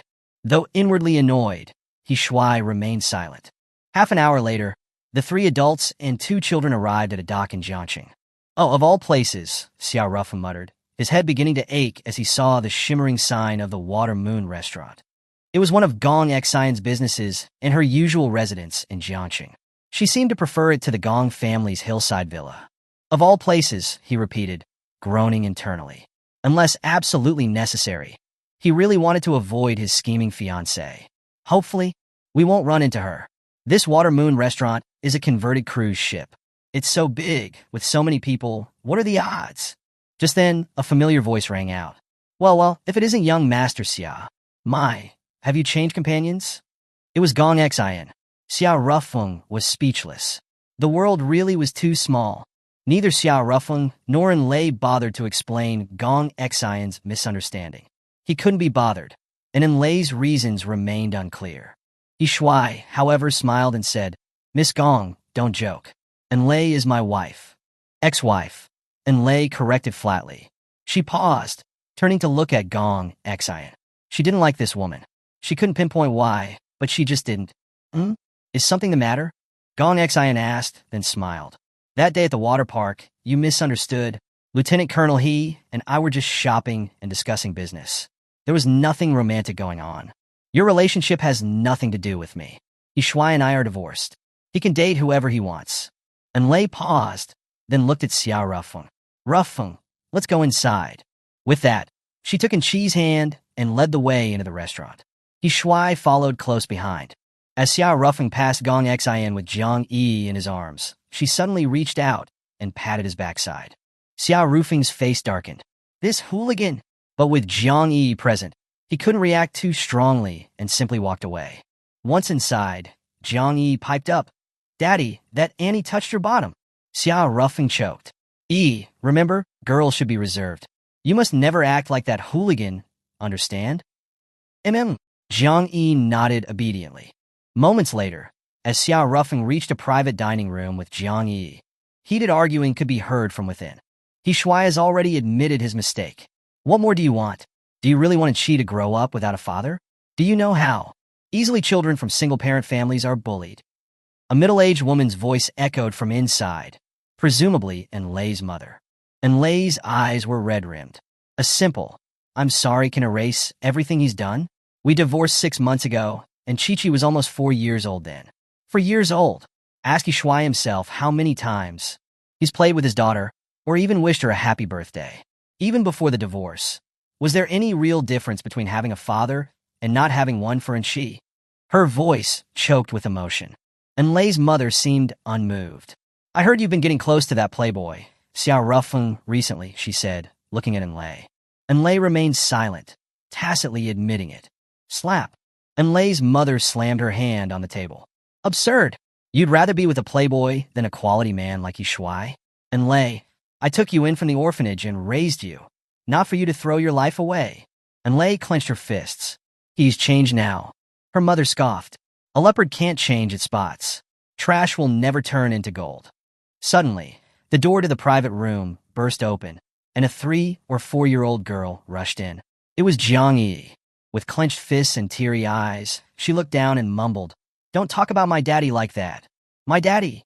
She paused, then looked up, her eyes wide and fierce. "My daddy is the best daddy in the world." Chapter 48. Hey lady, what do you think you're doing? Standing at the doorway, Xiao Rufeng felt a lump in his throat as he heard Jiang Yi's words. Everyone needed a driving force in life. For Xiao Rufeng, the first had been Gongya. His fairy-like older sister had painted bright colors onto the canvas of his otherwise ordinary youth. For the first time, he felt a powerful motivation to improve himself, to become worthy of his fairy sister girlfriend. The second driving force was his love for his country. 5 years ago, witnessing the loss of territory and the humiliation of his people at the hands of the Xiong nation, Xiao Rufeng had resolutely joined the war against the foreign invaders. And this small figure before him was his third. He wanted to protect this child, no matter the cost. Composing himself, Xiao Rufeng stepped into the room, scooped up Jiang Yi, kissed her forehead, and smiled. Thank you. Then he looked up at Lei's mother and said calmly, "This is a family matter, and as an outsider, I shouldn't interfere." But his tone sharpened. "You brought me into this family matter, so it's no longer unrelated to me." And Lei's mother was momentarily speechless. Indeed, she had assumed Lei's reluctance to reconcile with He Shuai was because of Xiao Rufeng. She had dragged him into this. "What do you want?" she asked, eyeing Xiao Rufeng warily. He grinned. "What do I want? I was invited to dinner." He sat down at the table with Jiang Yi in his arms. "Have you ordered yet? If not, I'll do it." And Lei's mother fumed. She stood abruptly. "We're leaving." He Shuai also stood. And Lei's father hesitated, then rose as well after a sharp look from his wife. And Lei, however, remained seated. "And Lei," her mother called. "You brought me here for dinner," and Lei said calmly. "I haven't eaten yet. Why should I leave? We'll eat somewhere else." "No, I like this restaurant." "Then we'll change rooms." And Lei smiled. "I hear each room at the Water Moon restaurant has a unique theme. I like the decor in this one." And Lei's mother stamped her foot in frustration. "Ali, I took you from the orphanage. Do you think taking me from the orphanage was some great act of charity?" And Lei interrupted, standing up. "Didn't I fulfill your dream of having a child, since you couldn't have one yourself? I didn't need parents, but you seem to need a child. You."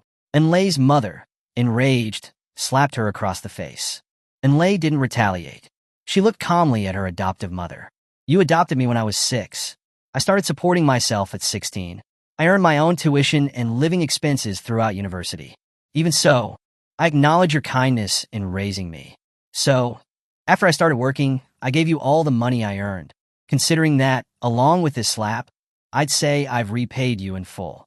From now on, we're strangers." She paused. "Oh, and just so you know, no one can replace my biological mother in my heart." And Lei's mother raised her hand again, but Xiao Rufeng caught her wrist midair. "Madam, don't embarrass yourself," he said, smiling faintly. And Lei's mother glared at him. "Don't get cocky, Xiao Rufeng. You see how step-parents are treated. Jiang Yi isn't your biological child, is she? No matter how much you give as a stepfather, you'll be abandoned in the end. Just like me." Jiang Yi immediately clung to Xiao Rufeng. "Daddy, I won't abandon you. I'll take care of you until you die." Xiao Rufeng was momentarily speechless. And Lei chuckled. Looking at Jiang Yi, she smiled. "Yi, you mean you'll look after your daddy in his old age, right?" "Uh-huh." Jiang Yi nodded vigorously. And she ran over. "I'll take care of Rufeng daddy too." Xiao Rufeng rubbed his head. "You two are so filial. You're gonna make me cry." Watching the four of them interact so warmly, He Shuai's face turned thunderous. Without a word, he turned and left. "He Shuai, wait for me." And Lei's mother hurried after him. and Lei's father hesitated. And Lei walked over to him. Her adoption hadn't been a particularly happy experience. Her adoptive mother was domineering and vain, forcing Lei to study dance. Whether it was academic or dance performance, anything short of her expectations resulted in physical punishment. After Lei turned 16, her adoptive mother, deeming her rebellious, cut off her allowance, trying to force her into submission. But Lei was stubborn, preferring to work part-time jobs than to give in. Their relationship had improved only after Lei graduated and began sending money home. But at its core, this financially maintained relationship was incredibly fragile. However, Lei's adoptive life wasn't entirely devoid of kindness. Her adoptive father was a good man. He had secretly given her money throughout university. But he was timid and henpecked, unable to stand up to his wife. "I'm sorry," Lei and her father said simultaneously. A long silence followed. Then, Lei's mother returned. "And Qingfeng, what are you doing?" she shrieked. Grabbing her husband's ear in front of everyone, she raged. "Have you no shame? She doesn't even acknowledge us as her parents anymore.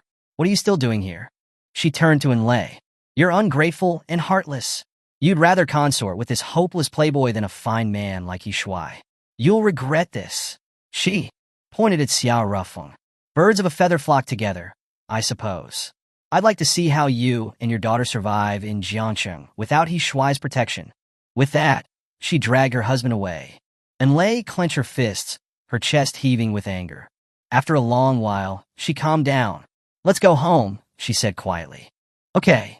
They returned to the family housing at Jiangcheng Normal University. Xiao Rufeng played with the two girls while Lei cooked dinner. By the time they finished eating, it was late and both children were asleep. Xiao Rufeng picked up Jiang Yi and smiled at Lei. "We should go." Lei hesitated. "It's late. Why don't you stay?" "Huh? What are you so surprised about? It's not like you haven't spent the night here before." "You slept here last night too," Lei said. Xiao Rufeng thought for a moment. "Will it bother you?" Lei shook her head. "This is your house, after all." Xiao Rufeng decided to stay. He sensed something was off with Lei and worried she might do something rash. Just like the previous night, they sat in the living room after the children were asleep. But tonight, Lei was unusually quiet. I'm going to take a shower," Xiao Rufeng said. Lei nodded. Xiao Rufeng went to the bathroom. One of the things he appreciated most about this apartment was the spacious bathroom, complete with a bathtub. Soaking in a bath was a completely different experience from showering.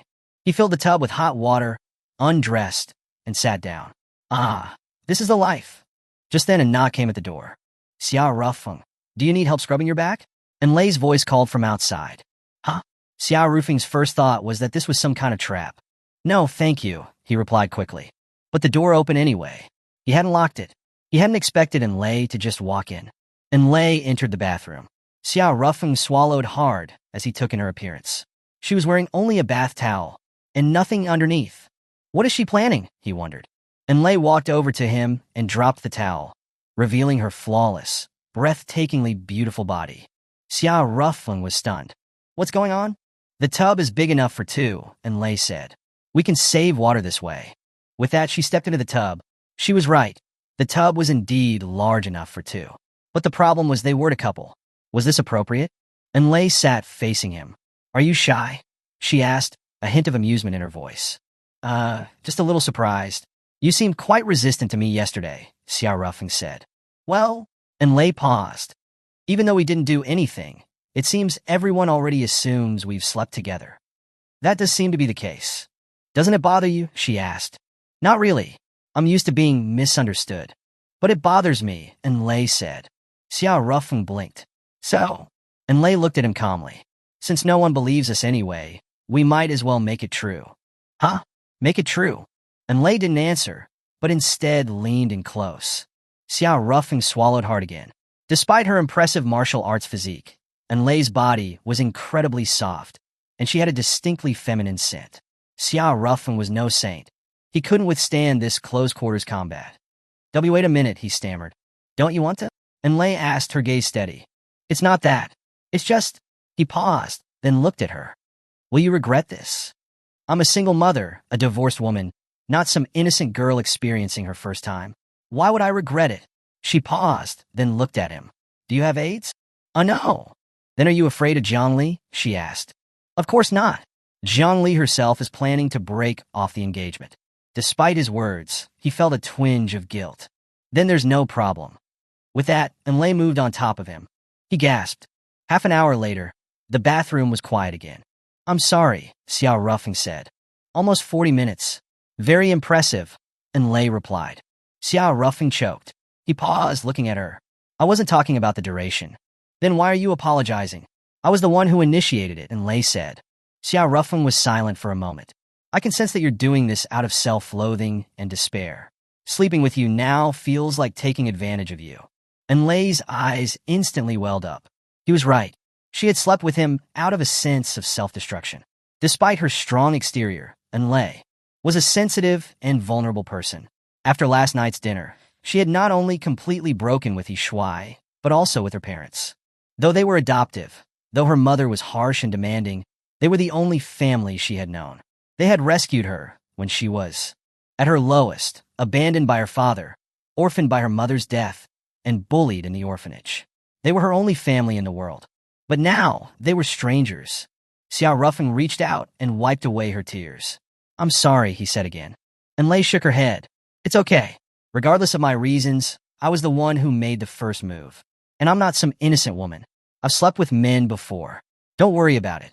Even so, I still feel bad. Oh, I know. Xiao Ruffing paused. I'll teach you martial arts. Enlei looked at him, perplexed.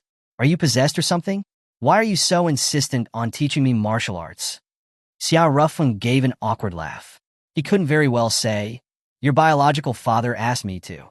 Composing himself, he said, Martial arts is all I'm good at. Enlei considered this. Fine, she finally agreed. Xiao Ruffing's face lit up. Okay, it's settled then. Enlei nodded. She stretched languidly. Will you scrub my back now? Oh, sure. Xiao Ruffing paused. Should we change the water in the tub? Enlei smiled. I'm not that fussy. No need to waste water. She turned her back to him and sat down in the tub. This was the first time Xiao Ruffing had seen Enlei's back at such close proximity. What could he say? She truly was one of Jiangqing's most stunning beauties. Her figure was incredible, flawless from every angle. Her back was gracefully curved, like a flowing stream. Her shoulders were rounded and soft, inviting to the touch. Her waist, submerged in the water, was slender, like a silken ribbon wrapped above her full, rounded hips that begged to be touched. But despite the alluring sight before him, Xiao Ruffing remained remarkably calm. Where do Enlei and I go from here, he wondered. Suddenly, the doorbell rang. Chapter 49.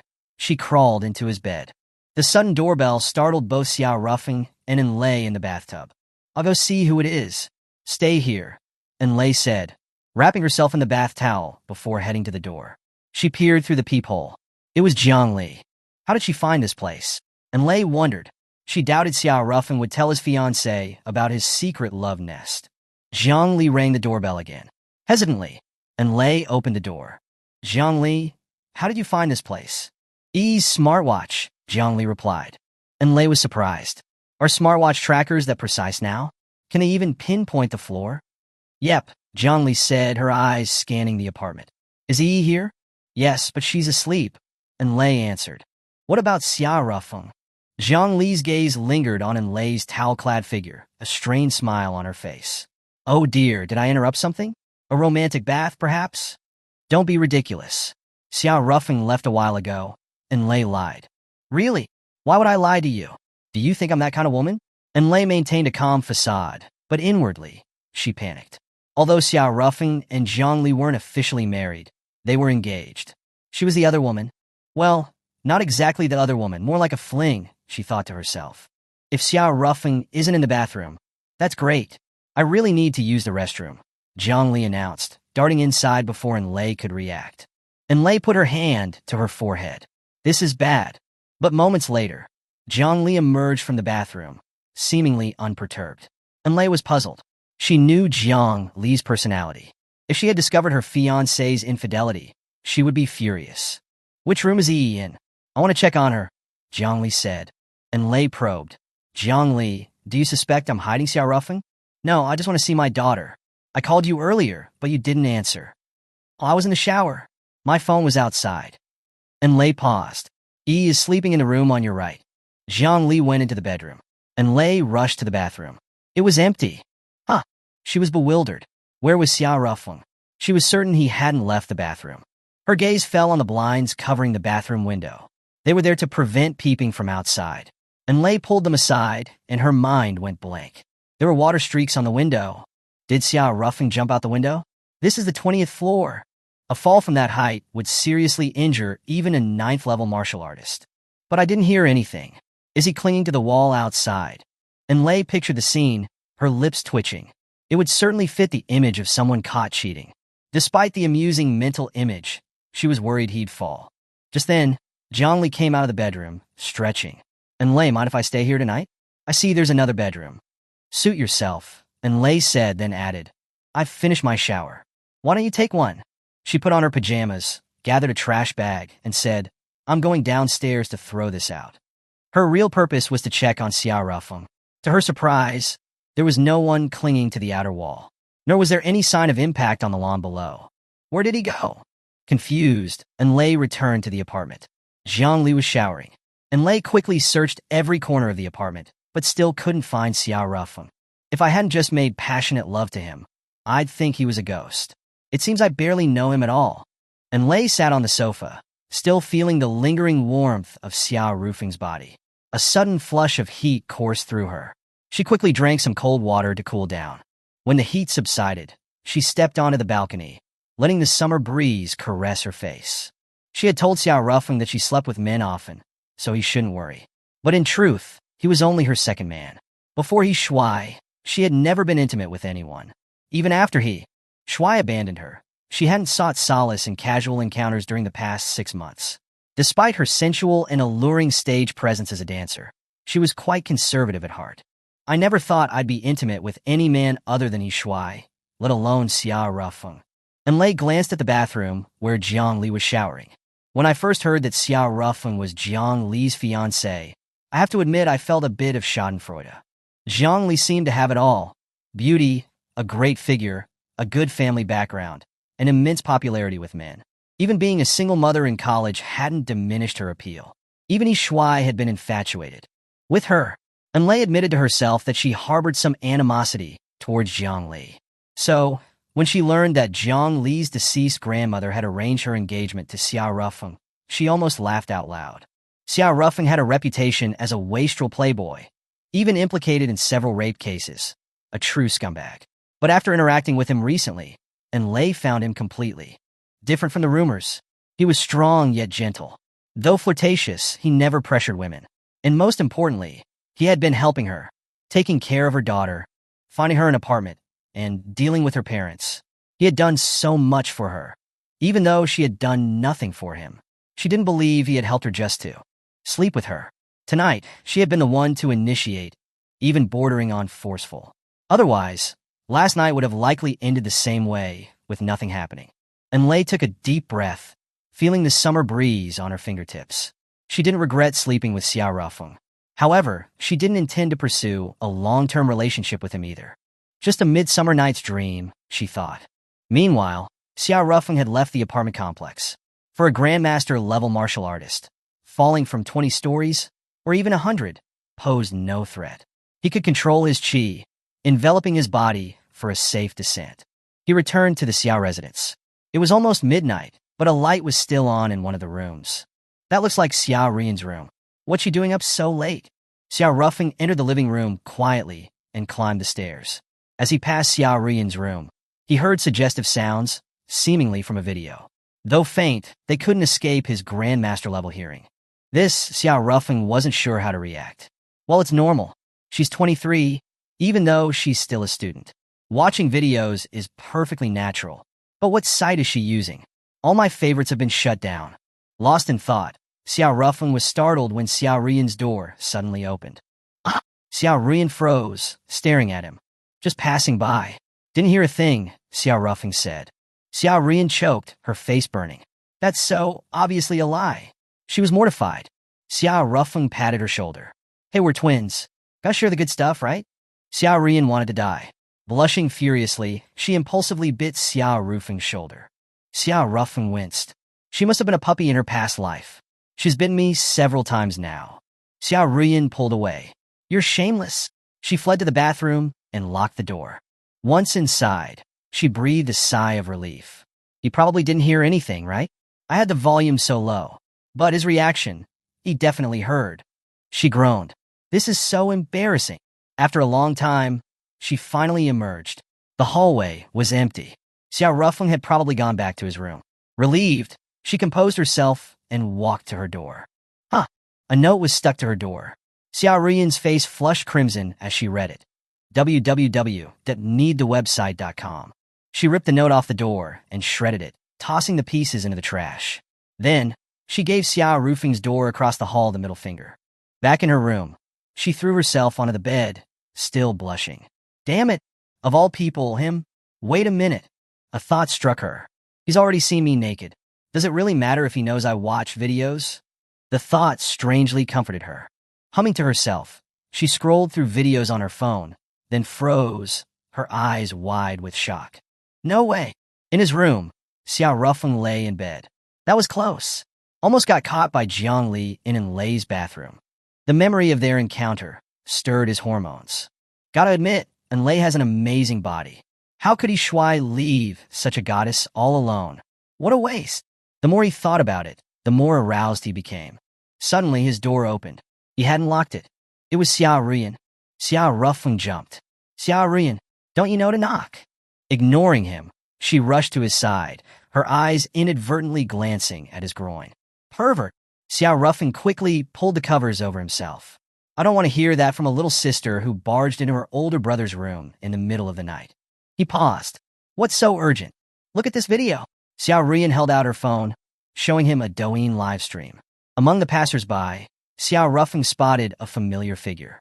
That woman looks a lot like your mother, he said. I knew it. You think so too, Xiao Ruyan said excitedly. Don't get ahead of yourself. First, this might not be your mother. There are people in this world who look incredibly alike without being related. I'm a living example. I look exactly like your brother, but I'm not related to your family. He paused. Second, even if it is your mother, finding her won't be easy. The streamer's IP address is in Qingcheng. He fell silent. Qingcheng held no fond memories for him. 5 years ago, his first love, Gongya, had been pushed off a cliff there. Her body was never found. Come to think of it, you said your brother died in Qingcheng while trying to assault a girl, right? Xiao Ruffeng asked. Yeah, the women in Qingcheng are fierce, Xiao Ruyan said, her expression complex. She knew she couldn't blame the girl for defending herself. A rapist deserved whatever he got. She looked at Xiao Ruffeng intently. He clutched the covers defensively. Hey, Xiao Ruyan, even though we're not blood-related, we can't, you know. Girls should be reserved. Xiao Ruyan wanted to scream. Blushing, she said, Who wants to sleep with you? You narcissist. She paused. I want you to go to Qingcheng with me this weekend. Xiao Ruffeng considered this. Okay, he finally agreed. Promise you won't back out, Xiao Ruyan said, holding out her pinky finger. Pinky swear. You're such a child, Xiao Ruffeng grumbled, but he linked his pinky with hers. Xiao Ruyan grinned. Guess you're just as childish as I am. Xiao Ruffeng rolled his eyes. All right, go back to bed now. You're keeping me awake. Hey, why are you always so impatient with me? Xiao Ruyan complained. That's not true. I'm just sleepy. I can't sleep with someone else in my room, he said. Xiao Ruyan pouted. Then a mischievous glint appeared in her eyes. She grinned, and before Xiao Ruffeng could react, she crawled under the covers with him. Chapter 50. Girls should behave. Hey, Xiao Ruyan, girls should behave. You shouldn't crawl into your twin brother's bed in the middle of the night wearing flimsy pajamas, Xiao Ruffeng scolded. You're an imposter. Don't pretend to be my brother, Xiao Ruyan mumbled from under the covers. Even if I'm not your real brother, there are boundaries between men and women. Understand? No, there aren't enough men at the normal university. Xiao Ruffeng rubbed his temples. This was a headache. What do you want? Xiao Ruyan poked her head out from under the covers. Hey, Xiao Ruffeng, tell me your story. Her curiosity about him was growing. You mean the story with Bai Shui? Yeah. Her eyes sparkled with curiosity. Xiao Ruffeng rolled his eyes. Stop gossiping and go to sleep. Xiao Ruyan pouted and burrowed back under the covers. If you don't tell me, I'm not leaving. I'll stay here and bother you all night. Neither of us will get any sleep. I don't have classes tomorrow anyway. Fine, stay here then. Xiao Ruffeng got out of bed, opened the door and walked out. Hey, where are you going? He just smiled without answering. Xiao Rian scrambled out of bed and followed him. To her astonishment, he went straight into her room. What the? He can do that, she sputtered, but then crawled back into his bed, picking up his pillow and sniffing it. It had a strange scent. Her cheeks flushed.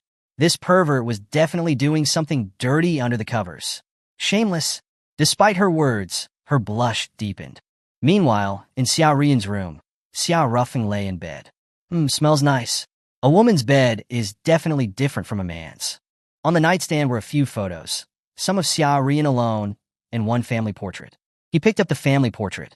It included Xiao Rian's twin brother. The more he looked, the more unsettling it felt, as if he himself had been in the picture with the Xiao family. Can people really look this much alike without being related? He noticed a long hair on the bed, clearly Xiao Rian's. His eyes flickered. He carefully picked it up and wrapped it in a tissue. The next morning, Xiao Rian rushed to her own room as soon as she woke up. Xiao Ruffin was gone. She hurried downstairs. On the dining table was breakfast and a note. Breakfast is ready. Love, your brother. A warm feeling spread through her. She noticed another note beneath the first. It read, drink more milk. It's good for development. Xiao Rian glanced down at her flat chest, and the warm feeling vanished. That boob-obsessed jerk. That day, Xiao Ruffing had to go to Jiangxing University for his military training duties. But first, he stopped at a DNA testing center, submitting his and Xiao Rian's hair for analysis. The results would take 3 days. At 8:30 a.m., he arrived at the university. Han Jianshi, the training captain, was briefing the other instructors. Sorry I'm late. Traffic, Xiao Ruffing said, jogging over. Han Jianshi twitched his lips, but remained silent. A few days ago, he would have jumped at the chance to reprimand Xiao Ruffing. But the events of Zhang Lao's funeral had made him acutely aware of the vast difference in their strength. That's about it. Dismissed, Han Jianshi said. The instructors from the Kirin camp dispersed to their respective units. Only Xiao Ruffing, Han Jianshi, and the vice captain, Feng Yang, remained. Feng Yang, is there something you need? Han Jianshi asked. Captain, Xiao Ruffing was late. Why didn't you punish him? Feng Yang asked pointedly. He was Xiao Ruffing's former personal guard and knew his true identity. Han Jianshi thought, this idiot Feng Yang has no idea how terrifying Xiao Ruffing is. He's probably at least an 8th level martial artist. Wait, why don't I let Feng Yang and Xiao Ruffing fight it out? Again? Maintaining a serious expression, he said, Feng Yang, you're the vice captain. Don't push everything onto me. From now on, you're in charge of managing the instructors. He then walked away. Xiao Ruffing smiled at Feng Yang. You've gotten cheeky, haven't you? Just messing with him, Feng Yang said. Then his expression turned serious. Commander, isn't it a bit beneath you to be an instructor here? Xiao Ruffing chuckled. Think of it as a little entertainment. Feng Yang lowered his voice. Boss, are you here for instructor by Shui? Xiao Ruffing smacked him on the head. Don't talk nonsense. Feng Yang grinned. Then his face grew serious again. Boss, I heard instructor by Shui has been asking the Kirin camp soldiers about Ning Tao's death. Xiao Ruffing was silent for a moment. Few people in the Kirin camp know how Ning Tao died. Asking them is pointless. Feng Yang shook his head. That's what worries me. They might spread rumors, and she'll believe them. He looked at Xiao Ruffing. Commander, why don't you just tell instructor by Shui the truth? Before Xiao Ruffing could answer, a familiar figure approached. It was Zhang Li, wearing camouflage fatigues. Hey, Xiao Ruffing, what are you doing? The other instructors are already organizing their units, she called from afar. Coming, he said, jogging over to her. Looking good, wife. Shut up. Have you gained weight, wife? Zhang Li glared at him. Where did you go last night? Home. Really? Ask Xiao Rian if you don't believe me. Zhang Li stared at him for a long moment. Fine. I'll trust you this time. Xiao Ruffing smiled. You're getting good at this whole wife thing. Wife? Zhang Li narrowed her eyes. How many wives are you planning on having? None, he said, feeling a twinge of guilt. Men are all pigs. Despite her trademark haughty expression, she didn't mention breaking off the engagement this time, nor did she protest his calling her wife too strongly. They reached the training grounds, filled with freshmen and a few instructors in camouflage. Nearly 10,000 freshmen were divided into 30 companies. Xiao Ruffing was assigned to the 15th, with 300 students and a dozen instructors. Looking at the sea of faces, Xiao Rufeng thought, these new generation college girls are well-developed. Bai Shui stood among the instructors, naturally catching his eye. His gaze lingered on her chest for a few seconds. Bai Shui noticed, sighing inwardly. His boob obsession is acting up again. Zhiyang li shut Xiao Rufeng a fierce glare. Clearing his throat, Xiao Rufeng addressed the 15th company. Hello everyone, I'm your instructor, Xiao Rufeng. A female student raised her hand. Yes, he asked. Were you just staring at instructor Bai Shui's chest? She asked. The entire company erupted in laughter. Bai Shui stood there, mortified. The girl Lin Ke looked smug. Without a word, Xiao Rufeng picked up a brick and walked towards her. Everyone gasped. Is he crazy? Is he going to hit her with that brick? Lin Ke's legs went weak. Before she could run, Xiao Rufeng was standing before her. He smiled, pulled open her collar, tucked the brick into her bra, and said, jealousy won't make you bustier. Drink more milk. Another wave of laughter swept through the company. Lin Ke, humiliated, pulled out the brick and threw it at Xiao Rufeng. It missed. Furious, she yelled, I'm reporting you for harassment. She dialed the complaint hotline, which was a secondary line on Han Jinsher's phone. Han Jinsher was overjoyed when he heard the complaint. This was his chance to get back at Xiao Rufeng. Xiao Rufeng, you're fired, he announced triumphantly. But what about our instructor? Someone asked. I'll be your instructor, a woman's voice said. Everyone turned. It was a young woman who looked about the same age as the freshman. She was stunningly beautiful, but with a cold demeanor. It was Bai Bing. Han Jinsher paled. He didn't know Xiao Rufeng's true identity, but he knew Bai Bing. She was the head of the Kirin camp. Bai Bing's arrival sent a ripple of excitement through the male students and instructors, but also sparked some animosity among the females. You look about the same age as us, one girl said defiantly. Bai Bing didn't reply. She picked up the brick Lin Ke had thrown, tossed it into the air, and punched it with lightning speed. To everyone's astonishment, the brick exploded into dust. Not cracked, but pulverized. Everyone stared, speechless. What terrifying power! Han Jinsher's scalp tingled. Am I qualified now? Bai Bing asked calmly. No one dared object. Han Jinsher quickly said, everyone, this beautiful lady might look young, but she's from the Kirin camp, and her rank is higher than mine. The crowd gasped. She's younger than Han Jinsher, but outranks him. Remembering her display of power, they quickly accepted it. Instructor Bai, they chorused enthusiastically. No one seemed to care about their former instructor, Xiao Rufeng, anymore. Bing Mei, don't steal my thunder, Xiao Rufeng grumbled. Pang Chuan called. His brother confessed. The driver who tried to hit Jiang Li is named Li Ruinen. I've apprehended and interrogated him, Bai Bing whispered. Xiao Rufeng's eyes narrowed. He remembered the incident at the university gate when a car had sped towards Jiang Li at over 130 kilometers per hour. He had saved her, but the driver had escaped. He later learned the driver was a subordinate of Pang Tong, the younger brother of the former kindergarten principal, Pang Chuan. But Pang Tong was fiercely loyal, refusing to reveal his subordinate's information. Even under duress, Xiao Rufeng had even resorted to kidnapping their mother. Yet, it had taken until now for Pang Tong to confess. What did he say? Why did he try to kill Jiang Li? Was he hired by Jiang Hui? Bai Bing shook her head. No, it's complicated. I recorded the interrogation and sent it to your email. Got it. Xiao Rufeng walked away, finding a nearby restroom and entering a stall. He sat on the toilet, plugged in his earphones, and played the video. His expression turned grim as he watched. The Nightingale Kingdom. Haven't heard that name in a while. Currently, there were 7 major nations on the Blue Planet. It seemed like a small number, but after the collapse of the Heavenly Qin Empire 2,000 years ago, there had been over 200. Through centuries of mergers and conquests, only 7 remained. 50 years ago, there had been 8. Besides the current 7, there had been a small nation called the Nightingale Kingdom, a constitutional monarchy with the nightingale as its totem. 50 years ago, a war had erupted between the Dragon Kingdom and the Nightingale Kingdom. The Nightingale Kingdom lost its territory annexed, and its royal family almost entirely eradicated. Defeat and annexation were common throughout history. Even the Nightingale Kingdom had annexed at least 8 smaller nations after its founding. The Nightingale Princess, Xiao Rufeng's eyes flickered. According to the interrogation, Li Ruinen's motive for trying to kill Jiang Li was simple: rejected love. He had pursued her, been rejected, and in his twisted mind, decided to kill her and himself. believing they could then be together in the afterlife. Sensing his extreme mindset, Bai Bing had conducted a deeper, hypnotic interrogation. The results were shocking. Li Ruanin wasn't just a common thug. He belonged to an organization called Firefly, a Nightingale Kingdom restorationist group.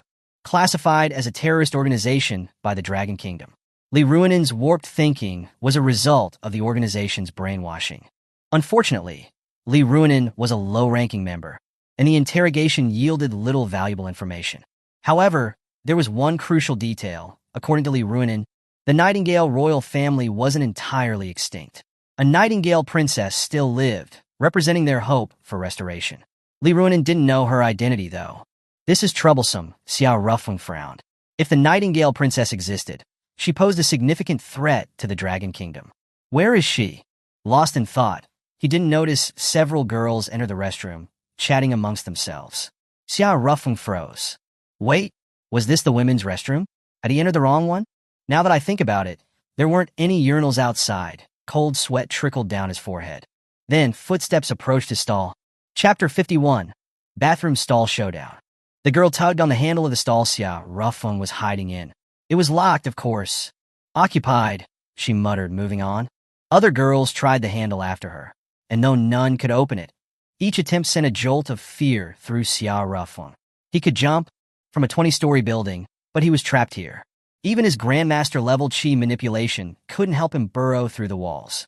Every rattle of the handle made his heart lurch. 20 minutes crawled by. A steady stream of girls continued to use the restroom. He could even hear them queuing outside. Then someone said, "That stall's been occupied for a while now." "Yeah, I've been here for over 20 minutes, and that person hasn't come out." "Hey, do you think there's a guy hiding in there?" "I heard about a guy at Jiangxing University of Technology who hid in the women's restroom to take upskirt videos," another girl said. Tension filled the air. Someone knocked on Xiao Rufeng's door. "Hello? Is anyone in there?" Xiao Rufeng's scalp prickled. He didn't dare answer. His many talents didn't include voice changing. "Hello? If you don't answer, we're going to force the door open." "Let's wait for an instructor," another suggested. "What's going on?" a familiar voice asked. It was Bai Shui. "Instructor Jiang, Instructor Bai, this stall is locked and no one's answering. We think a guy might be hiding inside," a girl explained. Jiang Li frowned. She knocked on the door. "Is anyone in there?" Silence. "Go get security," she instructed. Suddenly, Bai Shui felt a strange gust of wind from the stall, almost lifting her skirt. Her lips twitched. She understood. "That idiot." Composing herself, she said, "The latch on this stall is faulty. It's happened to me before." She turned to the others. "Step back, I'll open it." When everyone had moved away, she easily opened the door, but didn't open it fully, blocking the view inside. "See? The latch is broken. No need to bother security," Bai Shui said. "I have a stomach ache. I'll use this stall." She entered and locked the door. Inside, Xiao Rufeng, who had cooperated with her in opening the door, was sitting on the toilet. Bai Shui leaned against the door, arms crossed, looking at him with exasperation. "You're becoming more and more of a pervert." Xiao Rufeng's eyes watered.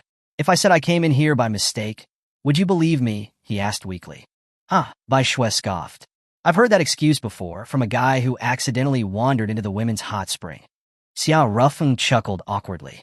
Jiang Li's voice called from outside. "Bai Shui, are you done?" Bai Shui didn't answer. She looked at Xiao Rufeng, a faint smile playing on her lips. "What are we going to do?" Xiao Rufeng put his hands together in a pleading gesture. "I have a stomach ache," Bai Shui called out. "You go ahead. We're about to assemble. Don't be late," Jiang Li said. "I know," Bai Shui replied. After Jiang Li left, Xiao Rufeng breathed a sigh of relief. He looked up at Bai Shui, who was smiling at him. He was taken aback. "I haven't seen you smile in a long time. It's beautiful." Bai Shui choked. "Stop teasing me." "I'm just being honest," he said, then smiled. "You really do look beautiful when you smile." Bai Shui was exasperated. She took a deep breath to calm herself. "I won't sleep with you just because you give me a few compliments." "I wasn't suggesting that." He paused. "I heard you've been asking about Ning Tao's death." "Are you scared?" she asked, her gaze steady. Xiao Rufeng stood and stepped closer. The small stall offered little space, and he was now standing directly in front of her. Bai Shui felt a flicker of nervousness.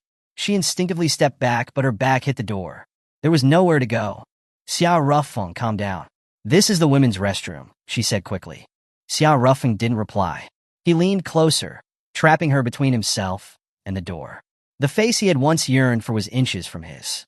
It was impossible for him to feel nothing. She was the woman he had loved most deeply. Bai Shui, I do care for you. But did you really think I would kill Ning Tao for that? We've known each other for years, faced life and death together. What kind of monster do you think I am? Tears welled up in Bai Shui's eyes. I don't want to suspect you. But why won't anyone tell me the truth? Because you wouldn't believe it even if I told you, he said softly. Tell me anyway. I can't.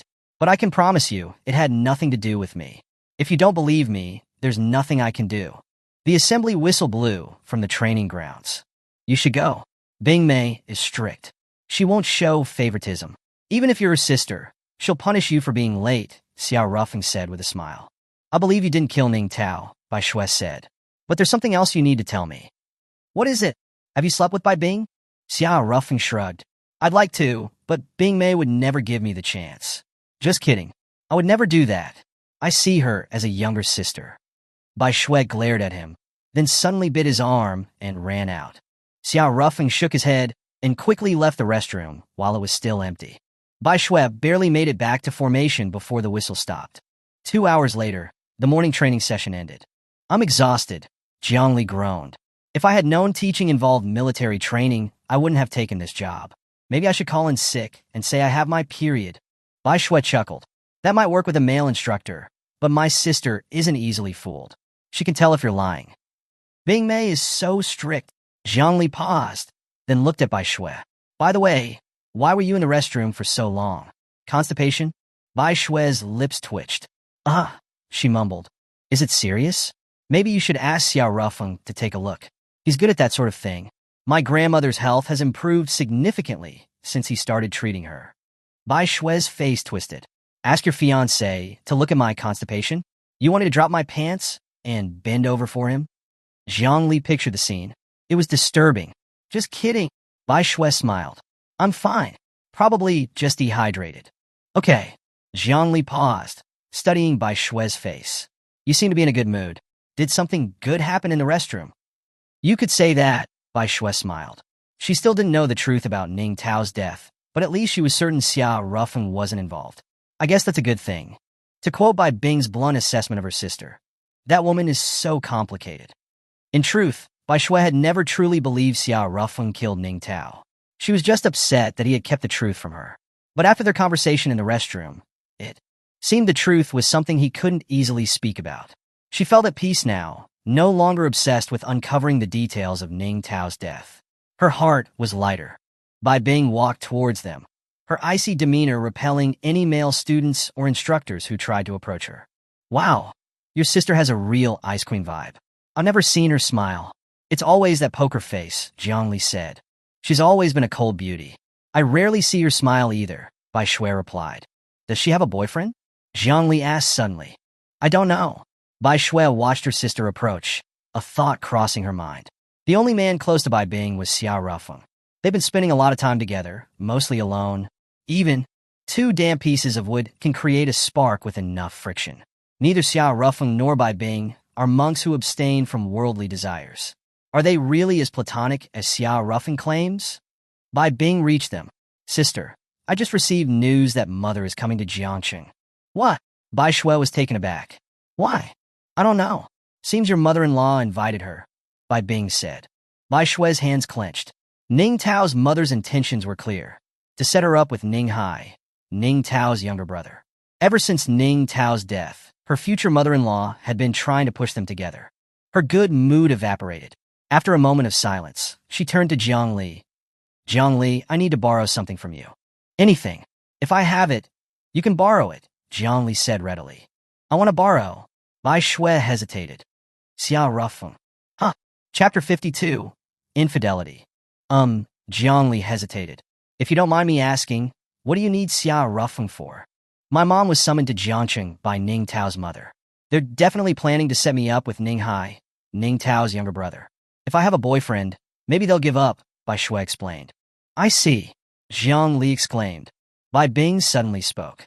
Jiang Li, are you going to lend Xiao Ruffeng to my sister? If he agrees, I have no objections, Jiang Li said. Even though Xia Rufeng pursued my sister before? Bai Bing pressed. Bai Shui choked. Bai Bing, she said annoyed. Bai Bing's expression remained neutral. Do you think you can keep that a secret forever? She paused. Xia Rufeng isn't good at hiding his feelings. Your husband knew he liked you. He was probably waiting for you to tell him, but you didn't. That might have caused some misunderstandings. It might even be why he had an affair. Bai Shui froze. Ning Tao had an affair? Her eyes widened. When? I don't know when it started, Bai Bing said calmly. Bai Shui clenched her fists. Who is she? Bai Bing remained silent. Jiang Li, who had been stunned into silence, finally found her voice. Wait a minute. Bai Bing, what's this about Xia Rufeng liking Bai Shui? She had suspected something between them, but she hadn't imagined Xia Rufeng actually liked Bai Shui. He had claimed to be best friends with Bai Shui's fiancé. That bastard. He even went after his friend's wife. You're such a scumbag, she raged inwardly. Bai Bing said, you should ask him yourself, before walking away. Bai Shui clenched her fists. What was that about? Did you just come here to embarrass me? Jiang Li, noticing Bai Shui's expression, said gently, it's okay if you don't want to talk about it. Xia Rufeng and I aren't really a couple anyway. The engagement was arranged by our elders. If you like Xia Rufeng, I don't, Bai Shui denied, but her hesitation was evident.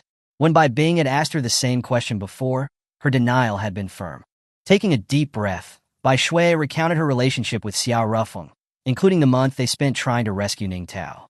She omitted any potentially awkward or ambiguous incidents, like the time Xia Rufeng had accidentally barged into the women's hot spring, causing her some embarrassment. There was no need to mention such things. She did mention Xia Rufeng's drunken confession, though. I rejected him, of course. I was engaged to Ning Tao at the time, she said. Jiang Li clenched her fists. That bastard has a thing for married women. And not just any married woman, but his friend's wife. That's disgusting. Bai Shui's lips twitched. She muttered they didn't do anything. Composing herself, she looked at Jiang Li. Don't worry, I'm just borrowing Xia Rufeng as a shield. I won't steal him from you. I don't care, Jiang Li said quietly. I'm sorry, Bai Shui said again. Jiang Li smiled. Why are you apologizing? This has nothing to do with you. It's Xia Rufeng who's the jerk. She clenched her fists. That bastard. He has a fiancé yet. He's still messing around. It's not just you. He's probably slept with dozens, if not hundreds of women. There was that mistress, Sun Yu, who showed up at my door. Bai Shui winced. Jiang Li's fiancé was indeed a scumbag. But he's not just your playboy fiancé anymore. He's a war hero, the commander of the Northern Border Legion. She refrained from revealing Xia Rufeng's true identity. If his grandmother found out her precious grandson was dead, the consequences could be devastating. The old woman had carried guilt for years over her daughter-in-law's disappearance. Learning about Xia Rufeng's death might drive her to suicide, an outcome everyone wanted to avoid. Jiang Li's phone notification light blinked. It was a WeChat message from Gong Xin. Bai Shui, I have to go to the office. As for Xia Rufeng, if he agrees, you can borrow him. I might be his fiancé in name, but we have an agreement not to interfere in each other's personal lives. With that, she left. Half an hour later, Jiang Li arrived at the Jiang Corporation building. Gong Xin was waiting for her in the CEO's office. Wow, you've brought in a lot of stuff, Jiang Li remarked, noticing the changes in the office. I've moved my things here. I'll mainly be working from here from now on, Gong Xin said with a smile. Jiang Li was surprised. The Gong Corporation was much larger than the Jiang Corporation. More importantly, it belonged to Gong Xion's family, while she was just a hired CEO at the Jiang Corporation. If someone held two positions like this, they would typically work from the more important company. Gong Xion's choice was unusual. What are you up to? Jiang Li asked suspiciously. Then a thought struck her. Don't tell me this is about Xia Rufeng. What if it is? Gong Xion smiled. Jiang Li sighed. Gong Xion, you've been studying at the Qinglong Martial Academy. You probably don't know Xia Rufeng very well. He's a notorious playboy in Jiangcheng. What do you see in him? Gong Xion simply smiled, which irritated Jiang Li immensely. Ugh, whatever. It's none of my business. She stormed out, feeling unusually agitated. It was the first time a man had made her feel this way.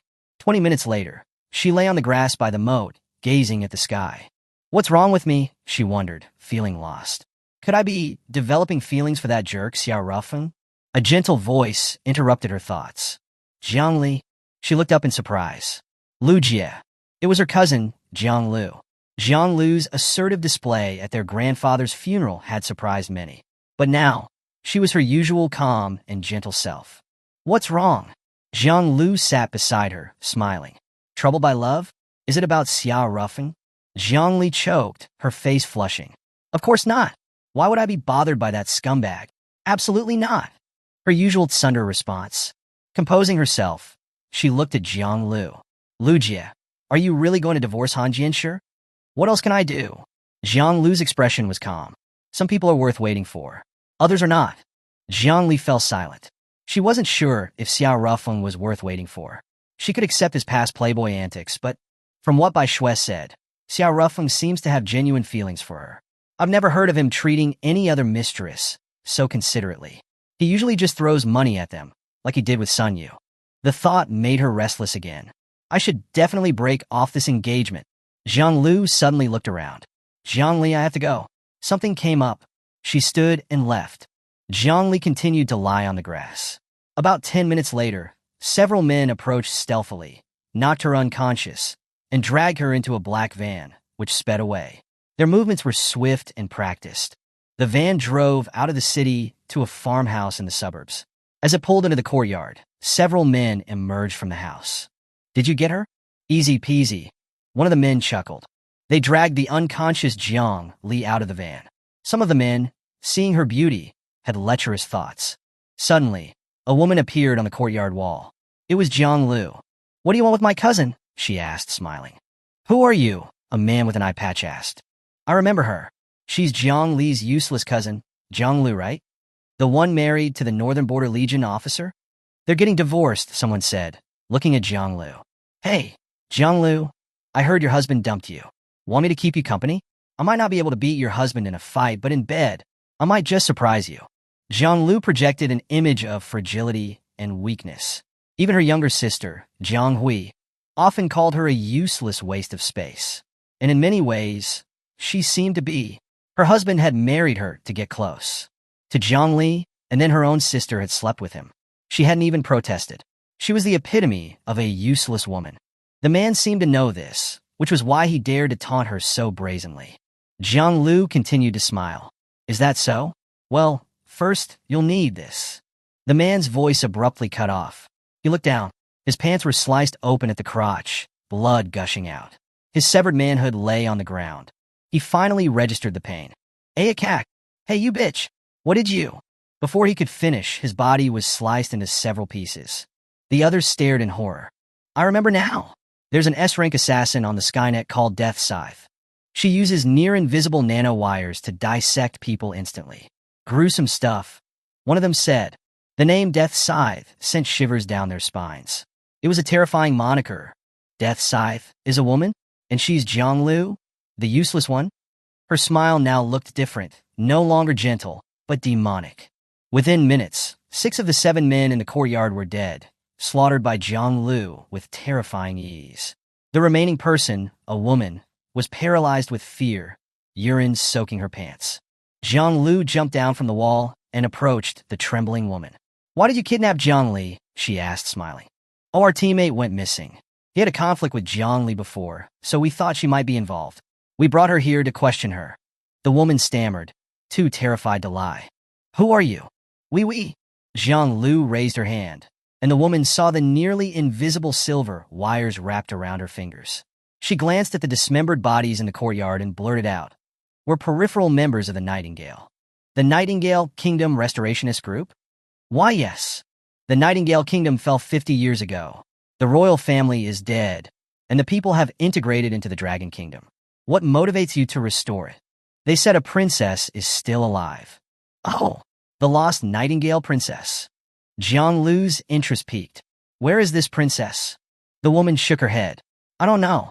We're just low-level members. We don't have much information. So, Jiang Lu said thoughtfully, I've told you everything I know. Please spare me. A silver wire wrapped around her neck.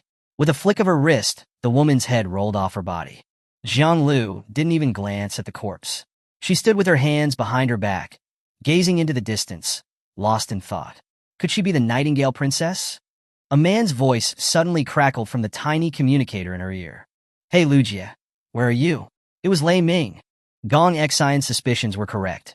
One of the three S-rank assassins who had infiltrated Jiangsheng was Lei Ming. But she hadn't connected him to Jiang Lu. In fact, no. One would associate Jiang Lu with a Skynet assassin, let alone the infamous Death Scythe.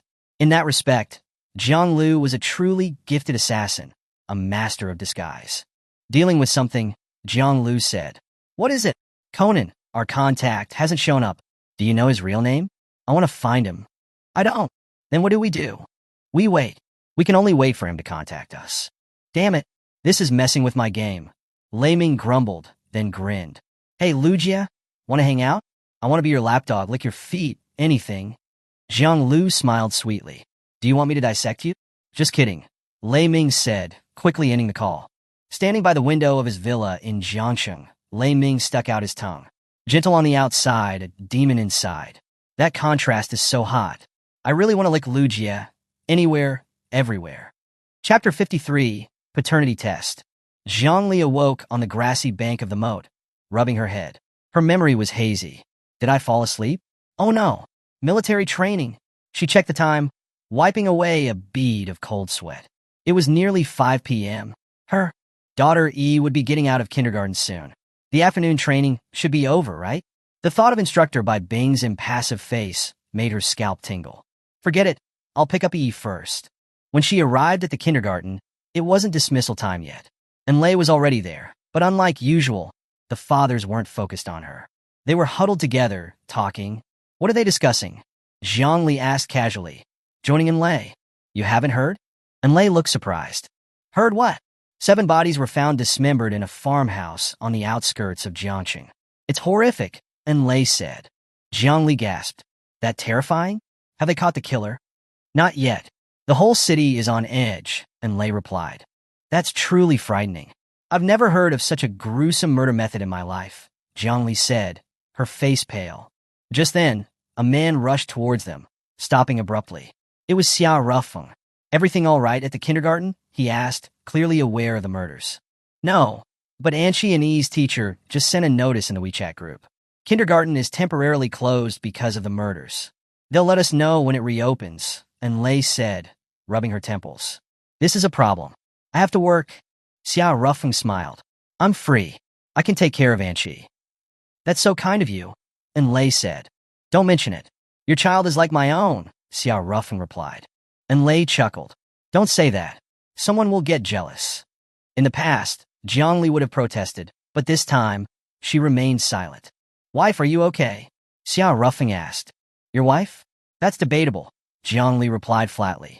And Xiao Rufeng, don't play favorites. If you only look after Anchi, E will get upset. Of course not. You both have to work, so I'll take care of both E and Anchi. Xiao Rufeng paused, looking at Zhongli and Lei. Actually, why don't you both come with me? The city has set up a task force to investigate the farmhouse massacre. You can worry about work after there's some progress. And Lei smiled. I don't mind. Zhongli hesitated, but eventually nodded. The killer's methods were too terrifying. She was afraid to stay alone in her apartment. Soon, kindergarten let out. Daddy, Rufeng Daddy. Both E and Anchi ran excitedly to Xiao Rufeng, completely ignoring their beautiful, stylish mothers. Zhongli and Lei exchanged exasperated looks. We're such failures as mothers, and Lei chuckled. Zhongli shrugged. Tell me about it. As other fathers looked on enviously, Xiao Rufeng carried the 2 girls, followed by Zhongli and Lei, towards Lei's car. Neither Xiao Rufeng nor Zhongli had driven. Suddenly, a car with military plates pulled up. Yishuai stepped out. And Lei, have you seen the news? There's been a horrific massacre south of the city, and the killer is still at large. Jiangsheng is dangerous right now. Bring Anchi to my place.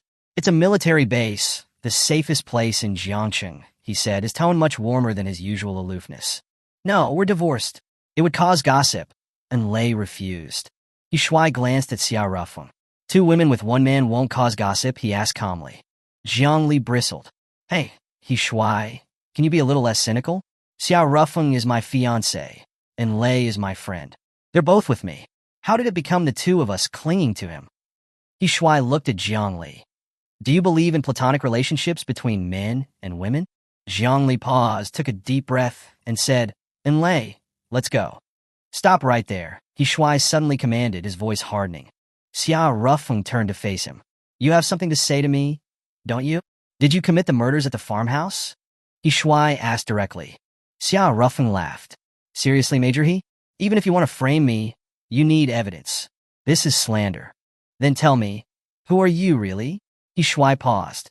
I investigated the Xia family's Xia Rufeng. That guy's a weakling. He couldn't possibly have beaten Han Jianshi to a pulp.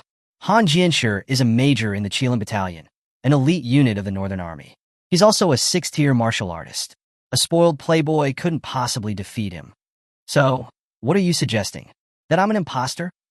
Xia Rufeng asked, playing along. It's a possibility.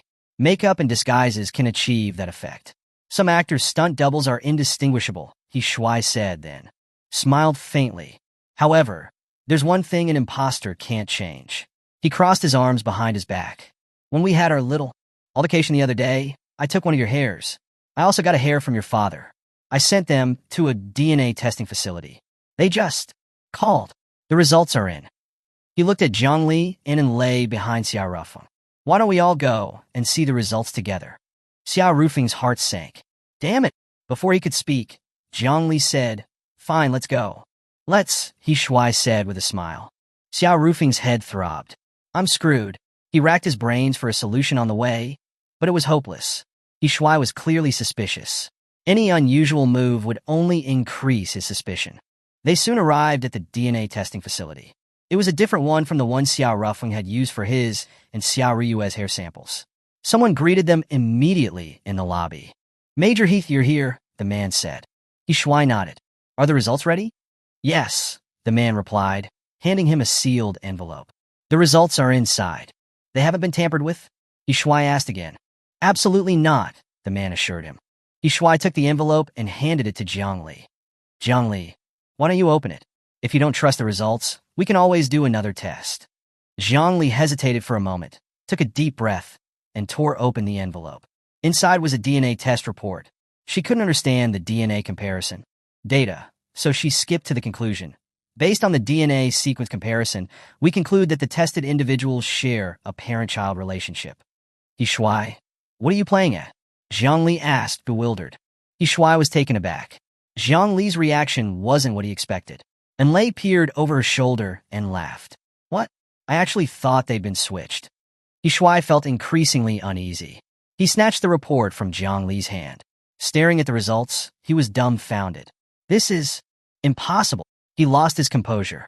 He grabbed the man who had given him the envelope. Did you make a mistake? How can they be related? There's no mistake. I personally handled Major He's samples. Every step was meticulously followed. There's no possibility of error. If you don't believe it, you can get a second opinion, the man said. How can this be? A dejected He Shuai stormed out. Xia Rufeng picked up the discarded report from the floor. He stared at the conclusion, equally stunned. Parent-child relationship. I'm Xia Tiejuan's son? The revelation was too much to process. He stood there, frozen. Hey, Xia Rufeng, what are you spacing out for? Zhang Li's voice snapped him back to reality. He tucked the report away and forced a smile. It's my first paternity test. It feels weird. Keep going to nightclubs and skipping protection, and you'll be doing paternity tests every other day in a few years. Zhang Li glared at him. Wife, I'm sorry. I won't mess around with those women anymore, Xia Rufeng said. I believe you. Zhang Li replied with a sardonic smile. After all, you're a high roller now. You've moved on from nightclub girls to Jiangqing socialites and married women. That's not true, Xia Rufeng said, feeling a pang of guilt. Just a couple of days ago, he had been intimate with Enlay in the bathroom. Enlay approached them. What are you talking about? She asked with a smile. Nothing, Xia Rufeng quickly interjected. Let's go back. 30 minutes later, they arrived back at the faculty housing complex at Jiangqing Normal University. In Enlay's words, it was Xia Rufeng's love nest. Xia Rufeng, which room are you sleeping in tonight?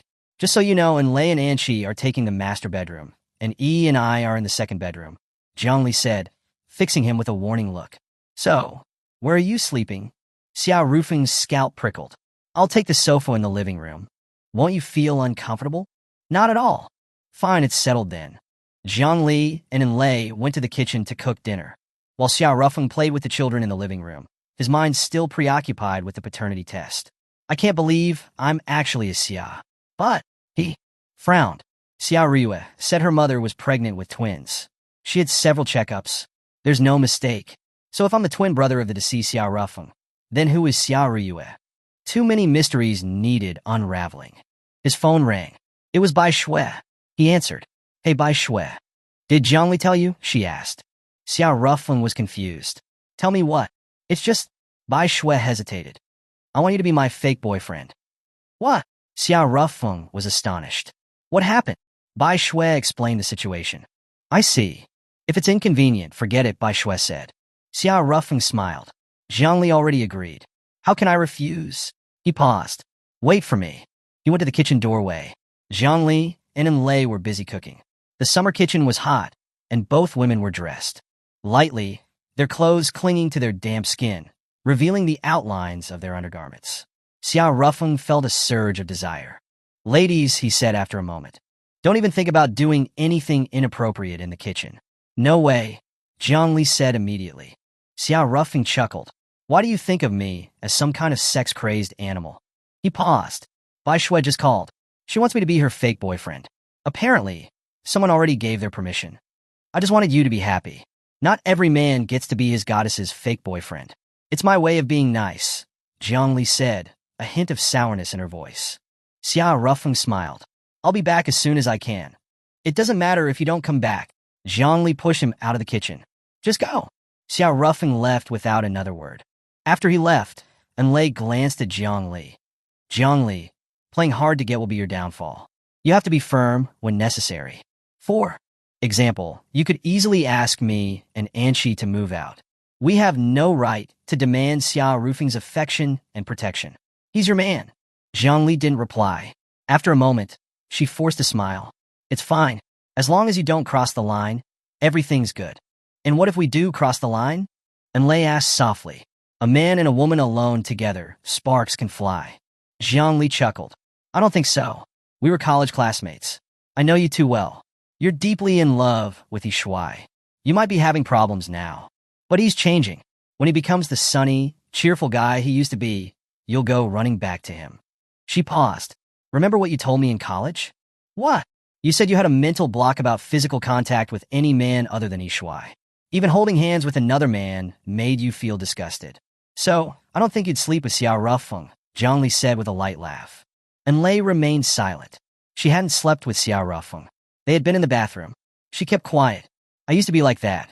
Any other man's touch made me uncomfortable. But that night, in the bathroom of this very house, when I was entangled with Xiao Rufeng, I didn't feel disgusted. I felt a strange excitement and pleasure. Chapter 54. Sister, if you break up with Xiao Rufeng, I'll take him. Enlei pressed a hand to her forehead and sighed softly. Have I fallen?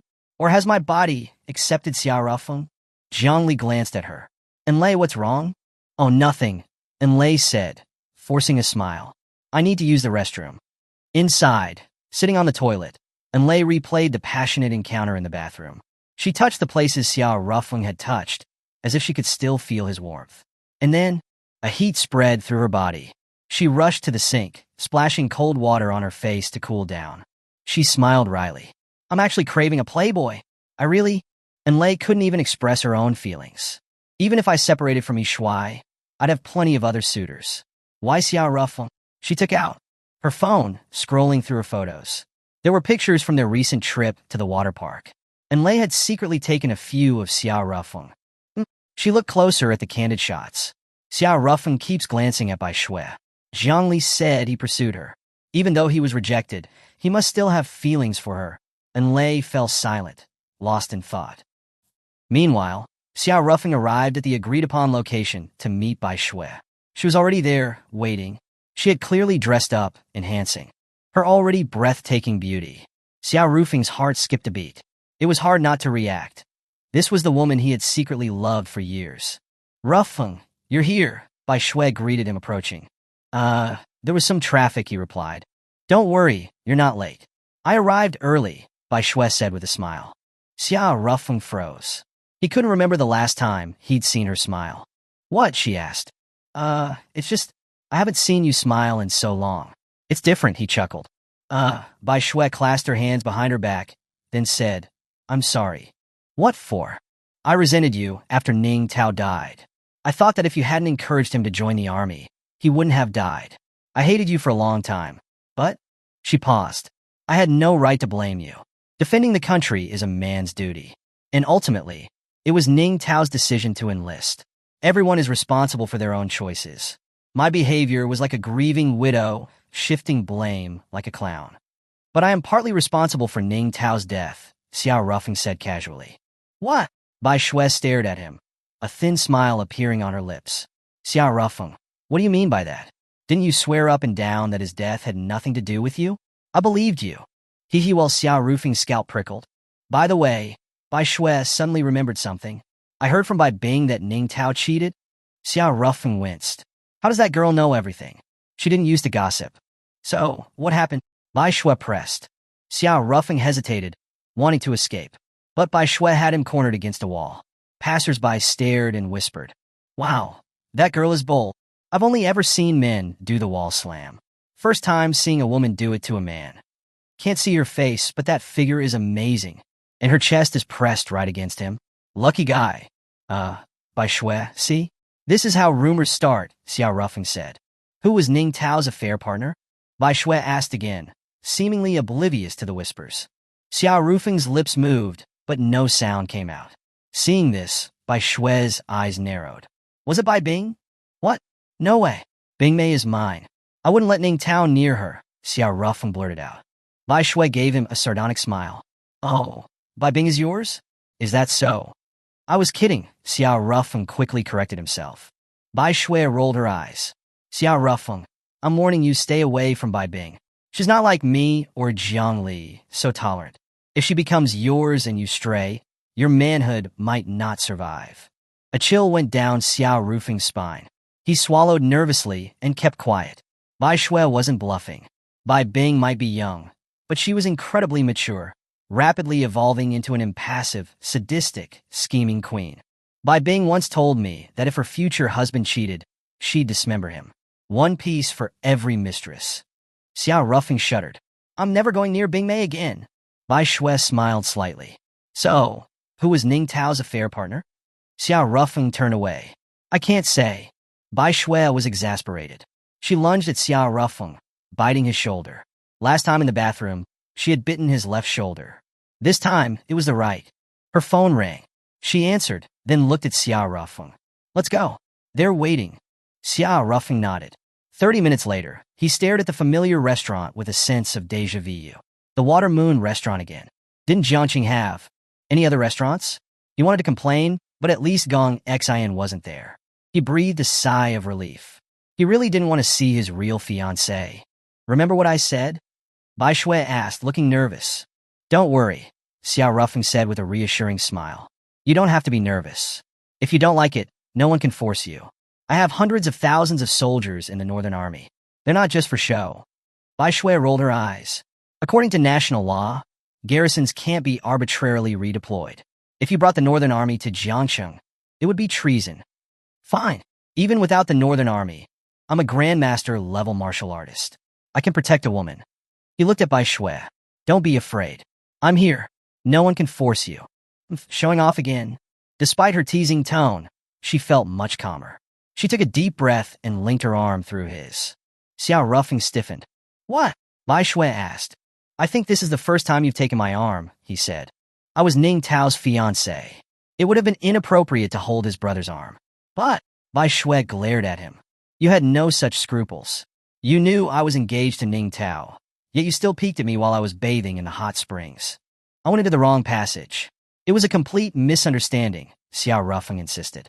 Besides, the steam was so thick, I couldn't see clearly. So you did see? Well, Xiao Ruffing looked guilty. Forget it. It's not like I lost anything. Bai Shui paused. Let's go in. Xiao Ruffing nodded. The private room wasn't on the top floor this time. That was the exclusive floor, reserved for Gong Xian. Their room was on the 6th floor. Several people were already seated inside. Ning Tao's parents, Ning Hai, and a woman in her 50s, presumably Bai Shui's mother. To Xiao Rufing's surprise, Bai Bing was there too, sitting next to Bai Shue's mother, sipping tea impassively, as if she had nothing to do with any of this. Sorry we're late. Traffic was bad. Bai Shue entered, her arms still linked with Xiao Rufeng's. Let me introduce my boyfriend, Xiao Rufeng. Ning Hai's eyes narrowed. He looked at Xiao Rufeng. Xiao Rufeng, the young master of Miracle Group? The one and only, Xiao Rufeng confirmed. He turned to Bai Shue's mother, beaming. Mom, why didn't you tell us you were coming to Jiangqing? I would have picked you up. Bai Shue choked. He's so forward. Calling her mom already? I was engaged to Ning Tao for years, and he never called her mom, always auntie. Bai Shue's mother didn't seem to mind. She smiled. You're both busy. I'm still young and can manage on my own. Didn't want to trouble you. Ning Hai immediately said, my sister-in-law might be busy. But Xiao Rufeng, he chuckled. He's probably busy too. After all, he has so many women to take care of. The atmosphere in the room instantly chilled. Ning Hai, what do you mean by that? Bai Shue's mother asked. She had initially liked Xiao Rufeng. He seemed like a nice, enthusiastic young man. Ning Hai smiled. Annie, I'm not trying to badmouth him, but I don't want you to be deceived. Ask around any nightclub in Jiangqing. Everyone knows Xiao Rufeng as the infamous nightclub prince. Oh, speaking of which, he looked at Xiao Rufeng. How did you handle that nightclub girl who got pregnant and hung a banner outside your house? Bai Shue's mother's face darkened. She hated men who played around. Her divorce from Bai Shue's father was due to his infidelity. Xiao Rufeng, is this true? She asked coldly. Yes, Xiao Rufeng admitted. Bai Shue's mother stood up abruptly. Xiao Rufeng quickly added, I might have made some mistakes in the past, but I've changed my ways. But I heard you're engaged to Jiang Li, the heiress of the Jiang family. Isn't that too timing? Ning Hai asked with a smile. Bai Shue's mother was speechless. Bai Shue, she said coldly. Is this true? Are you the other woman? Bai Shue fidgeted nervously. She and Xiao Rufeng had prepared their story, but she hadn't anticipated Ning Hai knowing so much about him. The problem was, this Xiao Rufeng wasn't that Xiao Rufeng. She knew his true identity, but she couldn't reveal it. The identity of the Northern Commander was a state secret. Ning Hai was smug. He had thoroughly investigated Bai Shue and knew she listened to her mother. Win over the mother, win over the daughter. Xiao Rufeng is finished in her eyes now. Not even a miracle can save him. Suddenly, Bai Bing, who had been silently sipping tea, spoke. Sister, if you break up with Xiao Rufeng, I'll take him. I like bad boys. Everyone was stunned. Bai Shue and Ning Tao had been engaged for years, and their families had met. The Ning family knew Bai Bing. She was always aloof and icy. A wealthy second-generation heir. From the capital had once pursued her. Annoyed, she had simply beaten him up. When his family sent bodyguards to confront her, she had taken them all down, scaring them out of Jiangqing. Ning Hai was the most surprised. He had initially been interested in Bai Bing, but her coldness had kept him at bay. He had assumed she wasn't interested in men. But Bai Shue's mother finally recovered. She looked at Bai Bing. Don't be absurd. I'm serious, Bai Bing said impassively, still sipping her tea. Bai Shue's mother was speechless. Bai Bing, are you crazy? What do you see in that kind of man? Bai Bing glanced at Xiao Rufeng. Why don't you ask sister what she sees in him that makes her willing to be the other woman? Bai Shue's lips twitched. That girl! Bai Bing knew about the fake boyfriend plan. What is she trying to do? All eyes were on Bai Shue. She couldn't reveal the truth now. She had to play along. Xiao Rufeng was so wild before because of me. I rejected him, and it broke him. I'm responsible for his downfall. Bai Shue, that's not love, her mother said, frowning. Bai Shue fell silent. After a moment, she looked up at her mother. It's more than that. Xiao Rufeng seems carefree, but he's actually very thoughtful. He remembers everything I like and dislike. He always makes me walk on the inside of the sidewalk where it's safer. He always shields me when there's danger. He's always there for me, even after I rejected him. Tears welled up in her eyes. She looked at Xiao Rufeng. When I misunderstood him, he never complained. He just silently endured my accusations. I don't like that. If you're misunderstood, you should explain. Not every misunderstanding gets cleared up. Not every hurt gets healed. He might be used to being misunderstood, but it makes those who misunderstand him feel guilty. Xiao Rufeng reached out and wiped away her tears. I understand, he said softly, smiling. Bai Shue blushed. A subtle, romantic tension filled the air between them. Seeing this, Ning Hai panicked. Xiao Rufeng, does your fiancé know about your two-timing? Xiao Rufeng grinned. Oh, she knows. Impossible. Ning Hai exclaimed.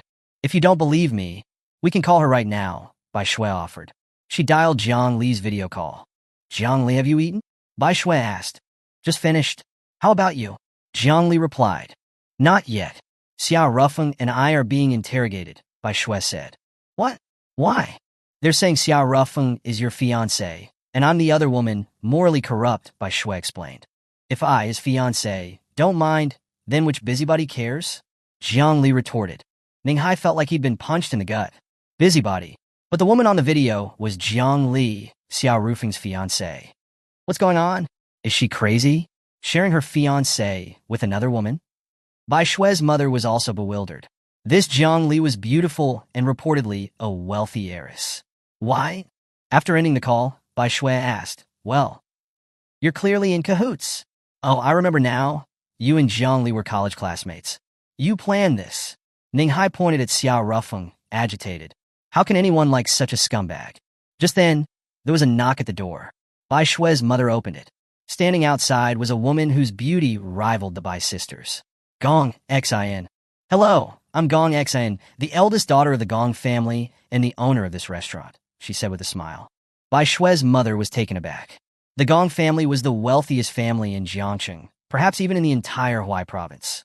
Gong Xin, their heiress, was famous. Admitted to the prestigious Qinglong Martial Arts Academy at a young age, she was already a ninth-tier martial artist. Not only talented in martial arts, she was also a brilliant businesswoman, having taken over the Gong Corporation. She was Jiangxing's most eligible bachelorette. Bai Shui's mother had only heard of Gong Xion's accomplishments, but she hadn't realized she was also stunningly beautiful. Talent, family background, and beauty.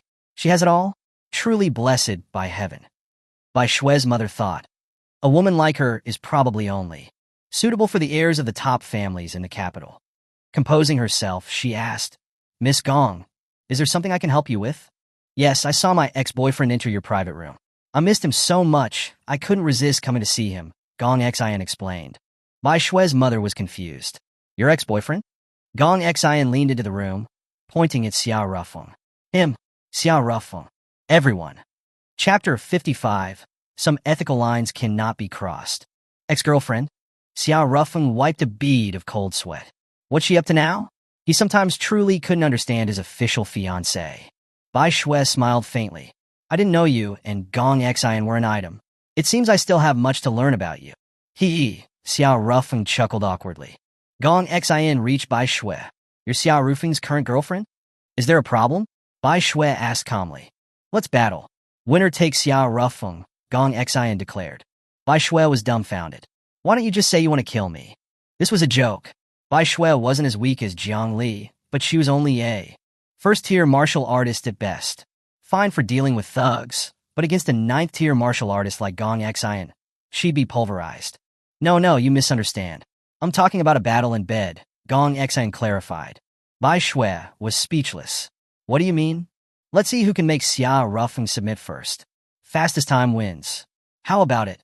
Gong Xian whispered. Bai Shui choked, her face flushing crimson. This is the supposedly elegant and refined Miss Gong? Refine my foot. She's utterly shameless. Gong Xian smiled. So, are you in? Get lost, Bai Shui snapped. Bai Shui's mother overheard and paled.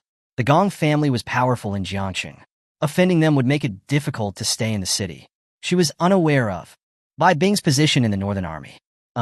Miss Gong, get lost is just Bai Shui's way of speaking.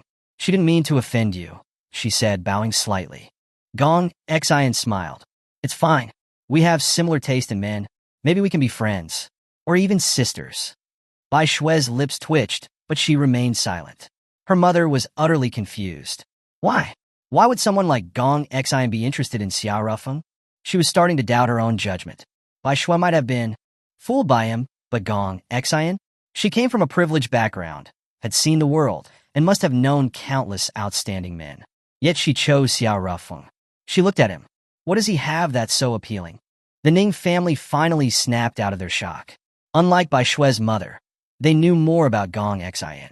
This woman, who had been pampered and admired her entire life, like Xiao Rufeng, and she was still pursuing him after being dumped? Ning Hai couldn't process it. Suddenly, Xiao Rufeng walked over.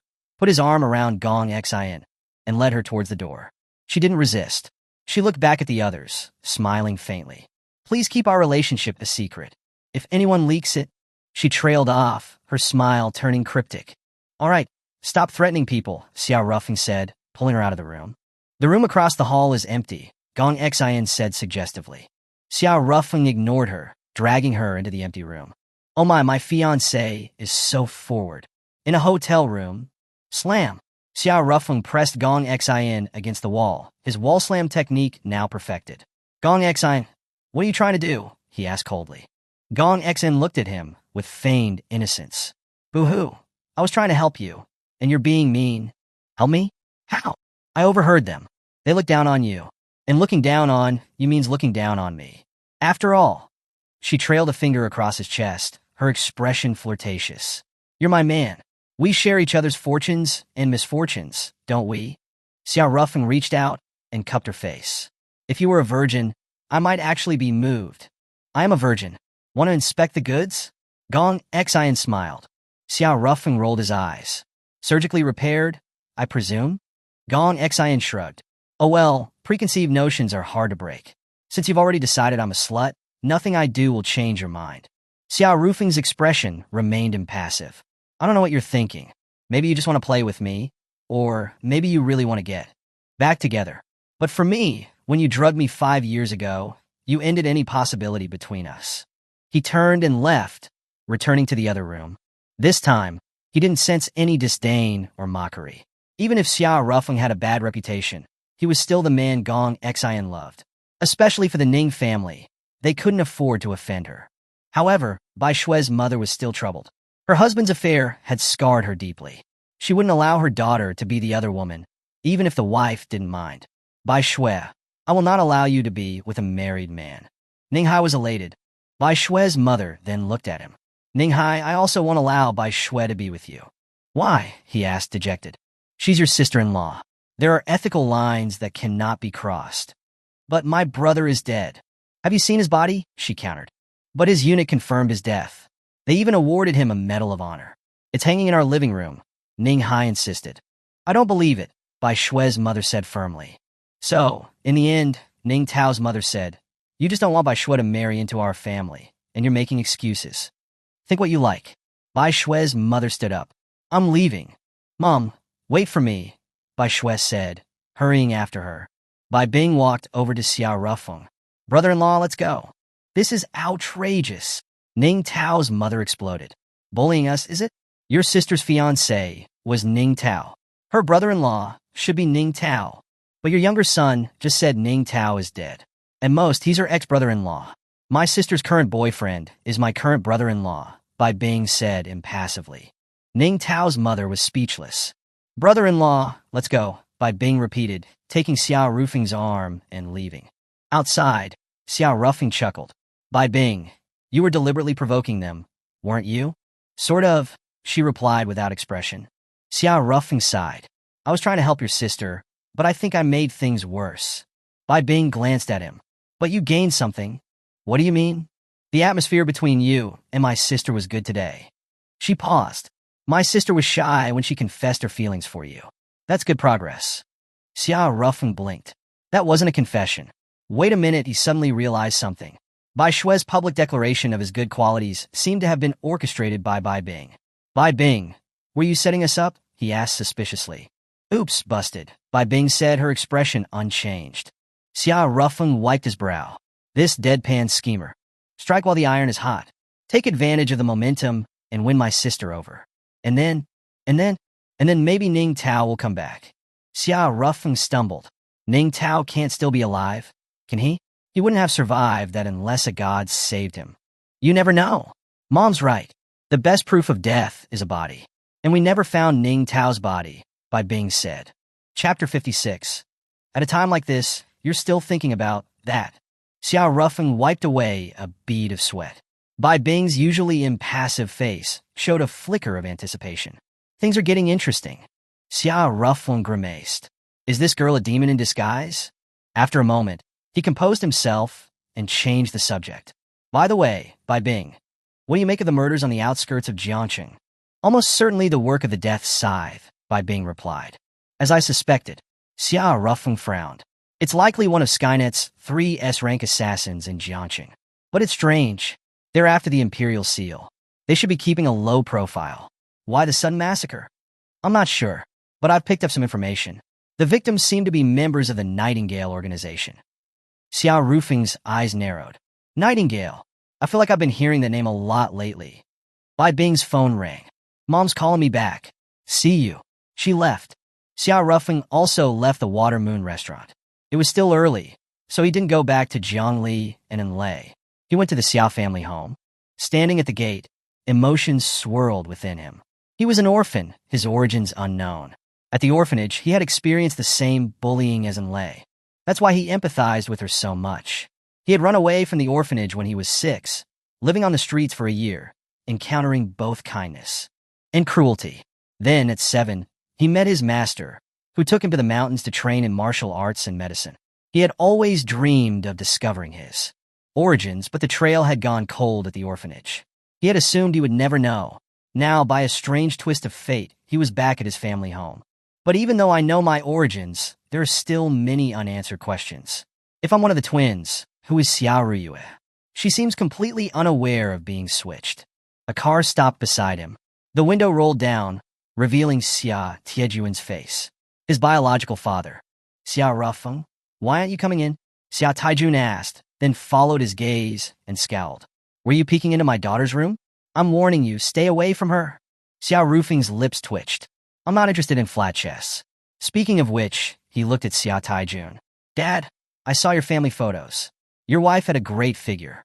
Why is Xia Ruyue so flat? Xia Taijun looked puzzled. Seeing his reaction, Xia Rufeng knew his father was in the dark about the switch. If it was an inside job, then the only suspect is... He narrowed his eyes. My biological mother? But why would she switch her own child? And why did she run away? Was it related to the switch? So many mysteries remained. I'll have to visit Qingqing this weekend. Xia Ruyue had seen her long-lost mother in a video. Composing himself, Xia Rufeng smiled at his father. Dad, since your son is dead, have you considered making me your heir? Xia Taijun instantly became wary. I knew you had ulterior motives. He sighed, remembering something. Xia Rufeng, I won't lie. We're on the verge of bankruptcy. All we have left is the Miracle Coal Mine, and we're running out of funds. I was just turned away by the bank. He looked at the villa. I'm planning to sell this place, at least to pay the employees back wages. We started in coal. Those are loyal employees who have been with me for years. I can't cheat them. His phone rang. He answered, his face paling. What? All right, I'm on my way. He rushed back to his car. Xia Ruyue came out. Dad, you just got back. What happened? Xia Rufeng asked. Mining accident. A shaft at our mine flooded. Dozens of miners are trapped inside, Xia Taijun said, distraught. I just inspected that shaft. There were no safety hazards. How could this happen? Xia Ruyue also paled. Mining accidents were terrifying. The consequences were severe. This was a production safety accident. The owner would definitely go to jail if there were casualties. I'm going too, Xia Rufeng said. Me too, Xia Ruyue added. 20 minutes later, they arrived at shaft number 6 of the Miracle Coal Mine. A crowd had gathered. The news had spread like wildfire. While many didn't care, the media, especially independent journalists, wouldn't miss this story. As the three arrived, they were immediately surrounded. Chairman Xia, Mayor Luo, just held a safety meeting urging all mining companies to prioritize safety. Why did this happen at Miracle Mining? A journalist asked Xia Taijun. He ignored him. The journalist turned to Xia Rufeng. Xia Rufeng, I heard you embezzled safety funds, causing delays in equipment upgrades, which led to this accident. Is that true? Xia Rufeng remained silent, following Xia Taijun towards the flooded shaft. A group of agitated miners had gathered there. Many worked alongside their brothers, relatives, and friends who were now trapped underground. Seeing Xia Taijun, they calmed down slightly, despite their anxiety. But when they saw Xia Rufeng, their anger flared again. They glared at him with hatred. It's all because of this bastard. If he hadn't squandered all the money, the safety equipment in this shaft would have been replaced, one miner shouted. Xia Rufeng, you piece of trash. Why don't you just die? Shaolin, stop it. Chairman Xia is here. Someone try to calm him down. That's why I'm saying this. The miner turned to Xia Rufeng, furious. You're a demon. I've never seen such a worthless person. You single-handedly ruined a family, a company, putting thousands of employees out of work. Now dozens of our brothers are trapped down there. If we had the money to upgrade the equipment, this wouldn't have happened. It's all your fault."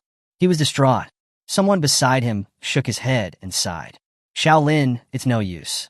If he had any conscience, he wouldn't have driven Chairman Xia, a proud man too." Tears. "Haven't you figured him out after all these years? He doesn't care. Even if all those men die down there, he won't feel a thing. He might even find it amusing." Facing the outrage, Xia Rufeng remained silent. Xia Taijun looked ashamed. This Xia Rufeng wasn't his Xia Rufeng. After a moment, Xia Taijun took a deep breath and walked towards the shaft entrance. "I'm going down." Everyone gasped. "Chairman Xia, wait for the rescue team," someone urged. "Every second counts," Xia Taijun said anxiously. Suddenly, Xia Rufeng spoke. "What good would it do for you to go down?" He paused. "I'll go." Everyone was stunned. They thought they had misheard. The playboy is going down the shaft? Does he even understand the danger? After a flood, there's a high risk of collapse and oxygen depletion. It's deadly. Even Xia Taijun and Xia Ryue were shocked. "Xia Rufeng, it's dangerous," Xia Ryue said. He was just hired to impersonate her brother. He didn't have to risk his life. Xia Rufeng smiled, lowering his voice. "If I come back safely, how will you reward me?" Xia Ryue blushed. What kind of reward do you want?" Xia Rufeng grinned, whispering in her ear. "How about some doubles?" Xia Ryue's face turned even redder. "At a time like this, you're still thinking about that," she scolded. "Desire and motivation can give you strength in desperate situations," Xia Rufeng said. Xia Ryue hesitated, then gritted her teeth. "Fine, I agree." Xia Rufeng grinned. He grabbed a rope and climbed down the shaft. The crowd gasped. "Holy crap, he actually went down. I thought he was just talking. My opinion of him has improved slightly. But it's reckless. That guy's physique can even last half an hour down there. He's just showing off. He doesn't understand how dangerous this is. He'll pay for his recklessness with his life." Chapter 57, Ning Tao. "Can't be alive? Can he?" Xia Ryue wrung her hands nervously. She knew this Xia Rufeng wasn't her useless twin brother. He seemed capable. But this was a mining accident. As the miners had said, flooding was extremely dangerous. A cave-in could bury everyone alive. Just then, a loud rumbling came from the shaft. Everyone paled. Xia Ryue's legs gave way, and she collapsed to the ground. "It's over a cave and everyone down there." People shook their heads. These miners had worked in the mines their whole lives. They knew the horrors of a cave-in. But then a miner in his 50s climbed out of the shaft. Everyone froze, then rushed towards him. "Lao Qin, you're alive?" The old miner glared at them. "I'm a tough old bird." He paused, then said with feeling, "But honestly, if it weren't for Xia Rufeng, we'd all be dead down there." "We." Another, younger miner emerged, collapsing to the ground, gasping for air. "Xiao Wang, you're all right too?" "Everyone's alive," the young miner said. "Really?" Xia Taijun was overjoyed. "We were as good as dead. The water filled our work area, and we were forced to retreat deeper into an old section. The air was thin, and the oxygen. Equipment was broken. We were suffocating when Xia Rufeng arrived. I never thought that Playboy would risk his life to save us," Lao Qin said. "How did you get to the flooded area?" someone asked. "Honestly, I don't know. We were suffocating, barely conscious," Lao Qin replied. The younger miner nodded. "I just remember Xia Rufeng coming to save us. The next thing I knew, I could breathe again, and we were on higher ground near the shaft entrance. Xia Rufeng was with us. He said, 'Don't worry, you're safe now.' I was so moved. He was like a superhero." The rescued miners began emerging one by one, but there was still no sign of Xia Rufeng. Xia Ryue was anxious. Finally, he climbed out last, and Xia Ryue breathed a sigh of relief. Scattered applause erupted, growing louder and louder.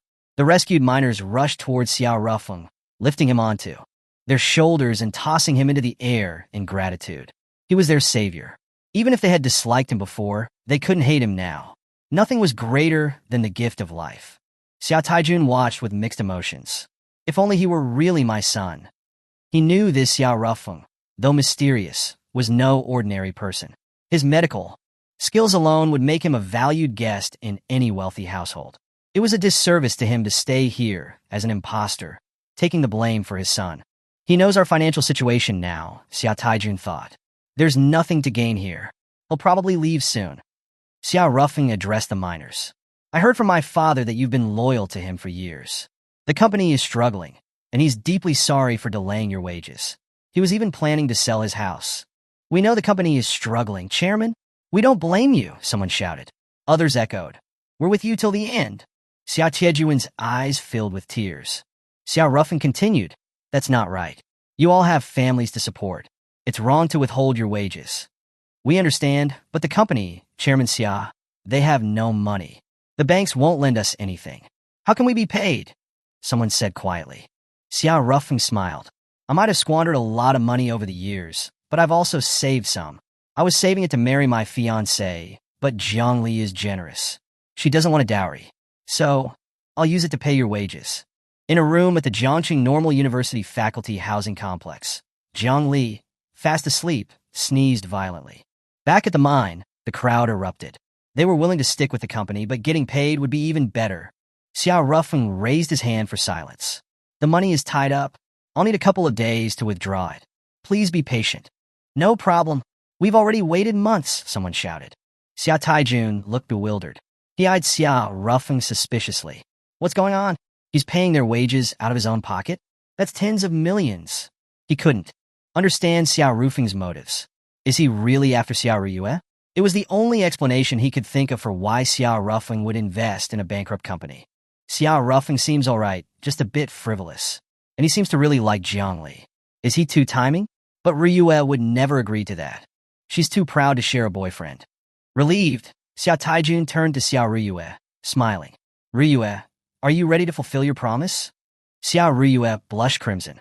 We're really doing this? Of course. Xia Ruffing looked at her suspiciously. You're not backing out, are you? Xia Riyue turned away, her face burning. I'm just nervous. You've never done this before? Of course not. It's my first time. Don't worry, I'll teach you, Xia Ruffing said. Xia Riyue's blush reached her neck. She wrung her hands, then took a deep breath, her expression resolute. Fine, let's do it, but on one condition. What is it? We do it outside. Of course, we need space, Xia Ruffing agreed. As a puzzled Xia Taijun watched, they drove away. 30 minutes later, at a 24-hour ping-pong club in Jiangqing. Seriously? Xia Ruffing deadpanned. Ping-pong is the doubles you had in mind? Yes. What else? Xia Riyue retorted, her face burning. I thought you meant tennis, Xia Ruffing stammered, mentally cursing her. She's doing this on purpose. She's totally messing with me. After a moment, she took a deep breath and glared at him. Xia Ruffing, are you even a man? Of course, I'm all man, he replied. Too scared to play with the big balls, so you choose ping-pong? That's manly. She fiddled with a ping-pong ball. Xia Ruffing looked at her. Well, you don't have big balls either. Xia Riyue was speechless. Infuriated, she exploded. Xia Ruffing, a woman's charm isn't about her chest. Real men look at legs, at collarbones. Only vulgar perverts stare at chests. Xia Ruffing nodded seriously. Well, I am a vulgar pervert. Xia Riyue was utterly defeated. Have fun playing by yourself. I'm going home. She threw the ball down and stormed out. As she left, a beautiful woman with an impassive expression and a cool demeanor emerged from a VIP room. Bai Bing. She picked up the ping-pong ball. You seem to enjoy teasing Xia Riyue, she observed. Xia Ruffing smiled. She's quite amusing. He was more interested in her background, however. Bai Bing picked up a paddle. Why did you call me out so late? Xia Ruffing chuckled nervously. Bingmei, I need some money. How much? A small target. Be specific. 100 million. No. Bai Bing refused flatly. Bingmei, I'm the Northern Commander. I don't even have 100 million in my account. Bai Bing managed his finances. He didn't even know how much money he had. He suddenly remembered something. You said you invested in a financial product with an annual return of over 20 million. Is that true? Yes. What kind of product has such a high return? He asked curiously. Loan sharking. Xia Ruffling was speechless. Bai Bing, you're a high-ranking officer in the Northern Army. You're loan sharking? Aren't you afraid of being exposed? I'll be fine. If anyone reports me, I'll just say you told me to do it, Bai Bing said impassively. Xia Ruffing sighed. We'll talk about the loan sharking later. He paused. You've been doing this for years. With over 20 million in annual returns, you must have accumulated at least 100 million by now, right? Bai Bing nodded. I do. But she paused. You said you wanted to save 100 million for your future wife. After deducting that, I don't have another 100 million. Jiangli isn't materialistic. I won't need that much to marry her, Xiao Ruffing said. Bai Bing gave him a meaningful look. With your wandering eye, I thought you were building a harem. 100 million wouldn't be nearly enough for that. Was I wrong? You're not planning a harem? Xiao Rufing's eyes lit up. Oh, is that an option? He stroked his chin, a lascivious smile spreading across his face. Bai Bing continued. A friend of mine had 7 girlfriends simultaneously. A different one every night of the week. He lived the dream. Wow, Xiao Ruffing said, intrigued. What happened to him? His grave is already covered in weeds. Apparently, his girlfriends got jealous. One of them chopped off his head while he was sleeping. Xiao Ruffing shuddered. Let's get back to the money. After much arguing, he managed to squeeze 50 million out of Bai Bing. That girl will be a stingy wife, he grumbled. He suddenly looked at Bai Bing with a peculiar expression. Why the creepy look, she asked. He smiled. I was just wondering what you'd look like in a wedding dress. You'd be beautiful. I look best without any clothes. Want to see? Bai Bing teased, tugging at her neckline. Xiao Rufing's gaze followed instinctively. Before he could catch a glimpse, she covered herself up again. My boss is a pervert, she stated flatly. Perfect material for my novel. Xiao Rufing grimaced. Besides Zhang Li, Bai Bing was his biggest nemesis. She was unpredictable and increasingly manipulative. Her future husband is in for a ride. Bai Bing checked the time. I have to go. My period is irregular because I've been staying up too late. She waved and left, returning to Bai Shue's apartment, where all 3 of them were staying that night. Their mother was asleep, but Bai Shue was awake. She looked at Bai Bing, hesitant to speak. Xiao Ruffing wanted to play ball, so I went with him, Bai Bing said directly. Bai Shue jumped up, agitated. Bai Bing, what's gotten into you? What do you mean? You know he's married, yet you slept with him. Bai Bing silently tossed her a ping-pong ball. Bai Shue stared at it, dumbfounded. You mean ping-pong? What else? Bai Shue chuckled awkwardly. I thought. Bai Bing watched her sister. She was emotionally oblivious, or perhaps not. She believed no man could capture her heart. She had high standards. No man, including Xiao Ruffing, had ever moved her. But despite her own emotional detachment, she was perceptive of others' feelings. She sensed her sister was falling for Xiao Ruffing. As expected, the dead can't compete with the living. But she paused, a thought crossing her mind. If Ning Tao isn't actually dead, even Bai Bing couldn't predict the future. But how could he have survived that? Her phone buzzed with a text message from an unknown number. She read it, her eyes widening in shock. This is Chapter 58. Actions speak louder than words. What's wrong? Bai Shue asked. Nothing, just a spam text. Bai Bing turned off her phone screen. It's late. Let's sleep. Bai Shue knew it wasn't a spam text, but since Bai Bing didn't want to talk about it, she didn't press further. By the way, Bai Bing continued, because of the massacre in Jiangcheng, the police have set up a special task force and the Kirin Battalion. Soldiers have been invited to join, so military training at Jiangcheng University has been suspended. Tomorrow's the weekend. Any plans? No. Not going on a date with Xiao Ruffing? Bai Bing teased. Bai Shue immediately became exasperated. I told you, Xiao Ruffing and I aren't like that. She paused, then calmly added, Would you date your boyfriend's brother? I'll tell you the answer when I have a boyfriend, Bai Bing replied. Bai Shue fell silent. A while later, Bai Bing fell asleep, but Bai Shue found it hard to drift off. What's going on? I can't seem to calm down. Xiao Rufing's image kept appearing in her mind, making her feel extremely embarrassed. It was just a pretend couple act. There's no need to dwell on it. But Bai Shue's eyes flickered. What's Xiao Ruffing thinking? How does he see me now? She had never cared about such things before. Ugh, this is annoying. I'll scroll through Douyin to distract myself. As soon as she opened Douyin, a local recommended video popped up. Oh, Xiao Ruffing? So many people. What happened? After watching the entire video, Bai Shue learned about the mining accident at the Xia family's mine and how Xiao Ruffing had single-handedly rescued dozens of trapped miners.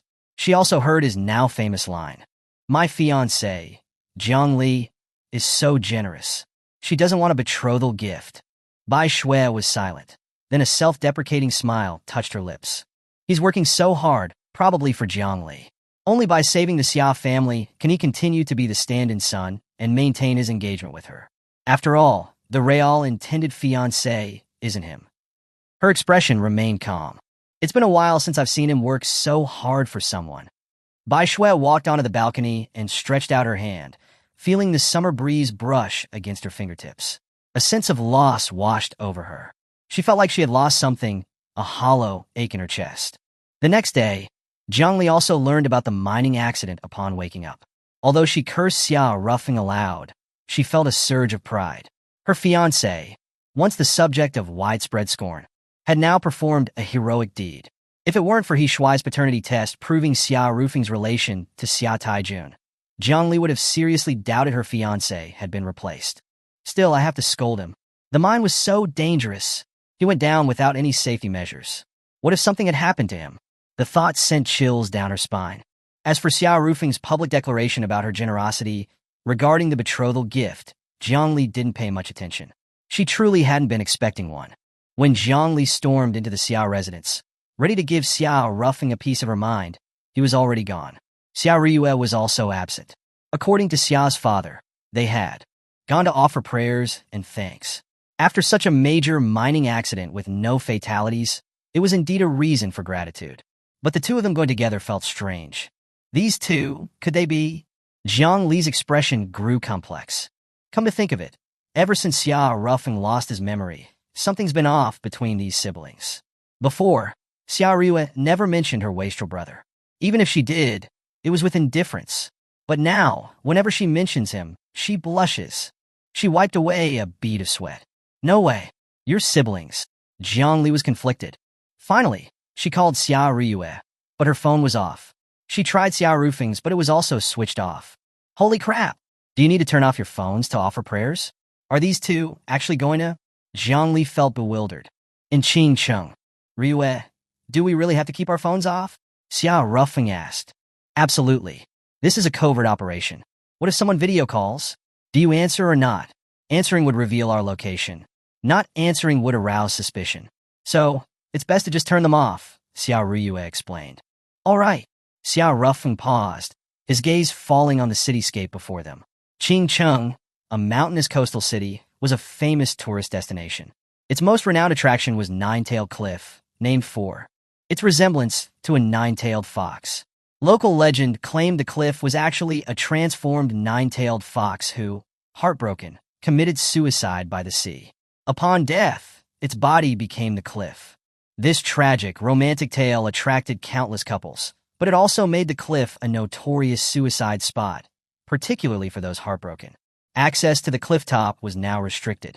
Upon entering Qingcheng, the massive nine-tailed cliff came into view. Ruffling look, nine-tailed cliff, Xiao Riyue exclaimed excitedly. Calm down. Don't act like you've never seen the world, Xiao Rufing retorted. You don't understand. It's a sacred place for love. Xiao Riyue's eyes shone with longing. My biggest dream is to have my wedding on top of Nine-Tailed Cliff. Xiao Rufing remained silent. Gongya had once said something similar. As he looked at the towering cliff top, the image of Gongya being pushed off 5 years ago flashed in his mind. Was Gongya's death suicide? Or was she murdered? He remained silent. Although he rarely mentioned it, Gongya's death had deeply affected him.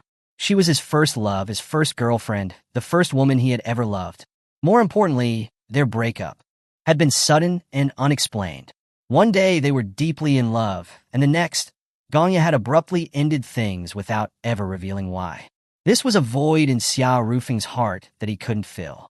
Ruffling, Xiao Riyue's voice brought him back to the present. Oh, he composed himself. We're in Qingqing now. What's the plan? Let me see. Xiao Riyue pulled out a small notebook from her bag. We need to find a place to stay. Be more specific. Xiao Riyue blushed. A hotel. Xiao Rufing gave her a meaningful look. Riyue, girls should have self-respect. I didn't say we'd share a room. Don't be so narcissistic. Xiao Riyue retorted, embarrassed and annoyed. Xiao Rufing chuckled. Good. Xiao Riyue huffed and turned her head away, refusing to acknowledge him. About an hour later, they checked into a hotel in Qingcheng. They had initially intended to book 2 rooms, but the hotel happened to have a 2-bedroom presidential suite, which Xiao Rufing booked instead. I'm such a hypocrite. He says he doesn't want to stay with me, but his actions say otherwise, Xiao Riyue thought smugly. Xiao Rufeng rolled his eyes, but didn't comment. A while later, they left the hotel and arrived at the park where Xiao Rufeng's mother had allegedly been sighted in the video. Behind the park stood a martial arts academy, Qing Cheng Nine-Tailed Martial Arts Academy. In their country, the education system was divided into two branches, academic and martial arts. The most prestigious academic universities were Yanjing University, Tsinghua University, Hun University, and Nanfeng University. Similarly, the top martial arts academies were the Azure Dragon, Black Tortoise, Vermilion Bird, and White Tiger academies. The Nine-Tailed Academy in Qing Cheng wasn't particularly renowned. It hadn't produced any exceptionally talented martial artists in recent years. The park was crowded, mostly with couples around 20 years old, likely students from the Nine-Tailed Academy. Perhaps due to Qing Cheng's bold local customs, these college couples were quite affectionate in public. Hugging, groping, kissing, and even slipping hands under each other's clothes, a veritable feast for the eyes. Xiao Ryue's face flushed. These college students have no shame. Just then, a lesbian couple walked past. One of the girls commented, "Look at the jealous single dog." Xiao Ryue was furious. But on second thought, the comment wasn't entirely wrong. She was indeed annoyed, and she was indeed single. Damn it, I'm going to find my Prince Charming. She paused, a thought striking her. She ran to Xiao Rufeng. Rufeng, Qing Cheng is a sacred place for love. Do you think I can find my soulmate here? Go for it, you can do it, Xiao Rufeng encouraged. Xiao Ryue, however, felt a pang of dejection. If I do find a boyfriend, I won't pay attention to you anymore. Xiao Rufeng nodded. You shouldn't. Your boyfriend should be more important. Xiao Ryue was exasperated. Are you okay? Xiao Rufeng asked. No. She seemed genuinely upset. Let's split up and gather information. With that, she walked away. Xiao Rufeng watched her go, remaining silent. He sensed Xiao Ryue's affection for him, but he could only feign ignorance. He couldn't reciprocate. Her background was unclear. Before pursuing a relationship, his priority was to uncover her identity. What if they were related by blood? Until the DNA test results came back, Xiao Rufeng didn't dare jump to conclusions, let alone get involved with her romantically. What if his mother had actually given birth to triplets, and Xiao Ryue was his sister? Sleeping with his own sister would be truly abhorrent. After Xiao Ryue disappeared from sight, Xiao Rufeng headed in the opposite direction. Splitting up would indeed be more efficient. Excuse me, have you seen this woman? Xiao Rufeng approached a couple engaged in a passionate embrace, showing them a picture of his mother. No, the boy replied impatiently. Take another look, Xiao Rufeng insisted. The boy stood up abruptly. Hey, are you doing this on purpose? Do you want a beating? Do you know who I am? I'm a fifth-year student at Nine-Tailed Martial Arts Academy, ranked 9th in overall combat ability. Unlike academic universities, which had 4-year programs, martial arts academies had 8-year programs. Of course, like academic students who could graduate early by completing their credits ahead of schedule, the same applied to martial arts students. Once they fulfilled the academy's requirements, they could graduate early. Gong Xian, for example, had achieved the 9th level of martial artist in just 3 years at Azure Dragon Academy, far exceeding the requirements, so she left in her 3rd year. However, she hadn't officially applied for early graduation and was still technically enrolled. Back in the park, the boy seemed quite proud of his ranking. Wow, so impressive, Xiao Rufeng clapped sarcastically. Now, take another look. Have you seen this woman in the photo? The boy bristled. He threw a punch at Xiao Rufeng. The fist was swift and powerful, clearly demonstrating the skill of at least a 3rd level martial artist. But a 3rd level martial artist was no match for Xiao Rufeng. He casually tilted his head, effortlessly dodging the attack. Having missed, the boy, feeling humiliated, attacked again, fists flying, seemingly unstoppable. Yet he couldn't land a single hit.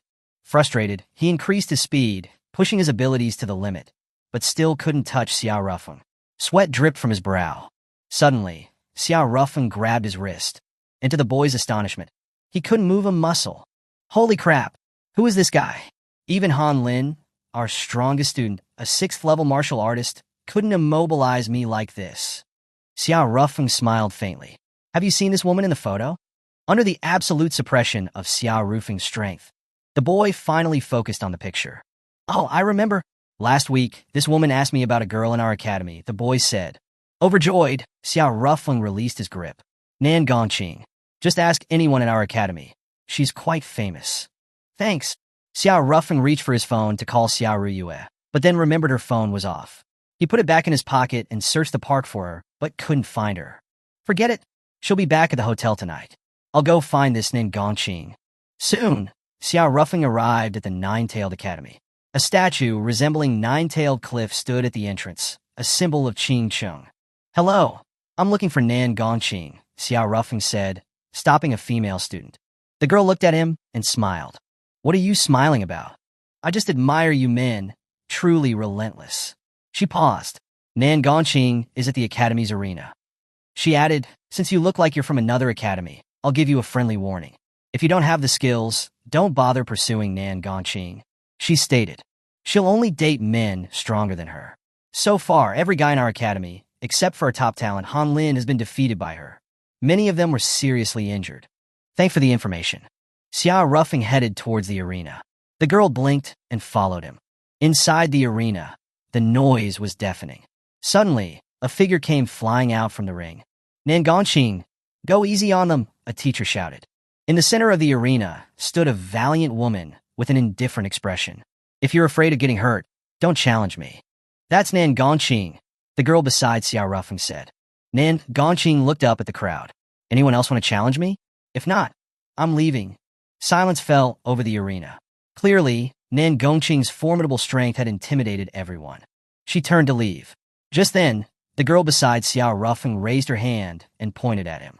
This person wants to challenge you. All eyes turned to Xiao Ruffing. Who is he? Never seen him before. He's probably from another academy. He doesn't look very strong. Nan Gongqing could probably shatter his bones with one punch. In the arena, when Nan Gongqing saw Xiao Ruffing, her pupils constricted. He's alive? I stabbed him in the heart. He shouldn't be alive. What's going on? Chapter 59. Let's talk this out. No need to undress. For Nan Gongqing, raised with a silver spoon in her mouth and accustomed to a smooth-sailing life, there had been two deeply humiliating experiences. The first was 5 years ago, during university entrance exams. She had set her sights on Vermilion Bird Academy, one of the 4 top martial arts universities. Her academic scores were high enough to get her into Yenjing University, a top academic institution, but she had always harbored a martial arts dream and believed in her talent. However, unlike other applicants who had received professional martial arts training since childhood, Nan Gongqing had attended a regular high school. Although she practiced martial arts, her practical skills paled in comparison during the Vermilion Bird Academy interview. Ultimately, she was rejected. Left with no other choice, she enrolled in her hometown's Nine-Tailed Academy. This humiliating experience fueled her transformation into a combat-obsessed martial artist. The second humiliation occurred recently. She was enjoying coffee when a relatively handsome but sleazy-looking man sat at the table opposite her, leering at her chest. Just as Nan Gongqing was about to confront him, her period started, forcing her to excuse herself to the restroom. Unbeknownst to her, the man slipped a drug into her coffee while she was gone. Upon returning and finishing her drink, she lost consciousness. Later, security footage revealed the man carrying her out of the cafe. She regained partial awareness on a hotel bed, with the same man cutting her clothes with scissors, drooling disgustingly.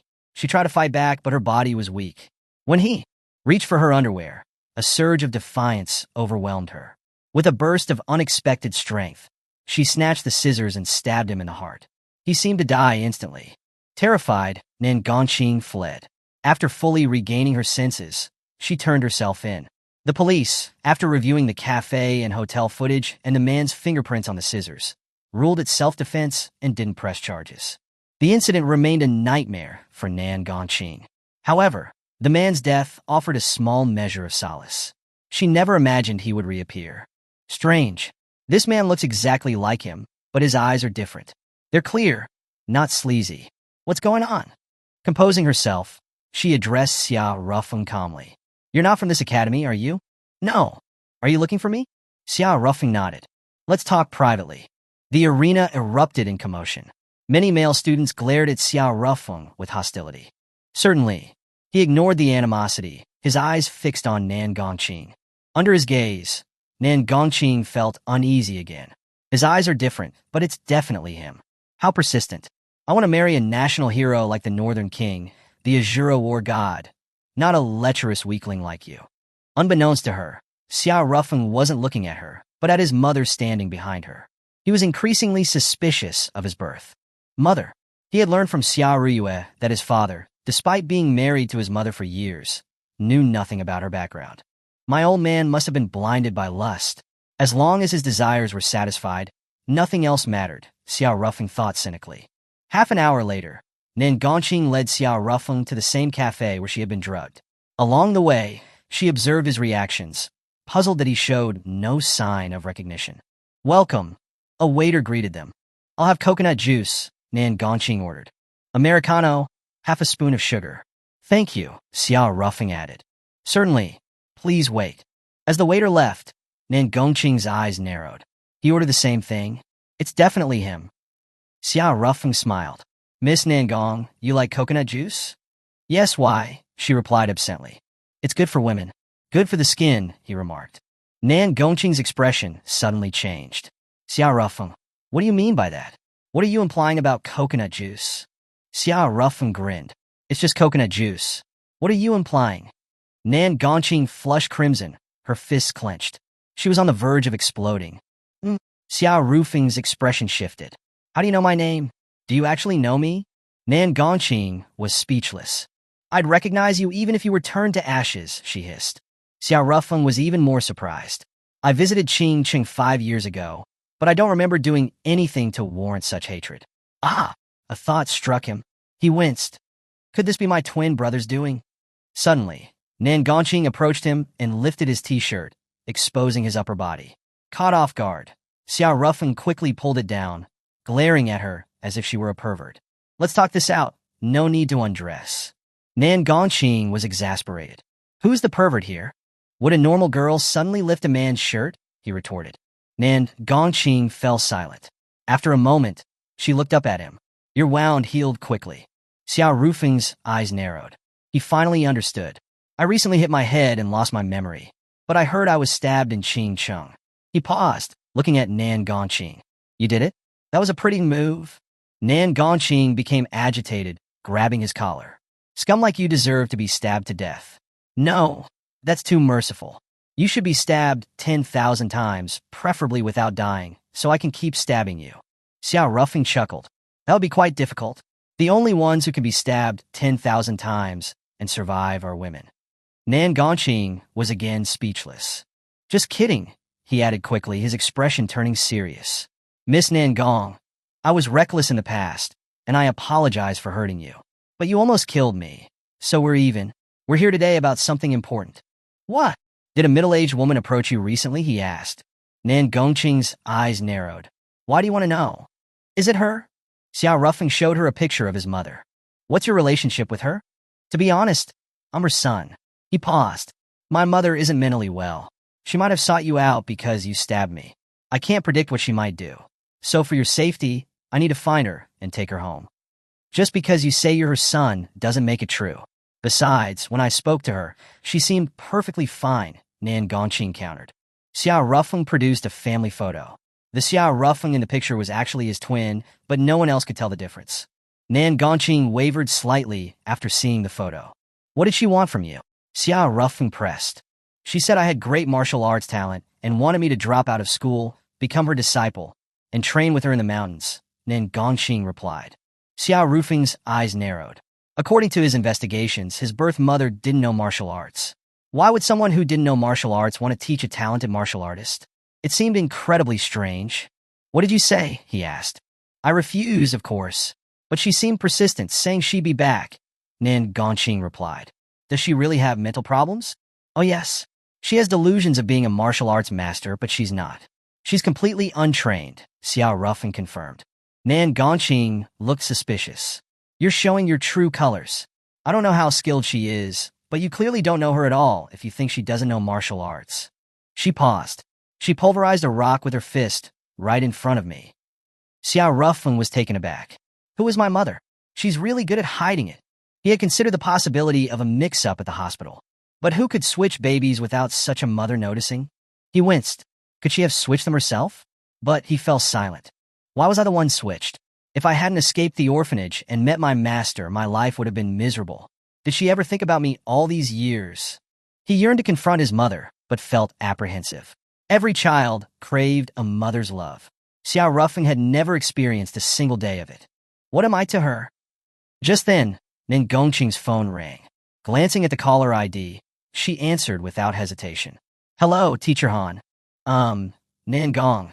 I won't be teaching you anymore, a woman's voice said. Nan Gongqing was stunned. Why? Your skills have surpassed mine. I have nothing left to teach you. Then what should I do? The academy just hired a very skilled teacher. She will be your new instructor. Nan Gongqing blinked, a realization dawning on her. Who is it? Du Gu Shuixian. Both Nan Gongqing and Xiao Rufeng froze. Du Gu Shuixian was Xiao Rufeng's mother's name. Come to my office. Your new teacher is waiting to meet you. After hanging up, Nan Gongqing looked at Xiao Rufeng. Your mother seems to have joined our academy as a teacher. She's waiting for me in the office. Xiao Rufeng took a deep breath. I'll go with you. Chapter 60, Alluring Presence. After a moment of hesitation, Nan Gongqing agreed to let Xiao Rufeng accompany her. She wasn't good at dealing with Du Gu Shuixian. On their way to the faculty office, Xiao Rufeng's thoughts were a whirlwind. The word mother had always been foreign to him. In his 23 years of life, the only thing his mother had done for him was give birth to him. She had played no other role in his life. Every milestone, his first birthday, his 5th birthday, his coming-of-age ceremony, had been celebrated without a mother's presence. He had thought he didn't care. But after learning about his background, knowing he had a mother, his perspective had shifted. He felt a mixture of anticipation, unease, confusion, and incomprehension. He had so many questions for her, especially about the baby swap. We're here, Nan Gongqing announced, interrupting his thoughts. This is the office. Composing himself, Xiao Rufeng looked up. They had entered the faculty building and reached an office on the 3rd floor. I'll knock, Nan Gongqing said. Xiao Rufeng nodded. Nan Gongqing knocked and opened the door. Inside stood a single woman, seemingly in her early 30s. She had a stunning figure, elegant curves, and deep, captivating eyes that resembled shimmering stars. Gazing into them felt like losing oneself in their mesmerizing depths. Even surrounded by beautiful women as he often was, Xiao Rufeng couldn't help but be captivated by her striking beauty. The woman approached him, a playful glint in her eyes. My, has my little nephew been enchanted by his aunt? Xiao Rufeng choked, coughing awkwardly. What's with this woman? She left the Xiao family 17 years ago, when my twin brother was only 6, but she shouldn't have forgotten her own son, right? He had the family photo with him. It was taken shortly before his mother left. His twin brother looked quite similar to his adult self. Even if others can't recognize us, you're our mother. Before Xiao Rufeng could speak, Nin Gongqing blurted out. Teacher Du Gu, are you even flirting with your own son? Son? Du Gu Shuixian blinked at Xiao Rufeng. Now that I look closely, your nose and eyes do resemble my older sister. Older sister?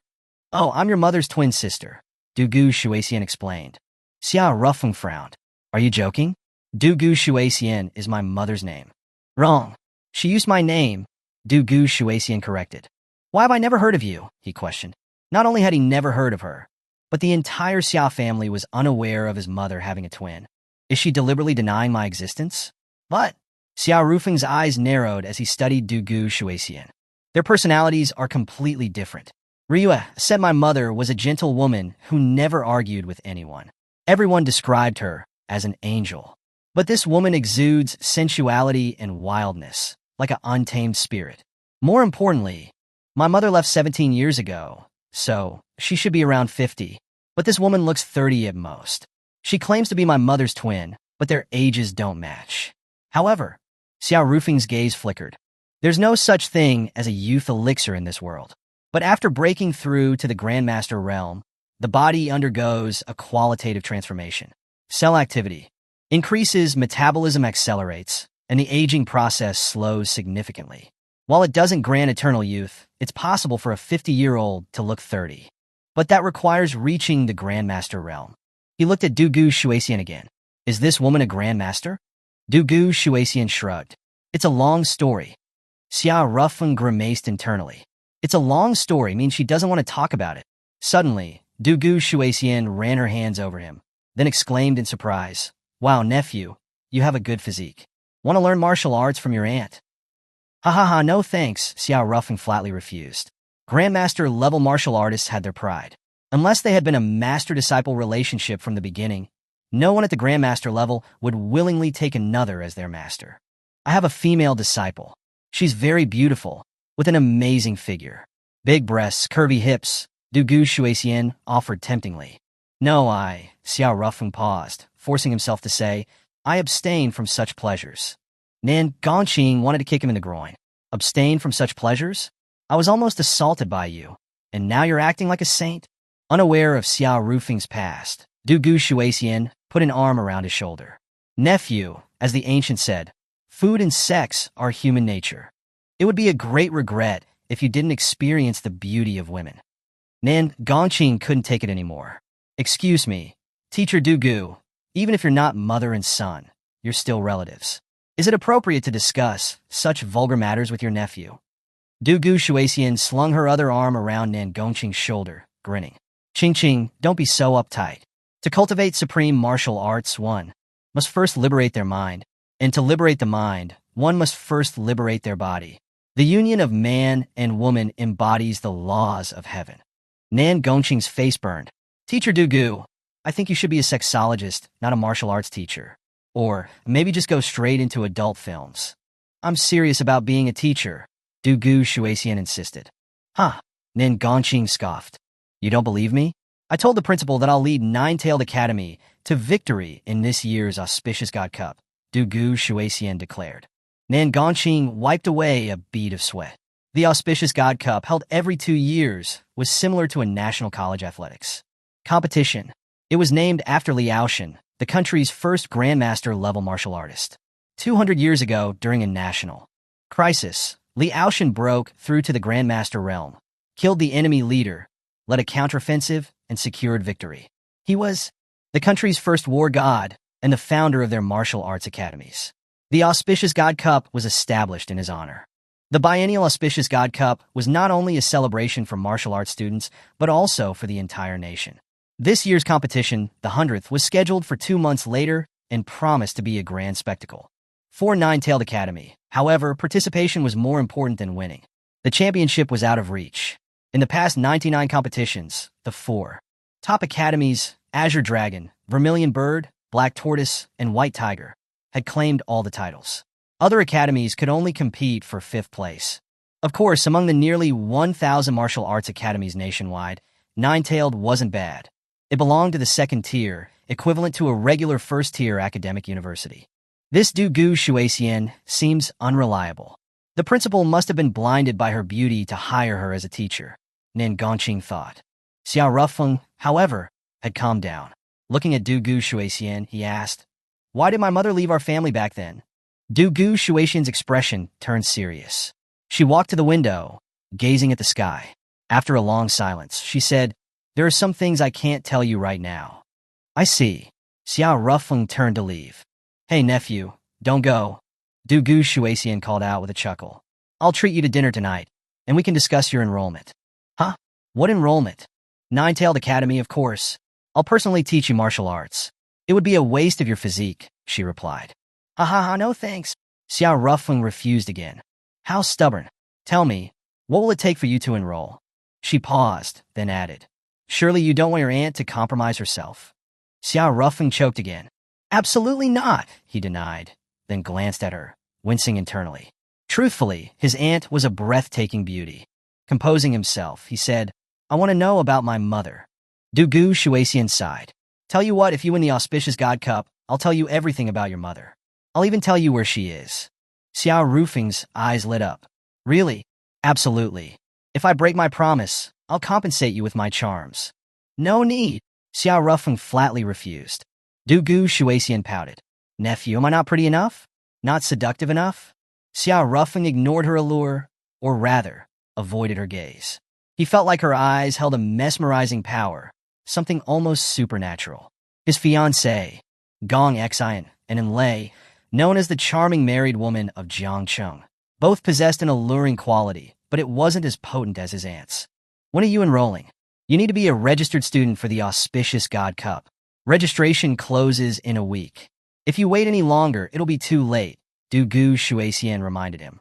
I didn't say I was joining Nine-Tailed Academy. Huh. Xiao Rufeng smiled. I have a family in Jiangcheng, a father, a stepmother, and a fiancé. I can't just abandon them and go to Ching for university. So you're joining Skyken Martial Arts Academy in Jiangcheng? Nan Gongqing asked. Yep, he confirmed. Nan Gongqing was taken aback. Xiao Rufeng. While the Auspicious God Cup has individual events, the overall champion is determined by the total points earned by each school's representatives. It's essentially a team competition. As a Jiangcheng native, you should know Skyken's reputation. Despite their imposing name, they're a garbage school. In academic terms, they're like a vocational college.